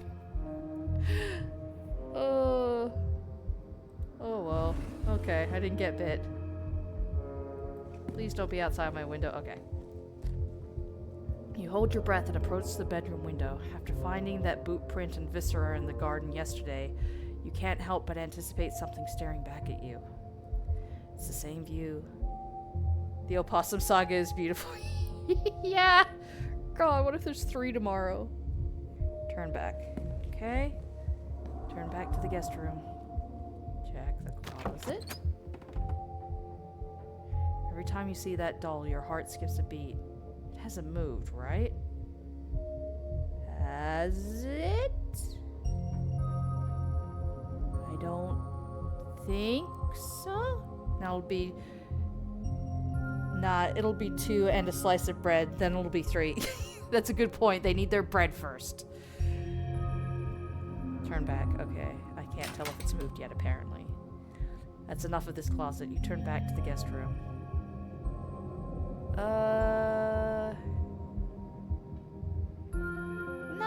girls can sleep in. Let's head downstairs and see what's up with cousin. It's like Minecraft animal logic. That's a good point. That's a good point. They both need their bread. You enter the kitchen to find your cousin in the midst of devouring a pint of banana chocolate chunk. She isn't alone. Frou-Frou glares at you from her usual spot on the counter as a red-headed woman busies herself trying to tidy as best she can. Tabitha's eyes dart to the corner of the room, almost as if she's ashamed of being caught in the act of stress eating ice cream for breakfast. Yeah, Tabitha doesn't... Holy shit, it's Wednesday. Oh, you're right! That's the lady! Oh my god, this place is getting cleaned! Also, Tabitha, didn't you say you didn't care about what other people thought? Why are you so worried? Why are you so worried, Tabitha? That's so cool they didn't forget that. Yeah, you're right. Like, it's Wednesday. She's here. She's doing all the dishes that have really built up over the week of mac and cheese and some sandwiches and ice cream, which is, I guess, eaten from the carton. So,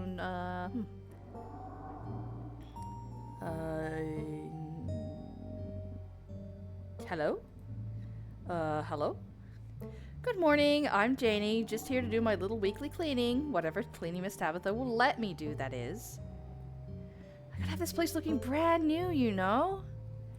Don't go making any big renovations or moving anything around. I like knowing where my stuff is. Tabitha. Tabitha, that's fair, but Tabitha. This place is... Tabitha, Tabitha! Okie dokie. It's so nice to finally meet you, Blaze. I mean, I guess I did meet you on Monday when you popped into the diner. Janie. But seeing someone somewhere and meeting them face to face are two completely different things, I suppose. I mean, she's right. Oh, it's thanks.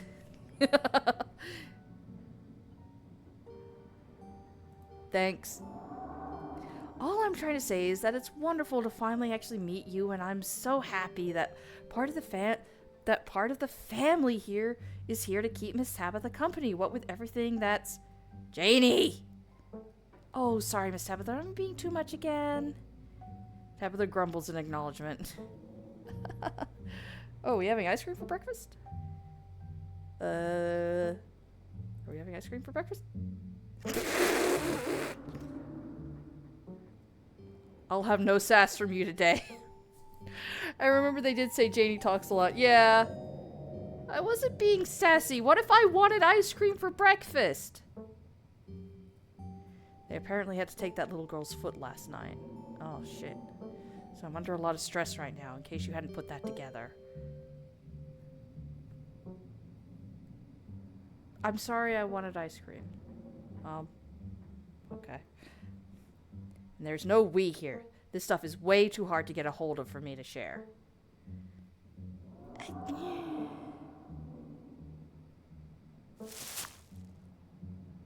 Tabitha takes one last spoonful of ice cream, then discards the empty container, turning to you with her trademark scowl.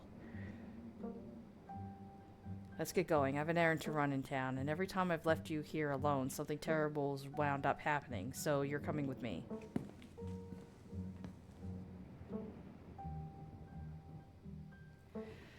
I was with eating ice cream, but now just let Tabitha. Yeah, okay. Sorry for trying to make a whatever. You could just have that. Okay, Tabitha. Okay. Hold on. You can't just tell me that Rosalina lost her foot and move on from that like nothing happened. Just because something terrible will happen to someone doesn't mean that life doesn't go on. Life has to go on. Let me assure you that what happened to that poor girl weighs heavily on my mind.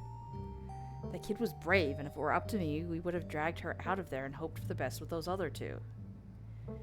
Now, shall we go, or would you rather keep bombarding me with guilt for something I personally begged you not to do? That's not what I'm trying to do, god damn. Girl, I'm gonna smack you.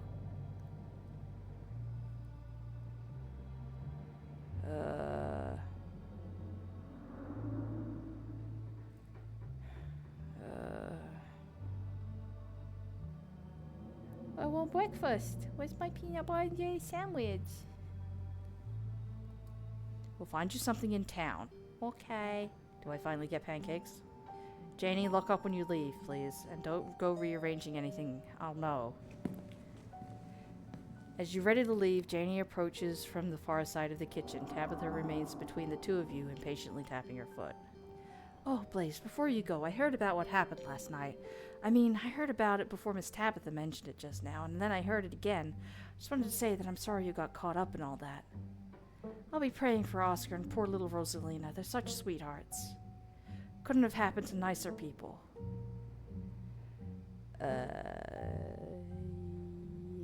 Thanks last night was a lot? If you ever need to talk to anyone, my husband is the local pastor. He's a gentleman and always willing to lend an ear. He's actually going a little bit stir-crazy ever since we moved here, what with nobody really attending sermons. It'll probably do him a lot of good to talk to you through your worries. No, I'm not here to relieve a man of his boredom. Wait, you're married to that creepy youth pastor I've been hearing about? With everything that's been going on lately, having a priest on speed dial seems handy. It sounds wonderful. Thank you for the offer. Maybe we'll see. I'm not really religious. I'm not Christian, but I'm not really religious. That's alright. My Daniel likes to talk with all sorts of people. He just wants to extend support to anyone who needs it.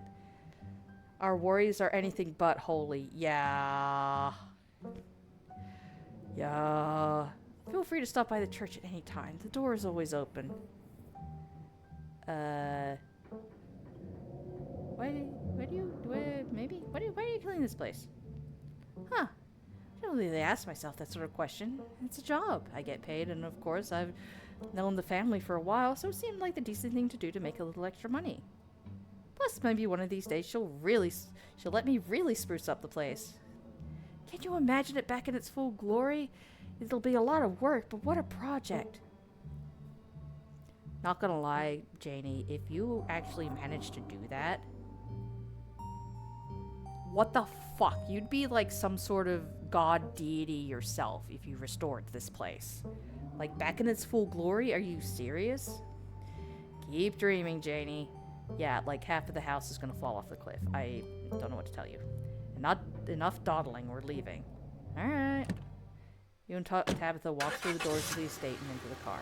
Okay. Well, at least you didn't, pull me along, so that's nice. The ride to town is uneventful. Your cousin unsurprisingly more focused on the road than on making conversation.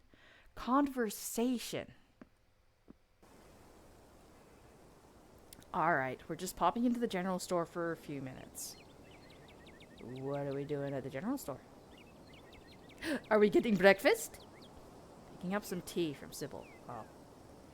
Tabitha, that's not breakfast.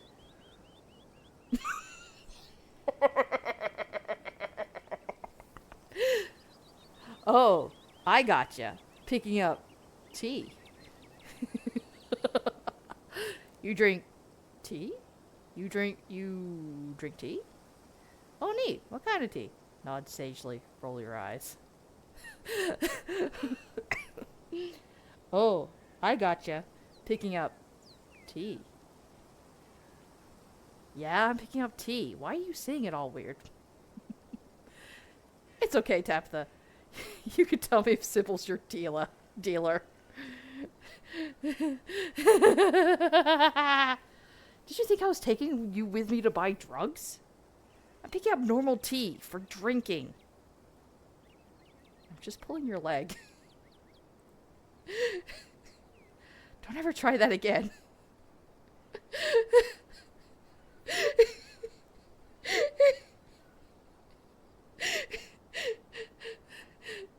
After everything that's happened the past 2 days, it's nice to just go on an errand. By the gods, thank you so much. Exactly. You and Tabitha turn as the door to the general store bursts open. A flustered Kanika exits, shouting behind her. Fine, okay? Keep coddling him. Keep letting him get away with stuff you never would have let me think so much as think about. I'm sick of carrying this family. Kanika storms off, the doors slowly drifting shut behind her. Ugh, other people and their drama. If more people kept things to themselves, they'd be a lot happier. No, honey, no. That's not how that works. True strength is not being afraid to show when you're struggling. Yeah, true strength comes from being able to crush your emotions into a tiny ball. No, you cannot get stronger if you do not fight. I'm surprised to see her let loose like that. I'm glad she's finally letting loose. Maybe her family will stop taking advantage of her. Good for her, honestly. I'd be losing it if Miles were my brother. Yeah.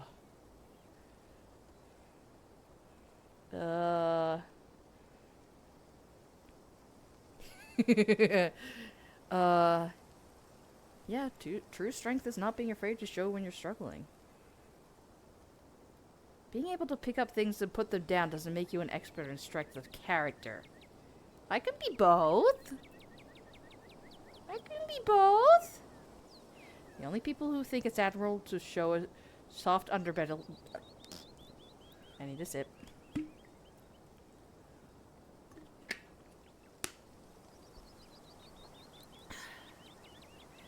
The only people who think it's admirable to show a soft underbelly are those who have been lucky enough to not wind up with a dagger in their hearts. Tabitha Wahapa. One day that luck inevitably runs out, Blaze. Okay, who stabbed you? And how literal was it? Come on already, let's go. The bells of the general store chime as you cross the threshold. The smell of old wood and steamy herbal tea flood your senses, making you feel instantly at home. Good morning, you two. Hope you're doing well after last night's activities. Morning. Is the new blend ready? Of course. Blaze, if you'd like to keep Miles company, Tabitha and I will just be a minute. Isn't his butt grounded? For one, trying to get me to steal shit. Two, taking alcohol to share with his underage friends.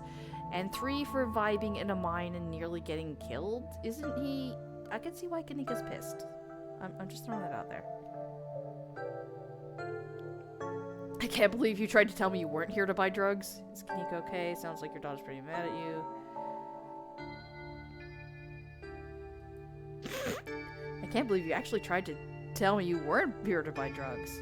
Oh, she most certainly is. Do you not know there's no better place in Scarlet Hollow to stock up on the devil's lettuce? Little tea shop. She's so fucking done with us. What? I'm not some kind of stoner.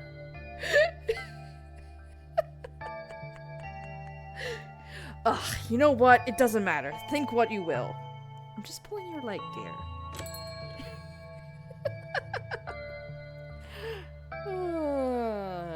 I don't want to talk to Miles. I'm just going to listen in. You find a subtle spot near the door and listen in. The walls to the tea area are surprisingly thick, and you can only make out snippets of conversation. I know it longer, short notice, aren't easy to come by. Is there enough? Just fine. Make sure this is all. Not keeping it. You only have one. Plenty of times. These episodes' first 30 minutes are like 10 out of 10 comedy, and then it just gets horrible. Yeah. Holy shit. Anyway, our listening session is halted as the tinkering of bells announce another patron. More people are here. Oh, in this case, 2 patrons. Well. Oh, if you died, your son would have been alone. Fuck. Powerful build. You've never seen the man beside Duke before, but whoever he is, he's big.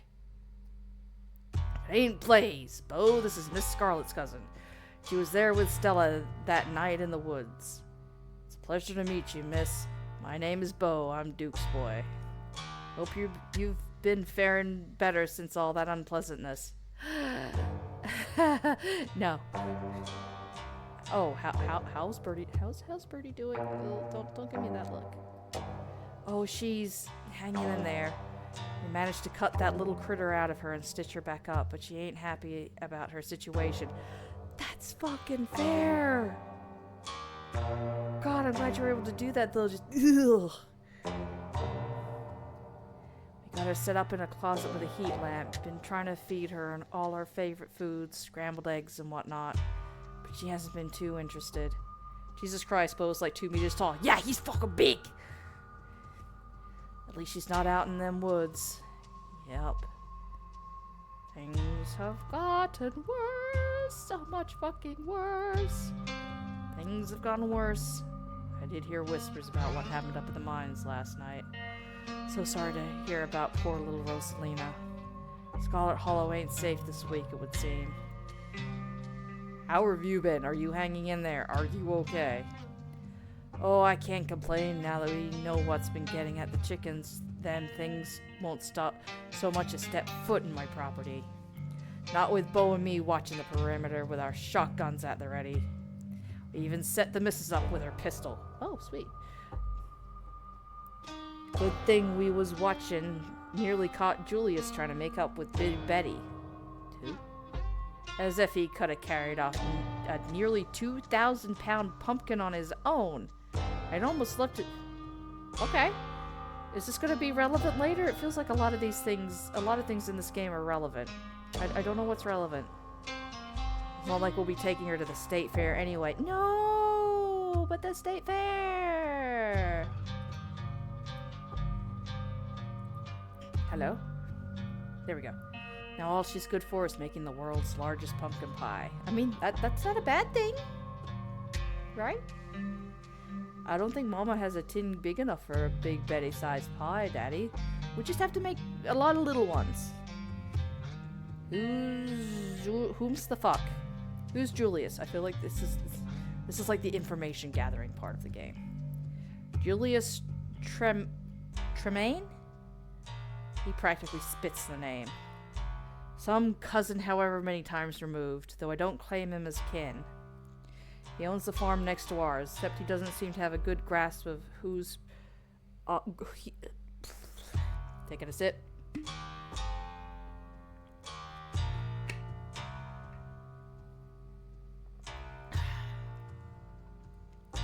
He owns the farm next to ours, except he doesn't seem to have a good grasp on whose property is whose.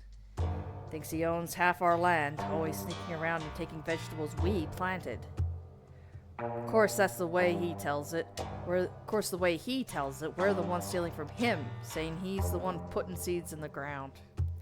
He's a miserable old cuss, and he knows it too. Stealing vegetables born of other folks' hard labor is probably the only joy he has in life. Big Betty's a pumpkin? Sure is. Probably would have taken home at least a few ribbons at the state fair this year. Maybe even a world record if we were lucky. Ah, well, my hens are more important. Yeah. We'll just have to grow an even bigger one next year, Daddy. Land's been good to us. We sure grow 'em big out on the Callaway farm. Those things we saw Monday are called ditchlings, and apparently they're a bad omen. Ditchlings? Sounds like some old folktale. Suppose that suits him. As for being an omen, I believe that too.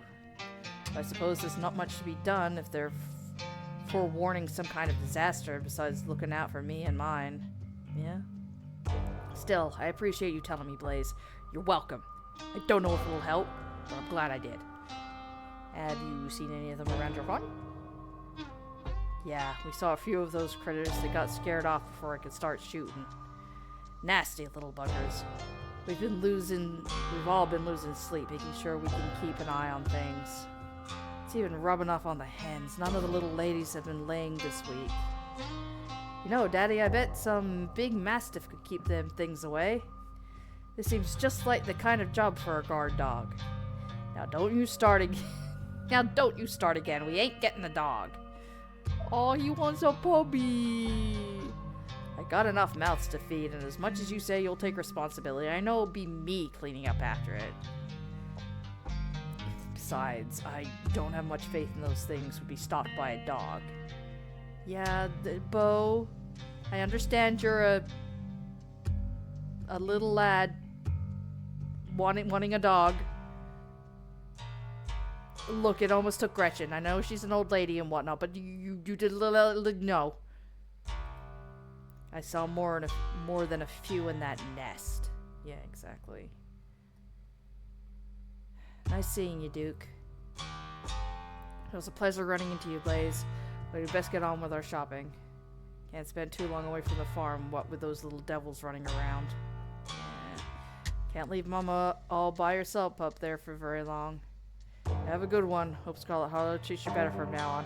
Ha ha ha! It's gonna blow up in my face, isn't it? It's nice meeting you, Blaze. And please tell Miss Scarlet I'm sorry about her mama. I will. He's fucking tall! He's tall. He can see the top of the soda machines. Dude! Dude! Yeah, he must be 2 meters tall or something. Tabitha and Sybil are still in the tea room. Your phone buzzes. This is Isaac's from the mine. You gave me your number yesterday, and I'm out behind the diner if you want to talk. I have plenty of time before dinner at Reese's house. Bye! You probably have time to slip off and hear what Isaac has to say before Tabitha even knows you're gone. Bye. You hold the bells on the door to the general store and quieting them while you make a silent exit. So, you find Isaac smoking out by the dumpster behind Winnie's diner. Thought you weren't going to show. Here I am. Listen, I don't have a lot of time to talk, especially with you. I put 2 and 2 together. I know you're related to the boss, and the other guys are all riled up. Why? They're taking action. Okay? They saw me out here with you. They think I was some kind of scab. But none of them will listen to me, especially now. They've all got bigger things to worry about than a single missing miner. I haven't forgotten about him, though. Anything you want to know, just ask. I told you yesterday that your friend isn't missing. But why wouldn't he come tell me he's alright? Where is he staying? Why is he hiding from everybody? It just doesn't sound like him. I'm not sure the man you think is Wayne is really him.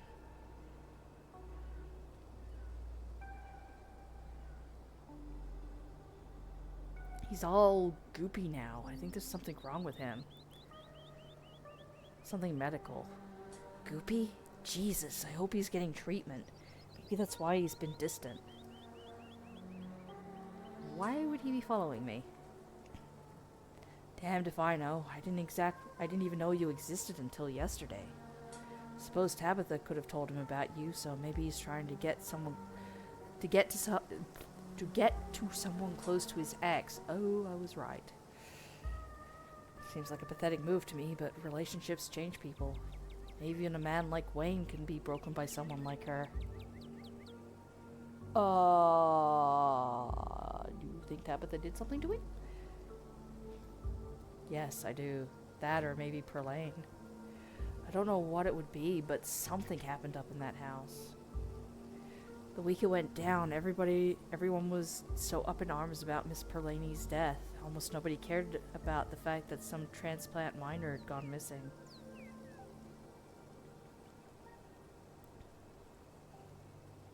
Do you have any theories?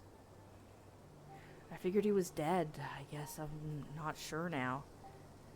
Now that you say you've seen him. But sure, I guess you could say I got a couple of theories.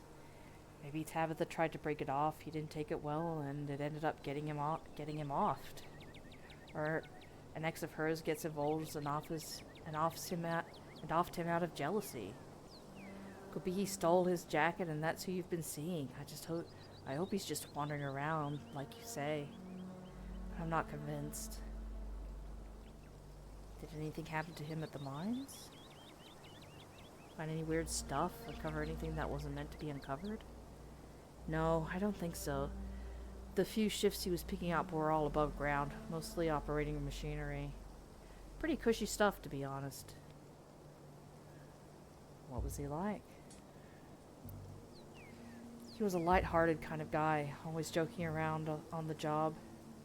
Amazing fella to grab beers with, not too keen on doing the hard work, so it wasn't too strange when he barely picked up any ships once that relationship started. So I'm sure he saw her as a bit of a meal ticket, so maybe he wasn't too smart, but he was a good friend. Closest one I had. Shit. I think I know the answer to this. What kind of action are people talking? Isaac glances around nervously. They're talking about a strike, but you didn't hear it from me. This was helpful, thanks. Isaac sighs, taking one last long drag of his cigarette. I appreciate you coming by to talk. Can't say I'm happy with what you've told me, but I'm glad someone is looking into this. Seems like everybody else was perfectly happy to sweep it under the rug. Isaac tosses his cigarette butt. You better have put that out. If a fucking fire starts, I'm gonna be pissed. Goes without saying that you better not go telling anyone we talked. And if you see him, or whoever it is pretending to be him, tell him his buddy's worried about him, alright? Isaac heads back inside, and you find yourself alone again. Oh, go after Kanika, swing by Stellar's, check on Oscar, go to the diner to see Avery. I suddenly have many options for some reason. I don't know why I wouldn't just go back to the general store, but apparently I can go wherever the hell I want. Let's just do. Hi! You make it to the entrance of the general store just as a furious Tabitha leaves. Ugh, running off again? I can't believe I expected anything else. I take that back, actually. This was very expected. I can't believe I'd hoped for anything else. Girl...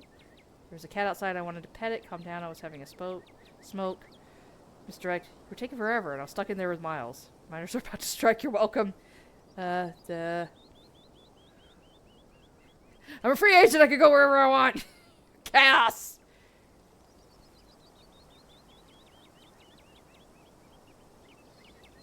You're taking forever, and I was stuck in there with Miles.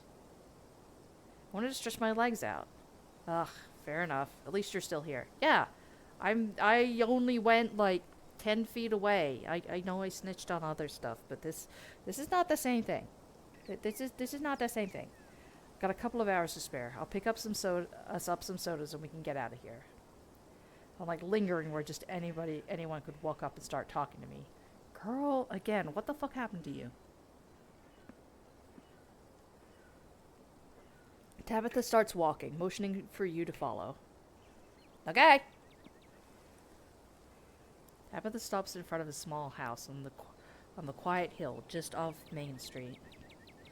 The Scarlets own most of the houses out here. We rent them out to employees. Just more convenient, you know. Ooh. Why can't we hang out someplace normal, cool? In here I thought the estate was your secret lair. That seems sinister. Remain silent. In here I thought the estate was your secret lair. The estate is my non-secret lair. Everyone knows I live there. Now, come on, let's make ourselves scarce before we're spotted. Your cousin pulls out a heavy set of keys from her pockets. She picks out one marked with a bright strip of green tape and unlocks the door. Come on in. Don't worry, it's empty. Okay. You follow your cousin into the model home. We haven't rented this one out for years. I come here to get away from it all. Does that make sense? It's kind of like a vacation home, but I don't have to travel. Anyway, make yourself comfortable and have a soda. Tabitha, you've had a pint of ice cream and now we're having a soda. This is not... Anyway. Tabitha hands you a cream soda before settling in on the couch. Talk about Tabitha? Can we try some of that tea you picked up? It smells nice. Nope, it's sleepy time tea. You don't want to drink it in the middle of the day. That's fair. It's often bitter anyway. Do you ever get to travel? I saw your glowing rock mug. My what? Oh, that must be one of Janie's. She was always saying we didn't have enough cups. There are 3 cups. That's plenty. One for me, one for Perlane, and one for the occasional guest. But Janie said her husband had a ton of dumb little souvenir mugs from his travels. Not that I asked, she just tells me stuff about her family. That's kind of what people do, Tabby. Anyway, she said they have mugs to spare, and as if I needed her charity, I guess she must have snuck a few in under my nose. I get it, but I also being like if you say no, like that's not an indication to just sneak shit in. I'll have to remember to toss it when I get back. Anyways, to answer your question, no, I don't travel. Too much to do. Sure, I'd like to see the Outer Banks one day, but I'm the head of the company, and it's not like anyone can cover for me. You live in a massive mansion, but only have 3 cups. Only have 3 cups? Why does everyone get hung up on that? It's not like the Scarlets don't own more dishware, but I'm not going to use the fine china to drink Pepsi. I disagree. Use fine china to, well, I like Coke. So I would use the fine china to drink Coke. But you use it to drink soda or tea. And we technically have 4 glasses, but one of them is used for silverware. You hate Coke or Pepsi? Well, I'll have the Coke and you can have something else to drink. But you hate Coke specifically? More for me! So there, we have more than 3.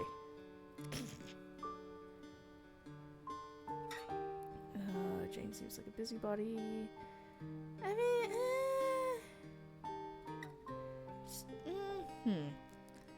She's a chatterbox, but she seems to mean well, but I can definitely understand not wanting somebody to sneak shit into your house that, you specifically said no. It's like, I said no. Please respect the 2 letters and the singular word of no. You never left Scarlet Hollow? Maybe when this week is over we can go to the beach together. Yeah. Maybe when the week's over we can go to the beach together. Well, I hate it not for its taste even. I know it's gross, but Coke could be used oh.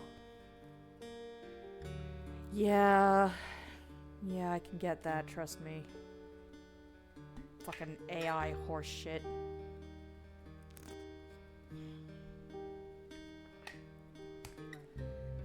And it's definitely not art. Huh, maybe. My work never really ends, though. Still. Do you like living here? Like I said, it's the only thing I know.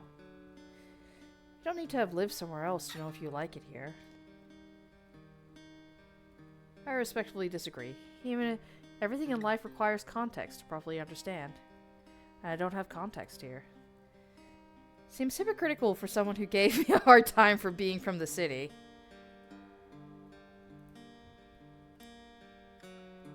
I don't do well with new people. That's fair. Do you actually like running the mines? No, but it has to get done. I've had years of Perlane drilling that into my head. I can't trust anyone else to do my job, and if I don't do it, this entire town falls to ruin.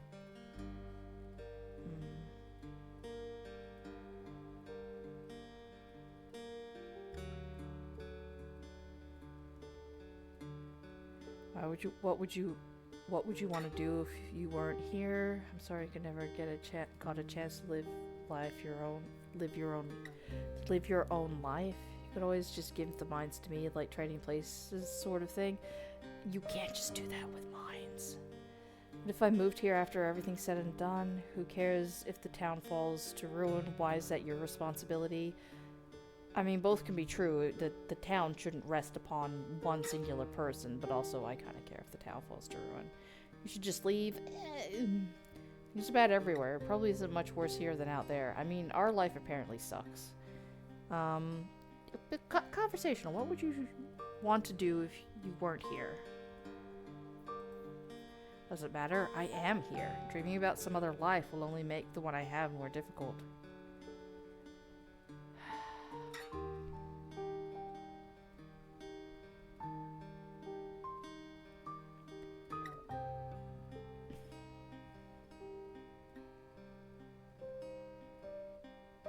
Sorry, I'm just kind of sitting and looking at her because this feels like, you know, us coming to talk and converse and whatnot, but like she's also not really opening up, you know? Why do you come here? Tabitha sips her soda, her expression suddenly heavy. I guess the estate has a lot of history. This place is so new by comparison. It's like the estate is full of ghosts pressing down on me at all times, pressuring me to do what they want. When I'm here, I can imagine a life where I don't have to think about the 200 years of history resting on my shoulders. I can imagine just living as a bank teller or something, having a simple life. So you do imagine a different life, huh? Wait, why am I telling you this? Stop asking me all these deep questions. It's not like you care anyway. Yes, I fucking do. She said she doesn't like hugs. Stop acting like you don't want friendship. I care. I care, Tabitha. You shouldn't. You don't even know me. What do you think this is right now? Tabitha. This is how you overcome not knowing somebody. We are getting to know each other right now. Stop making this so fucking hard.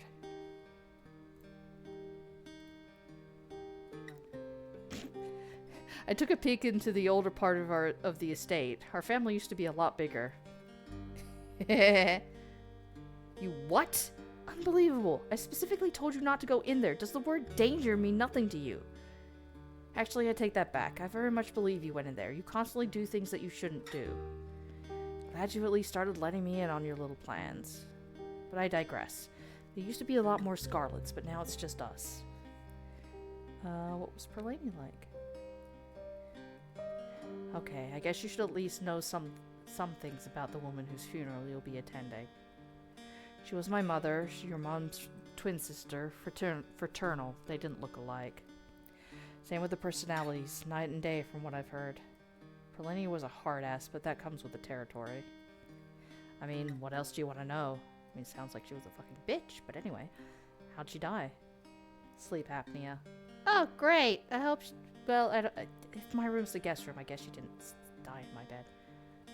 Did you two get along? Not really. I would hug you if you were okay with it, but I know you're not. Oh, who's your dad like? Don't know. He just up and left one day. Didn't want anything to do with us anymore, I guess. They never got divorced, just separated. Probably couldn't be bothered to fill out any paperwork, especially considering he would lose any and all claim to the Scarlet Fortune if they divorced. What fortune?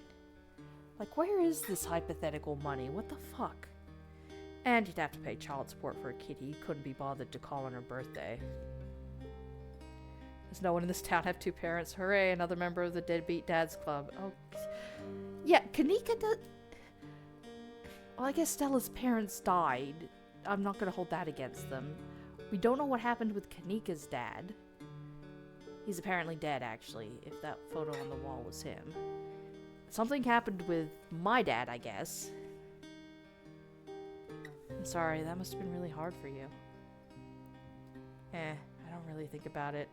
Stella, you keep saying you do and don't do things, but what you do not have the lying trait. I have the lying trait. You're not very good at this, sweetie. If you didn't want anything to do with me, his loss. Okay, that feels more legit. I mean, I hope you believe that anyway. What do you think of Silas and the other old-timers? What's there to think about? For better or worse, they're the reason that the two of us are here right now.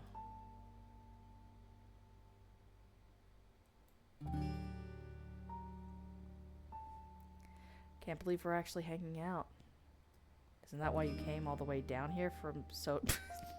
I forgot I called it soda. It just takes me out every few seconds. Yeah, still. What kind of things did Perlaney tell you about me and my mom? I don't think you want to know. Perlaney was a gossip, and she was always at her worst talking about family. What do you think about me? You're better than asking me for validation, I'll say that much. You're a better person than you let on. Gee, thanks.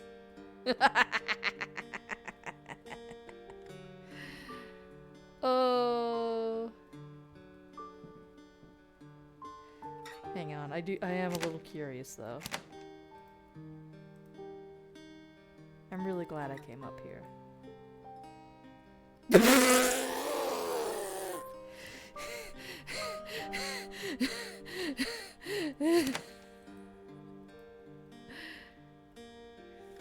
You're a better person than you let on. Gee, thanks.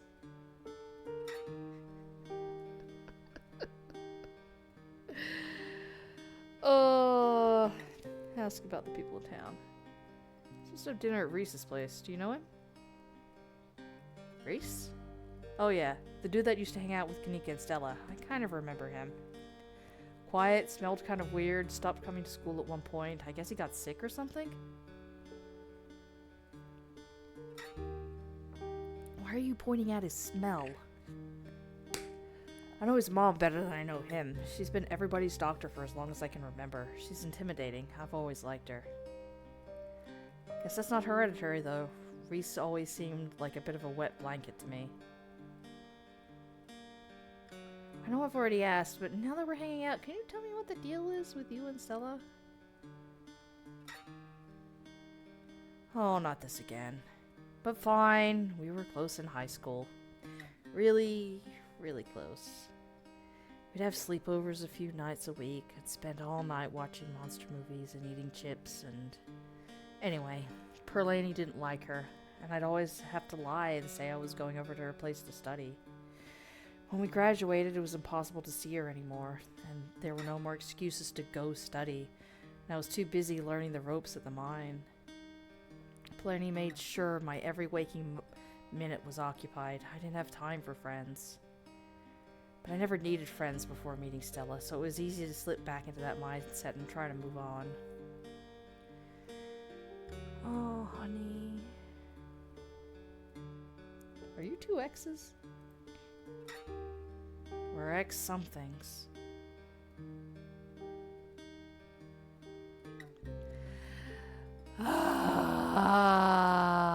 Why is she flirting with me? Do you want me to try and get you in with Kanika? Please, if she's anything like me, that would only make her hate me more. I have dignity, Blaze. I just wanted to offer. You had some harsh things to say about Oscar last night. Do you really believe what you said? I do. Some people shouldn't have kids. Yeah, but he sounds like a teenage parent, and we don't know what happened with the mom. At least somebody stuck around to take care of her. What do you think of Avery? Who? Avery? Works at the diner? Wears plant shirts? I have no idea who you're talking about. Street smart. She has no idea what you're talking about. Okay. Can confirm. Are you sure you don't want to talk about Wayne? Yeah, sorry. It's a sore spot for me. Tabitha, the man is stalking me. It's fine. I'm not going to let anything happen to you. Why can't I just show her the picture? I would... Anyway. Do you know Sybil well? Everyone in town knows her. Why do you hire Janie? Perlaney hired Janie. She was my babysitter before she started cleaning the estate. Police are really on my ass. I wouldn't really worry about them. Our family's the law around these parts. So you should do your best. Tabitha, please. You should do your best, Tabitha. Tabitha, please.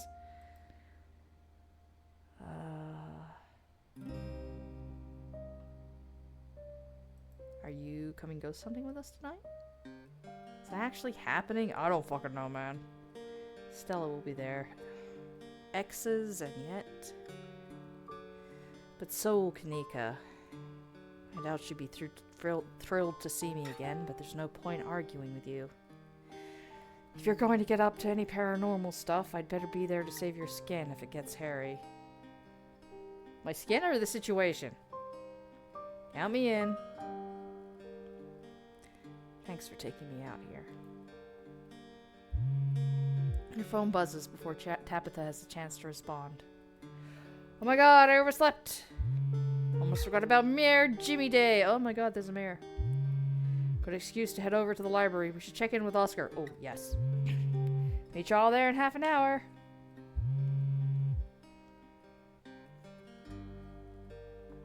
I totally blanked on that. Been having a weird, foggy morning. And a fight with your family. That'd do it. While they're still doing Mayor Jimmy thing even after last night, do you think the news is spread? Fuck if I know. But yeah, we should go see Oscar. See you soon. Somebody's popular. It's Mayor Jimmy Day. Gotta meet the mayor. Tell him there's a curse. There's a curse on the town. I don't know if there's a fucking curse on the town. Just Kanika and Stella making plans for Mayor Jimmy Day. Why's everyone so jazzed about meeting the mayor? Plans for Mayor Jimmy Day? Ugh. Is it Mayor Jimmy Day again already? What a ridiculous event. You know he's... Oh! You know he's a dog, right? Did they fill you in on that little detail? No! We haven't had a human mayor in Scarlet Hollow since at least the early 1900s. We've been a dog mayor town ever since then. Tabitha takes another sip of her soda, smirking. Everyone knows it's our family that holds the power in this town. Tabitha, you're somewhere between 20s and 30, between 20 and 30-year-old. The power on this town is about in the same state as that estate. Still, sounds like it could be kind of fun. Even I can admit it's funny watching everyone fawning over the little guy in his mare get up. Yeah, count me in. We can finish our sodas and head on over. How do I look? It's been a while since I've been out in public like this. Man, girl just doesn't let herself have a day. I'm kind of nervous. No, it's gonna be okay. It's gonna be okay, okay? It's not gonna be okay. Excuse me, Miss Scarlet. Why? Why? This is just some pissy PTA mom. I don't know what the fuck, but like... Can I help you? Becca stares at you from a distance as the furious woman tears into Tabitha. This must be your mother. What the hell do you think you're doing down here, grinning like a buffoon after everything that happened last night? Back the family stuff in this game kind of fucked with me, but I'm good now. Welcome back. Hey, Alt. Oh no? Yeah, oh no. I don't know what the fuck is happening, but stuff is happening. A mind collapse almost killed my poor, sweet, innocent child, and you thought it was a good idea to retaliate by demoting my husband? He apparently told her it was safe to be in there. We've gotten used to a new lifestyle. You can't just take that away from us for something that was your fault. No, it fucking wasn't. I heard that one girl had to have her foot amputated. That could have been my child. Don't think I won't be pressing charges. Ugh, Mom, please, you're embarrassing me. Shut up, Becca. Mom is advocating for you. This isn't advocating for shit.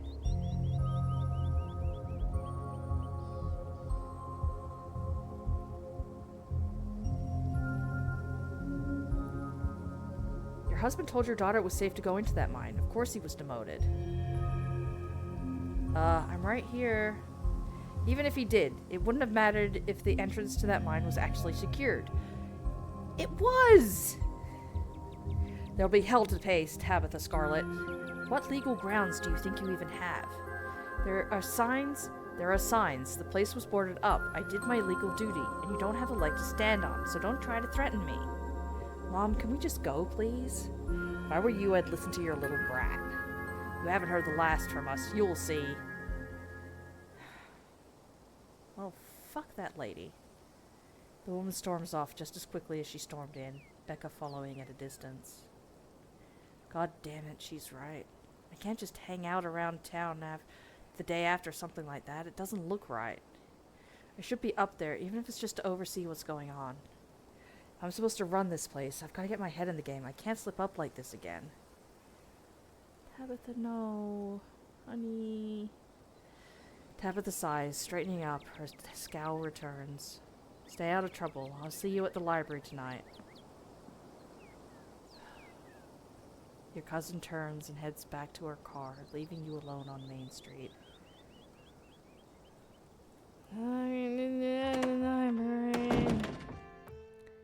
You went to the library alone. It's busier than usual, and a small crowd has formed in the corner of the main foyer. Wee, people! Yay! So that's... where's Pixel? Pixel? And again, there's a dog upstairs, so... Hey! Yes, you're here!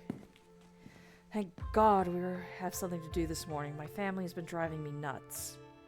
Yes, the whole gang's here. I've been waiting to introduce Blaze to the mayor for, like, the entire time I've known her. I've never gotten to introduce someone to the mayor before. It'll be worth it, trust us. Alright, shall we? I'm not gonna tell them I know. I got yeah, piece of dog. Oh my gosh, look at him. Oh, look at Gretchen. She's just like this. I didn't vote for you. Where's he got a security detail? God, this is amazing. Yeah. God, the fucking mood swings in this game. It's just a fucking roller coaster. I love this. You can tell this dog is the mayor from his little sash and his pointy top hat and his fancy top hat. It is not pointy, it is flat, as most top hats are. There's a regal air about him, almost as if he knows the position of authority he's been elected to. You haven't met the serious man by his side, but you have to assume he's the mayor's handler. He holds out his paw as if to shake your hand. It's lovely to meet you, Mr. Mayor. Reach forward to take the mayor's little paw in your hand, but his burly security detail stops you. No paw shaking, only head pets and ear scratches allowed. No, you're ruining the... No, look, nobody's happy with this. Also, he's wearing a little hat. We would knock it off. Isn't he just the cutest? It's the best part of living in Scarlet Hollow, besides the nature. And my friends. And Woody's Biscuits. Oh, and the close-knit small-town community, of course. But having a dog mayor is a close fifth, no contest. Gretchen doesn't like it. Gretchen squirms in Stella's arms, straining to get at Mayor Jimmy. There's something going on here. Hey, whoa, Gretchen, calm down, old girl. You're gonna pull a muscle. Miss Richmond, I'm gonna have to ask you and your dog to step away from the mayor. I should have known better. These two have never been able to get along. Stella walks off, struggling to hold Gretchen back. That old dog was ready to throw paws. Oh, bye, Kanika, I guess. I guess I'm following. Why is there an actual fucking guard? I don't know. It said handler, though, so I'm guessing, like, he's just there to make sure, you know, like, the dog doesn't get overstimulated or something or hurt. It looks like everyone else is already talking to Oscar in the next room. Ah! White man jump scare this time. Okay. Oh, take a sip. Before you can catch up to your companions, you're intercepted by a nervous man with a cross around his neck. Street smarts. Wherever he is, you can feel his desperation to make a good first impression. A self-sustained and self-fulfilling prophecy. Sounds like old Gretchen and the mayor may have some unresolved issues, wouldn't you say? White man jumps. He came out of nowhere! I'm Pastor Daniel. I take it you're Blaze? Everyone's been buzzing about you. I'm so sorry about your aunt, but I'm sure she's in a better place now. I doubt that she's in let's not kid ourselves. We both know playing in hell. Oh, I'm sure she wasn't that bad. Sir, I have heard stories. Most people are good deep down inside. It's best not to speak ill of the dead. Why? Are they going to come for me? Sir? Hey, do you know anything about ghosts? Ghosts? I've never encountered one myself, but I have heard stories of folk who have been visited by their loved ones from beyond the grave, and it seems like it provides them with a sort of spiritual healing. Like their beloved relatives are watching over them, even in death. Is this about Perlani, or perhaps your mother? Have you been visited by her? No. Dang, I thought you might have to... No, Oscar's place is haunted. I think we need an exorcism. Dang, I thought you might have some good ghost stories. Ew, no, I mean real ghost stuff. Scary stuff. Never mind, say nothing. Wayne is kind of living proof that the dead can come with you. Yeah. Yeah, I don't know what's up with Wade, but clearly something is happening. I don't know if I should. I think I just gonna say we might need an exorcism. God damn it! I didn't want it was. I didn't think it was my place to share, but here I am sharing it anyway. I guess. Oh, like a Scooby-Doo episode or something? I'm afraid I don't really buy into that particular notion. It's a bit too spiritualist. Now, if it were a vision of one of his parents trying to contact him from heaven, I could understand that. But I simply don't believe in malicious spirits lingering neither in heaven nor hell, jumping out of closets to scare us. To be fair, I don't know where it's jumping from. I'm sure there's a perfectly reasonable explanation for whatever it is he saw. I don't like how you're smiling at me. Wait, you believe in some ghosts and not others? What makes you an authority on that? There were ghosts in the mines last night. There's been lots of supernatural stuff happening the past few days. You're caught up to liars. You shouldn't trust Oscar. You should just come ghost hunting to prove it's not a haunting. Alright, I believe you. No. I literally saw shit in the mines last night. Really? Are you sure you weren't just seeing something normal? Trauma has a funny way of manifesting itself. Alright, just... Okay.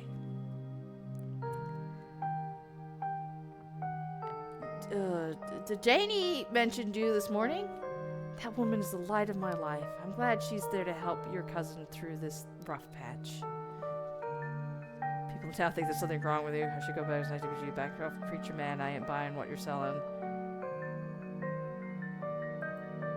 You remain silent. You have nothing more to say to this man. I don't like his smile.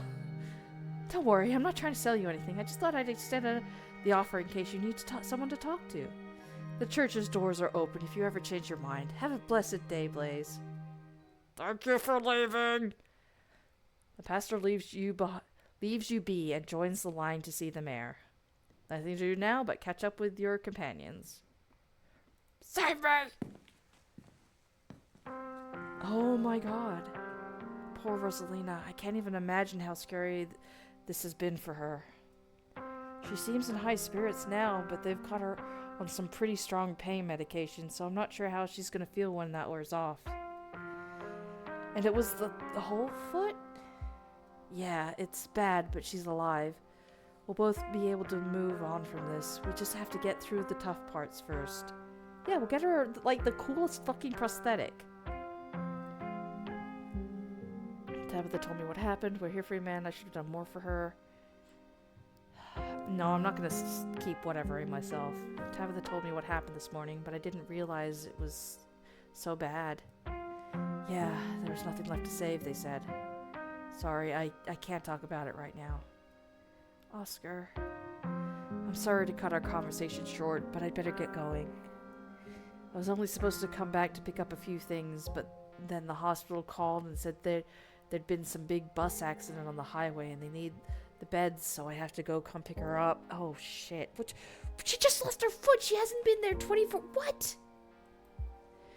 Even though our house is still haunted and the only place she can lie down until then is the dirty back room that drove her away in the first place, and Mayor Jimmy Day is happening today. Sorry. I'm just a little overwhelmed. It's okay, Oscar. We're here to help. Yeah, we're gonna get that ghost.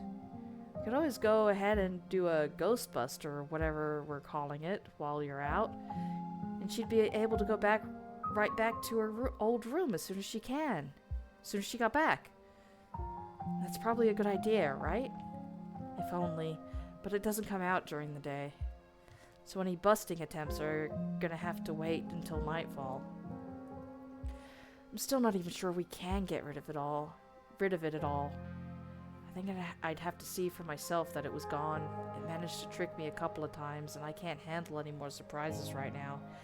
That's pretty fucking fair. I've got every ghost hunting device known to man. You're in good hands, Oscar. Don't worry, Oscar will fix this. We have the power of friendship on our side. I still don't think ghosts are real. No, we have the power of fucking... Yeah, we have the power of friendship on our side. Now we just need the power of anime. Hell yeah, we do. If anime has taught me anything, it's that the power of friendship is unstoppable. That's a lovely sentiment. I'm sure Rosalina will at least be glad to know you all did your best to help her. I'm heading out. It should be dark by the time we get back, so I suppose I'll see you all then. Oscar hurries off, keys jingling as he jogs out the door. Let's head up to Reese's. Maybe we can get him to come ghost hunting with us. Oh no, you're not going to try to get Dr. Kelly to let him leave the house, are you? She'll kick us out for even asking. I wonder if he even knows what happened last night. I don't know how disconnected he is from the news around town. Geez, should we tell him? Gosh, I don't know. Maybe we just play it by ear. Anyway, shall we? Time to go. Oh, so I finally met Pastor Daniel. It's only a matter of time until he tried to pull you aside about grief counseling. When my dad died, I had to ban him from the general store for a week. Oh, shit. He wouldn't stop leaving these little pamphlets at the checkout. I don't know where he finds so many. I think he just really wants people to like him, but he's also going about it in a really bad way. Y'all are right, his vibes were bad. No, I think he was just fucking desperate. Like it's like the thing said, a self-fulfilling prophecy. That is all I have to say. Really, I met him. He has been met. I have no opinions. They do keep trying to make me go to church. Yeah, it's like I said. Not a lot of people go to church around here. Some of the folks in towns aren't Christian, but he's so creepy. No one wants to sit in the pews in that run-down old church and listen to that guy. Plus, the guy was grinning through the entirety of my dad's funeral. What a ghoul. And I don't mean that in a stigmatizing mental illness kind of way. There's just this little siren that goes off every time I see him that tells me to get away from him.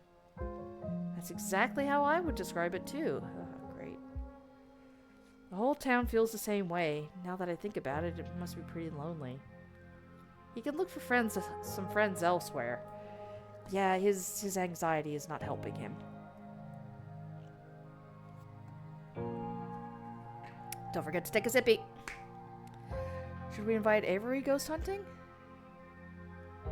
Oh, huh. Sure, I guess. The more the merrier, right? Maybe there'll be an extra voice of reason. We won't be much help to Oscar if we start jumping at our own shadows. Cool. I'll text him on the way over to Reese's. Ooh, do I mention inviting Tabitha? Or do I not mention inviting Tabitha? Kanika's gonna fucking hate me, but she'll probably hate me more if I don't tell her. Oh, look, I'm sorry.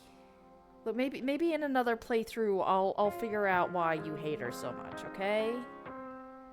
Because I get the feeling I'm not gonna figure it out this time. You invited her? Even after last night?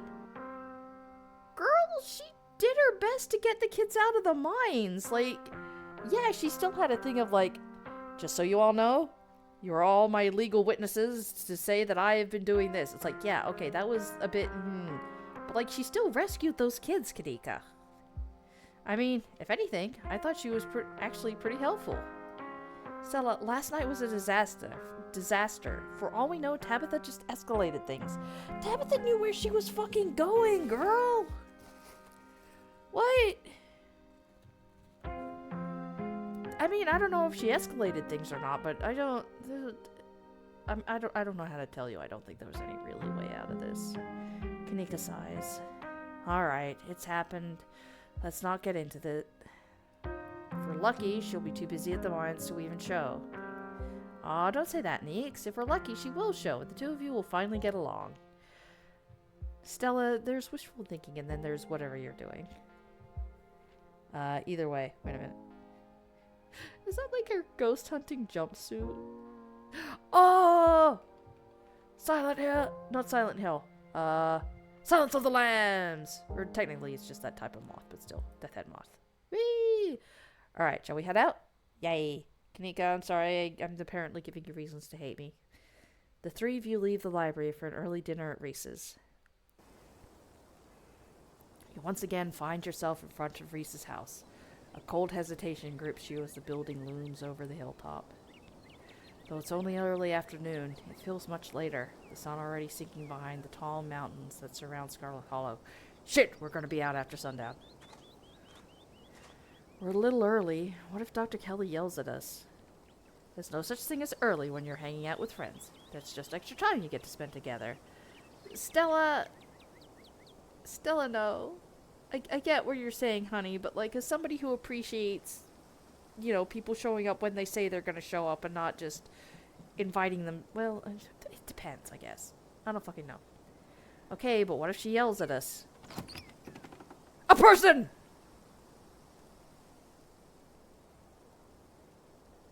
Where are your organs? Like, here's your rib cage and your bones. Also, pull your pants up. We're on Twitch. Pull your pants up. Where are your organs? Do you have organs? It's too late. The door swings open. Hey! Reese! He actually doesn't have organs. He doesn't look like he has organs. Reese! Oh my god, dude, it's been ages! You must be Blaze, right? I've heard a lot about you. Stella's been relentless about making sure I got all the Blaze updates. Stella, please. Gretchen starts yelping at Reese, straining against Stella's grip as she tries to get between them. Angie puppy. Are they here already? I knew you'd show up early, Stella, and you bought the dog. Great. Yeah, I thought she might cheer up Reese. I don't know what's gotten into her all of a sudden. You were politely asked not to. I can kind of see why she's grumpy if you keep not listening to the doctor. The dog stays outside. But it's okay, Stella. We can let her chill in my van for a bit. I'll run the AC and leave her some treats. You know I always have some of those easy-chew dog jerky stashed away. He barely has cheeks. It's like his face was shrink-wrapped. Yeah, he is bone. Like, look at his collarbone. Like, it's right there. You can poke it. Dude, where is any source of fat on your body? We go everywhere together. Stella, I get that she's probably your therapy dog, but, like, do you want to come in or not? I'm afraid some boundaries have to be respected, Stella. Kanika nervously tugs Stella away towards her van. Well, what about you, Blaze? Are you coming in? I'll wait for Stella and Kanika. Fine. A quiet sets in as you wait for Stella and Kanika to come back from the van. Hey, we're back. Great, let's get this over with. Usually it gathers around the abdomen when someone is lacking in fat in their extremities. Yeah, he doesn't have an abdomen. Stella's kind of in the way right now, though. But yeah, like... And then if you get too hungry, you can just end up with a bloated stomach, like you've just been sucking air. Yeah, like... You probably... It feels like you could... It's a fucking hip bone. Like, there's some in his arms, at least. Sometimes leading to what some might call skinny fat. Yeah, that's exactly what I'm thinking of. Yeah. Like, it looks like he has, like, some in his forearms, at least. Dude, do you not trim your nails? That again, maybe he just likes long nails. I'm not about to whatever on a guy if he wants sassy nails. But yeah, like I feel like I could pretty accurately draw this guy's skeleton. Goddamn. This house feels cold. Not only is there an odd chill in the air, but the building itself feels too sterile, uncomfortably tidy, to the point where you're nervous to touch anything. Okay, yeah, this guy is dehydrated and underweight. Yeah! This guy needs a fucking Big Mac or something. Like, not just a sandwich. He needs protein, and he needs it fucking now. Carbs. Anything. If it weren't for the aroma of store-bought dinner rolls baking in the oven and the unsettling artwork hanging on the walls, you'd be half convinced you'd wandered into a real estate showing. There's an art on the wall. That one seems to be oddly wedged in behind the... Unless that's a hallway? It doesn't look like that's a hallway. Why is the art hidden? I want to see the creepy art. So, how can I lend a hand? By sitting down at the table and not puttering around my kitchen. I made sure everything was done in advance, so the only thing left are the dinner rolls, which shouldn't be long. Weren't we going to bring soda? I thought we were going to bring ginger beer or ginger ale. Ginger. Then we can have a quick dinner and you can leave my house and go about your business. But I was kind of hoping to see Reese's new art. We still have time now, right? You aren't seriously considering subjecting your friends to that disaster of a room, are you? It's not that bad. You can still see the floor. Dr. Kelly raises a single questioning eyebrow. I don't mind a little mess. Yeah, I doubt it could be any worse than the way I keep my room. I'm not about to judge a guy who looks like this. I'm not about to judge a person anyway. Like, it's their room. Yes, okay, fine. Just as long as you stay out of the kitchen, I don't care what you get up to. Cool, we'll just be downstairs. Like, look at his... Like, he doesn't even look like he has fat on his fingers. Or hands. Like, he's got some in his arms, but, like, barely. You won't even know we're here. You make your way towards the basement stairs. The basement is what you might expect out of a tortured artist who spends all his time confined to his studio. Discarded canvases line its edges while trash and sketches leak out from their piles in the corners of the room, hiding the bare cement floor.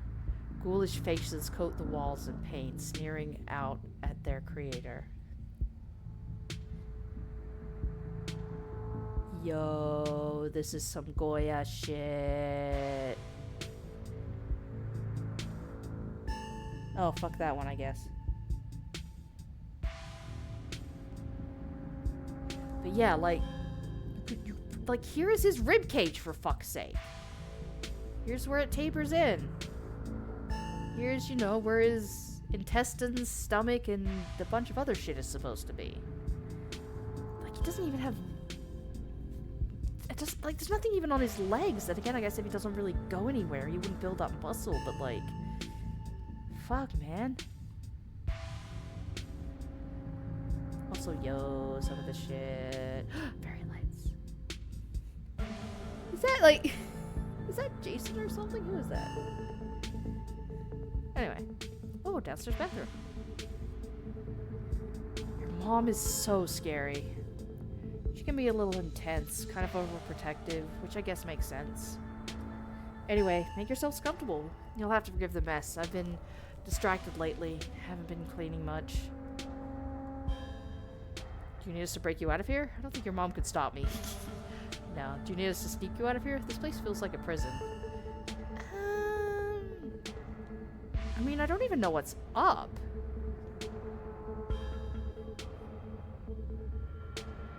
Do I just ask what he's sick with? Like, that feels kind of, like, really fucking personal, but, like... I'm...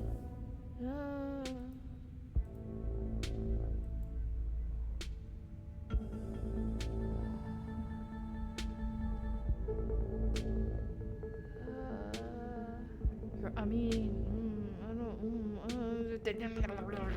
Options. Do you need us to sneak you out? Your mom really looks out for you. That's one way to look at it, I guess. It's possible she's gotten a bit of an edge lately. I think my condition has been stressing her out a lot. It used to be something she thought she could fix, but I think she's kind of accepted that it's just something we have to manage. But even if she is a little harsh, she means well. It's like you said, she's just looking out for me. Oh! Apparently, you can romance people in this. There's a flirt option. I know you think you need her, but there's plenty of people out there who would love to dote on you. Let's not. No, I'm good. I get that. She's just worried about you. I guess Kanika has a point, though. She's a little controlling. Though I guess I have to wonder if isolating you from her friends is really looking out for you. What do you mean I could flirt with him or his mom? Okay. Alright.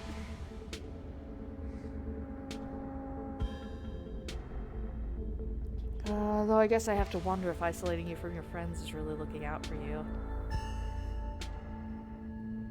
I don't think so. Did she do that? She did turn us away yesterday. Came by yesterday? She didn't even tell me. I was probably just asleep. She might have forgotten to mention it. I don't know if I would call that isolating. She didn't want to wake me up. I don't think that's her being controlling or anything. Not to cast any doubt on that, but she did say I couldn't bring any food.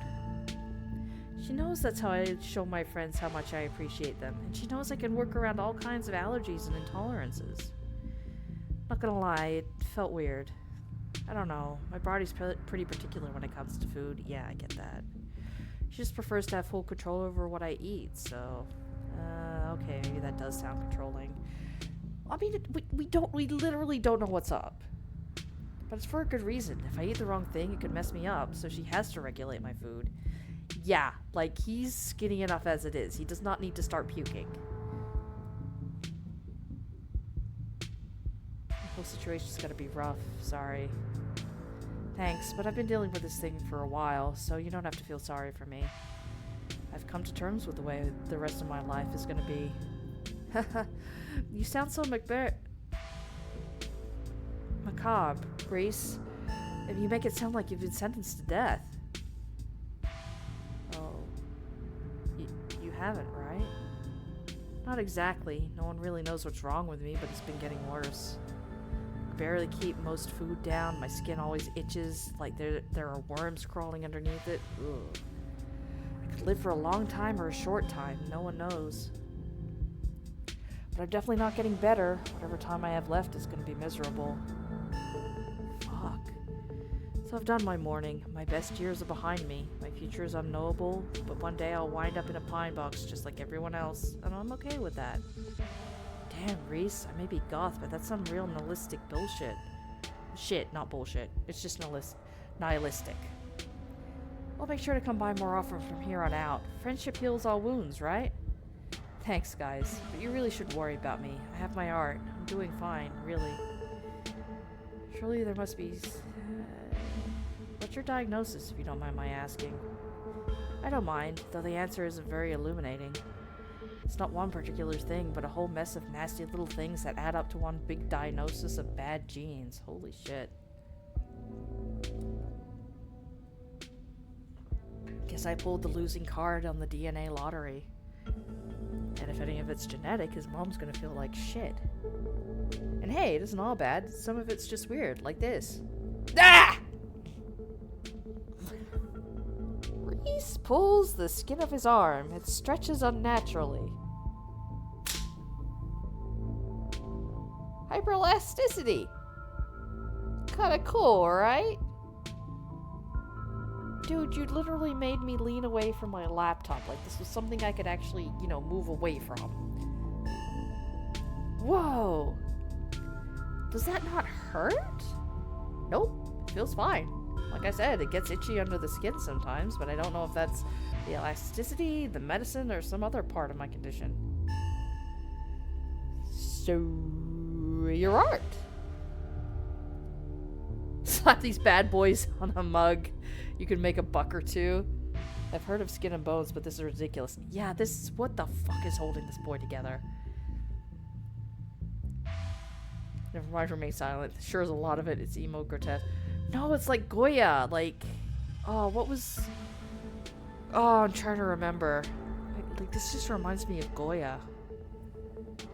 God damn that shit. I mean, I guess if you want to, you could make money off of it. Slap these bad boys on a mug and you could make $1 or $2. Like, this is some good shit. That's what I've been telling him. If you post these online somewhere, you could get big, man. I think I'll just keep them to myself until I die. You know how it is with dead artists. Their art sells for way more. I hope the doc or whoever winds up inheriting my work makes millions off of it. I'll be able to rest easy knowing somebody has retroactively given my life value. Oh, buddy. Or you could sell them while you're alive and enjoy the future of your labor while you still exist.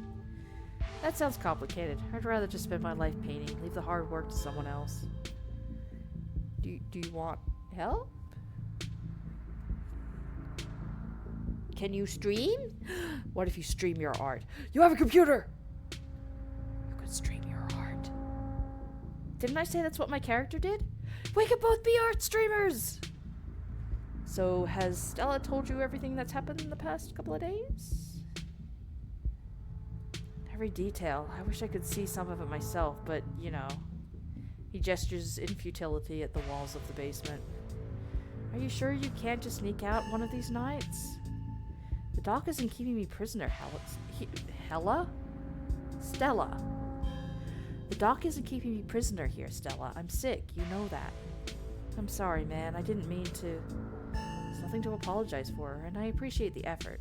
Really, I do. There's just nothing you can really rescue me from. That die's already been cast. But we were talking about the past couple of days, weren't we? Yeah, ditchlings. Do you have any thoughts? Yeah, they've been coming up to my window at night. Wait, really? Is that why you texted me that they look like something out of your nightmares? Yeah, I thought I was hallucinating. I hadn't put it together that we might have been seeing the same thing until just now. I've been sketching them, actually. Tell me what you think. Yeah, that's that one. He pulls out a sketchbook from one of the piles in his room. Okay, that's exactly what I saw on my way home last night. What does it mean? What does it mean that they've been lurking around here, though? And he is on the edge of the forest, so I guess that makes sense. I don't know, but I like the company. They're kind of beautiful in a sad way, if you ask me. Agree to disagree with you there. Those things are gonna be stuck in my nightmares until the day I die. Do you think this town is doomed? I don't know if I think this town is doomed, but do you think this town is doomed? I think everything is probably doomed at some point, but I guess that's answering a different question. Do I think the town of Scarlet Hollow is on the brink of collapse? Probably not. But it's not like I have a lot of perspective on what it's like out there. There could be riots on Main Street, and if Stella or the doc didn't tell me, I just wouldn't know. I would totally tell you if there was a riot. Would Dr. Kelly tell you, though? I mean, yeah, I'd hope so. But the point I'm trying to make is that other people are my eyes out there. Well, these are the options I'm being given. What do you think of my cousin? She was always so distant. I mean, distant and mean. I probably would have thought she had it out for me, personally, if she wasn't like that towards everyone, or if I thought she even knew my name. But people change. Maybe she's nicer now. She's still terrible. You guys just never took the chance to get to know her. She's actually really funny and sweet. I'll pass, thanks.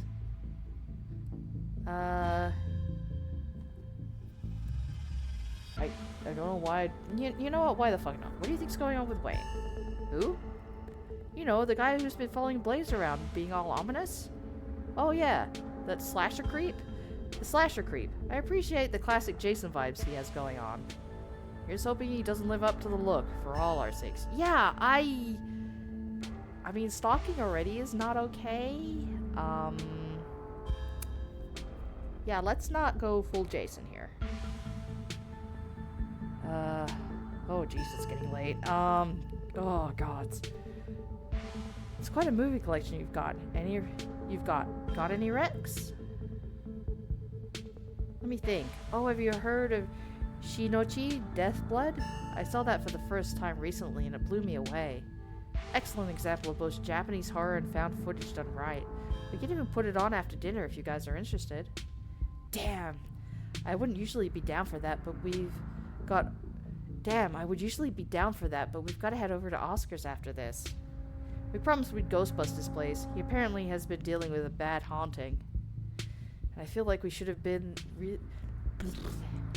Wow, it is getting late. And I feel like we should really be there for him tonight, considering everything that's happened. He and Rosalina both need our support right now. Oh, and Reese just wants to hang out with people.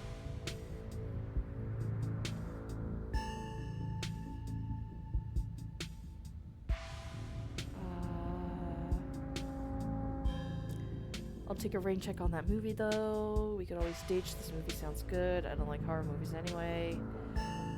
I don't want to piss on his horror movies. While the movie does sound good, I don't really want to ditch Austin. You know, so you three go way back, huh? Almost to the womb. The school here is a tiny K-12. Not exactly a one-room schoolhouse, but not far from it. We're lucky we all got along as well as we did. Some kids weren't able to make any friends their own age. They just happened to be born around the same time as some real jerks who were stuck with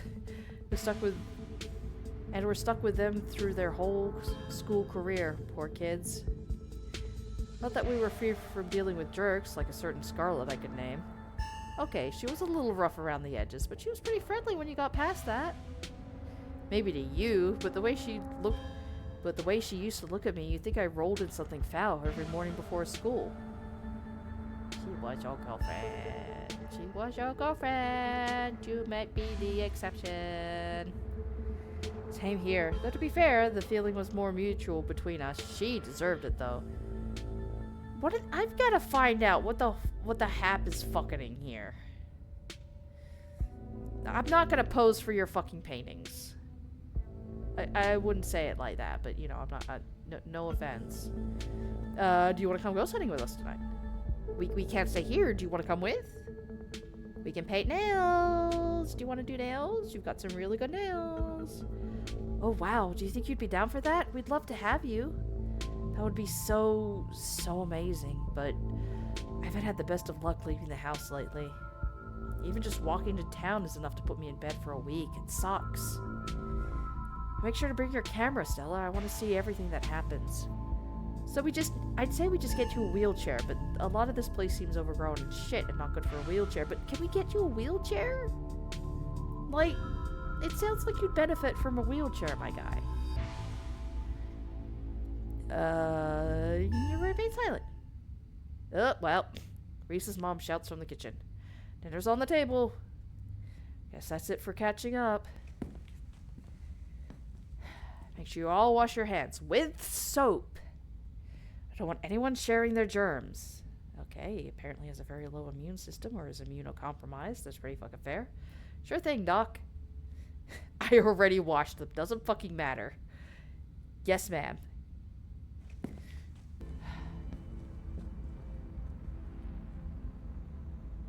Oh, look at the... Oh, yeah, we do have some paintings. But we also got... Oh, look at him when he's a kid. Aw, a little dragon. Also, don't think I haven't noticed that it's this music again. You make your way towards the sink, but are stopped in your tracks by the pull of an odd door at the end of the hallway. It feels out of place, like you've accidentally wandered into a different, older house. But more than that, you feel something radiating out from behind it, something dark and cold. Something that reminds you of the dusty tunnels you narrowly escaped last night. An oppressive hum just beyond your hearing fills the air, and you feel strange. Oh, look at Reese in a suit. Or that's his dad, I don't know. What's this one? Something... Day? are compelled to approach the door, drawn in as if hypnotized. Oh, fuck. Open the door, open the door, open the door, open the door. Open the door, open the door, open the door, open the door, open the door. Open the door, open the door, open the door, open the door, open the door, open the door, open the door, open the door. Come on. Anything? Open the door, open the door, open the door, open the door, open the door, open the door, open the door, open the door, open the door, open the door, open the door, open the door. Oh, you open the door. Before you know it, the doorknob is turning in your hand, your heart full of both deep dread and compulsive need to know what might be on the other side.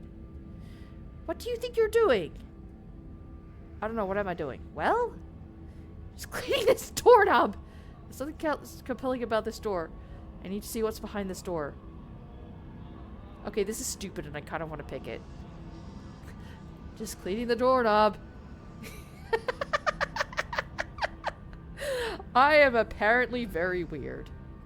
Worry less about cleaning my doorknobs and more about cleaning your hands. Come on, everyone's waiting on you. Return to the door, apparently. Won't let her interrupt you. You need to know what's behind this door. Oh no, you don't. Come on, wash your hands and sit down. She grabs you by the shoulder, yanking you away. Do as she says, cleaning up under her watchful eyes and allowing yourself to be ushered back to the table away from the door. That's probably for the best. Apparently the door possessed me, or something did. Oh, jeez. Dinner is already laid out. Dinner rolls, spaghetti, and a light salad. Kanika anxiously picks at her food. Stella nervously Dinner is already laid out. Dinner rolls, spaghetti, and a light salad. Kanika anxiously picks at her food. Stella is nervously talkative, and Reese is suddenly quiet and tense. His shoulders tight, and his mother's tight as his mother perches on the chair next to his. Dr. Kelly eyes all of you with a sharp, fierce gaze.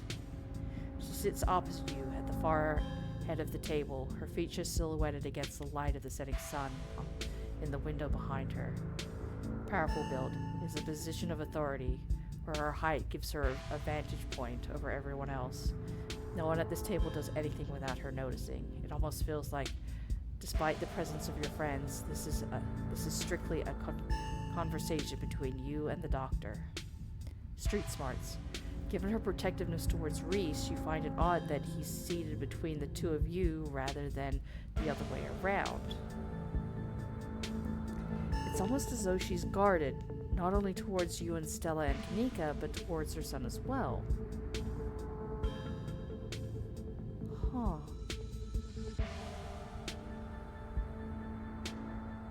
Really? That's like two very opposite things. Oh, he doesn't even get sauce or salad. He can only have sketty. He just has to pop stuff. Oh, the roll. Pills. She slides a few tablets towards Reese. He immediately swallows them. Like, do we not get sippies? Where are our sippies? No water? Stella, we were gonna bring ginger beer. Ginger ale. We were gonna bring drinks. We did not bring drinks. And now this poor kid is swallowing down pills with no water. This is excellent, Dr. Kelly. Is this pasta sauce homemade? No, it's from a jar. I worked too many hours to make my own pasta sauce. Well, you have excellent taste in brands, and if you ever want any tips on home-cooked pasta sauces, you know No, thanks, Stella. I have the internet if I need recipes. Thanks again for having us, Dr. Kelly. We really appreciate it. You didn't tell me they came by yesterday. You were asleep. I didn't want them to wake you up. But you could have told me. Why? They were coming today anyway. I would just rather know these things. Noted. Noted, but she won't do anything about it. Her son will remain in the dark.